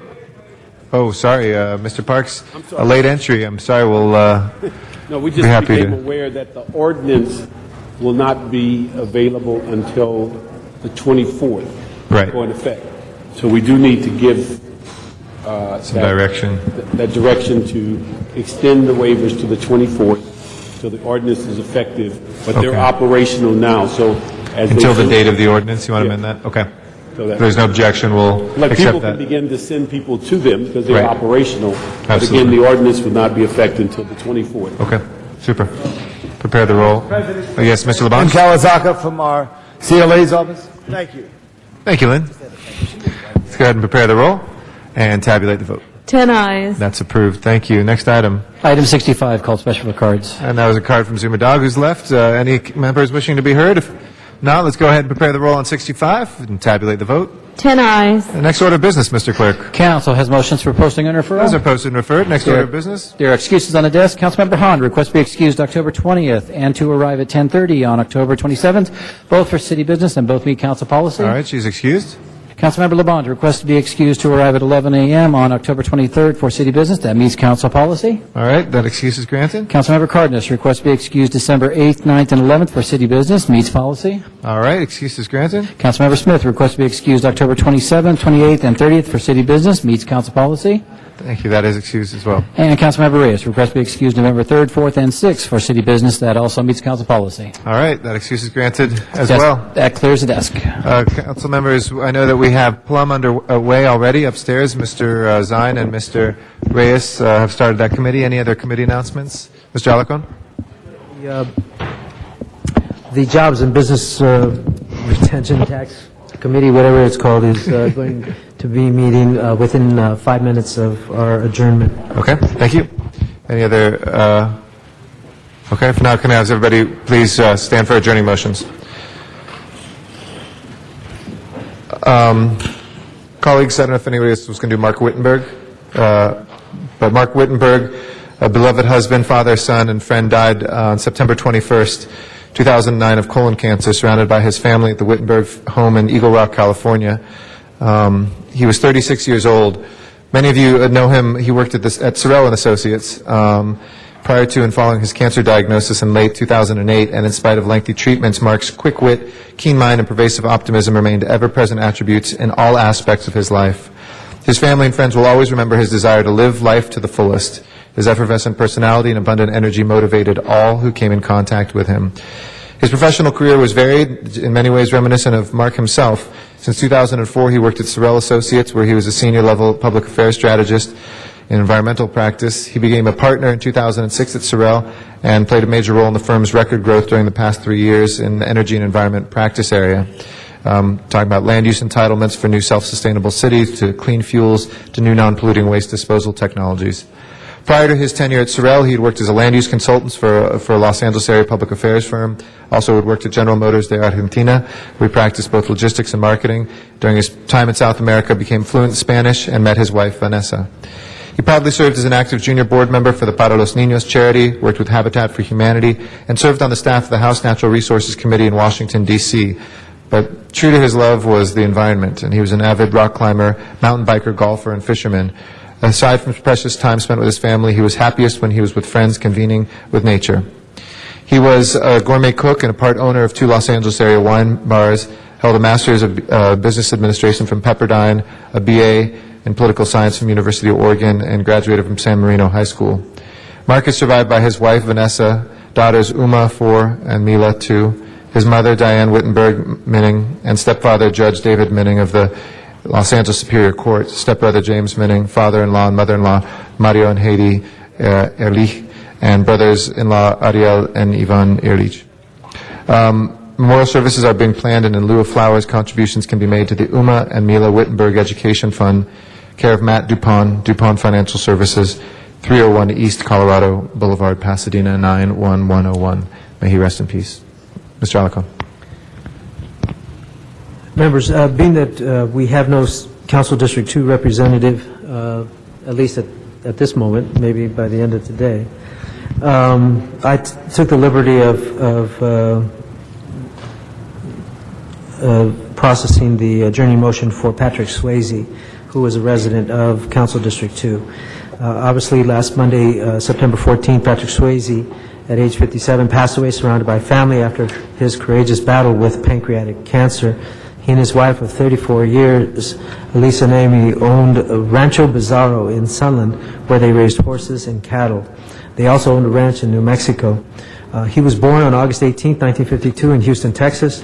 He was one of 5 children of Patricia, and a choreographer who owned a dance studio, and Jesse, an engineering draftsman. Patrick studied in New York City at the Harkness Ballet School and the Joffrey Ballet School. He first danced professionally as Prince Charming in Disney on Parade. He went on to play Danny Zuko in the original Broadway production of Grease and made his film debut in 1979, the 1979 film Skate Town, USA. In 1983, he had his first taste of fame, acting alongside Gene Hackman in Uncommon Valor, and also as Derry in one of my favorite movies, Francis Ford Coppola's film adaptation of the novel The Outsiders. In 1985, he starred in ABC's miniseries North and South, and in its 1986 sequel, North and South Book 2. He received the first of his 3 Golden Globe nominations for his memorable performance as a sexy dance instructor. My staff's words, not my sexy dance instructor at the Catskill Mountain Resort in a low-budget romance that became a major hit, Dirty Dancing. Of course, all of us know that. You know, the most amazing thing, and then of course the major film that most people are familiar with is Ghost. What an incredible performance, made anybody in the movie cry, and it was just an amazing performance. You know, I had the opportunity to meet Patrick Swayze. It was one of these events where people are honored for different things, and we happened to sit at the same table. And I have to tell you, all the things that they're saying in the press about how humble he was absolutely true. He was an amazing man of humility, and was very kind. You could tell that it was in his nature to actually not want the attention necessarily in a conversation, but to give credit to others who surrounded him. And I don't remember exactly what the award was he was receiving that night, but I do remember how gracious he was in pointing out that it really was a tribute to those who surrounded him on the project he was being awarded for. He was one of the most prominent residents of the Sunland Tujunga area, and everybody in the area knew. They didn't know exactly where he lived necessarily, but they knew he was there, and his presence gave them a little bit of pride because he was somebody that people are so prideful of. And so I just wanted to, on behalf of the 2nd Council District, adjourn in the memory of Patrick Swayze. The memorial services are still pending. His wife, he is survived by his wife, Lisa, his mother, Patricia, and 2 brothers and 1 sister. Thank you. We'll put all members on that. Thank you, Ms. Hahn. I just want to add to that. I think me, along with millions of fans, and certainly his wife, would say he was a Prince Charming up until the very end. He truly was a wonderful human being. Colleagues, I want us to adjourn today in memory of John Robert Kaiser, J.R. He was called. John's life tragically ended out on the docks on September 12th when he was crushed by a freight trailer while working at the Port of Los Angeles. His wife, Pamela, and his sister, Katie, came down here to the City Council today to be a part of this tribute, and I was going to have Katie say a few things after I'm done. John was born in Los Angeles, raised in Hawaii and Kentucky. He joined the armed forces after graduating from high school, and he served this country in Vietnam and earned a Purple Heart during that service. He worked for many years as a casual longshoreman before registering into ILWU Local 13 in September of 2004, and he was always so proud of his membership in the ILWU. He was a second-generation longshoreman, and his sister Katie, who's here, is a longshore woman, one of the brave women out there on the docks that really forged a career when very few women were working out on the docks. John was really a family man and who really put his family above all else. His services were held Sunday morning in Cyprus, and the tributes that poured out to him from his family, his daughters, his granddaughters, who talked about how he really never missed one of those great moments, not a recital, not a graduation, and that really speaks to the character of people putting their family first. He, again, is survived by his wife, Pamela, his daughters, Sheila, Tara, his granddaughters, Amanda and Angela, and he certainly will be dearly, dearly missed. And it's always a moment, colleagues, when we lose someone out on the docks that we remember that it is very, very dangerous work out there. And these are the men and women who, really keep our goods moving for this country. 43% of the trade from this whole country comes into those docks. But when we talk about economic engines and we talk about statistics, there's faces out there, there's men and women, and in a blink of an eye, you can lose your life because of the danger out there. So I wanted to make sure that we all stood today and adjourned our meeting in the memory of J.R. And Katie, if you would just like to come right now to the podium and offer a few words if you can. I know it's still really hard. Hi, I'm Katie Coburn. I just wanted to thank the council members for your acknowledgement of my brother's tragic death. And I wanted to, in particular, thank Councilwoman Hahn for the incredible support that she showed to his family, my family, and her presence there on Sunday. The eloquent speech that she gave really uplifted every member that was there. There were Local 13 members. There were just a lot of people there. And I'd just like to in particularly thank you for your assistance. I know that the union was in touch with you, and from the moment you heard about the accident, you were there for the union, you were there for the family, and I just want to thank you. Thank you all. Thank you. He will be greatly missed, and may he rest in peace. Thank you. Mr. Lamonge. Yeah, I think we should do all members on that, and I want to thank you as a sister and as a wife, how tough it is, but to know that he's there looking down on all of us. God bless your family. Thank you. Thank you. Mr. Parks? Oh, you have another one, Mr. Lamonge? I do. I just want to say another tragedy to another family in Pasadena. The president of the Terminal Roses, not an industrial accident, but again, cancer.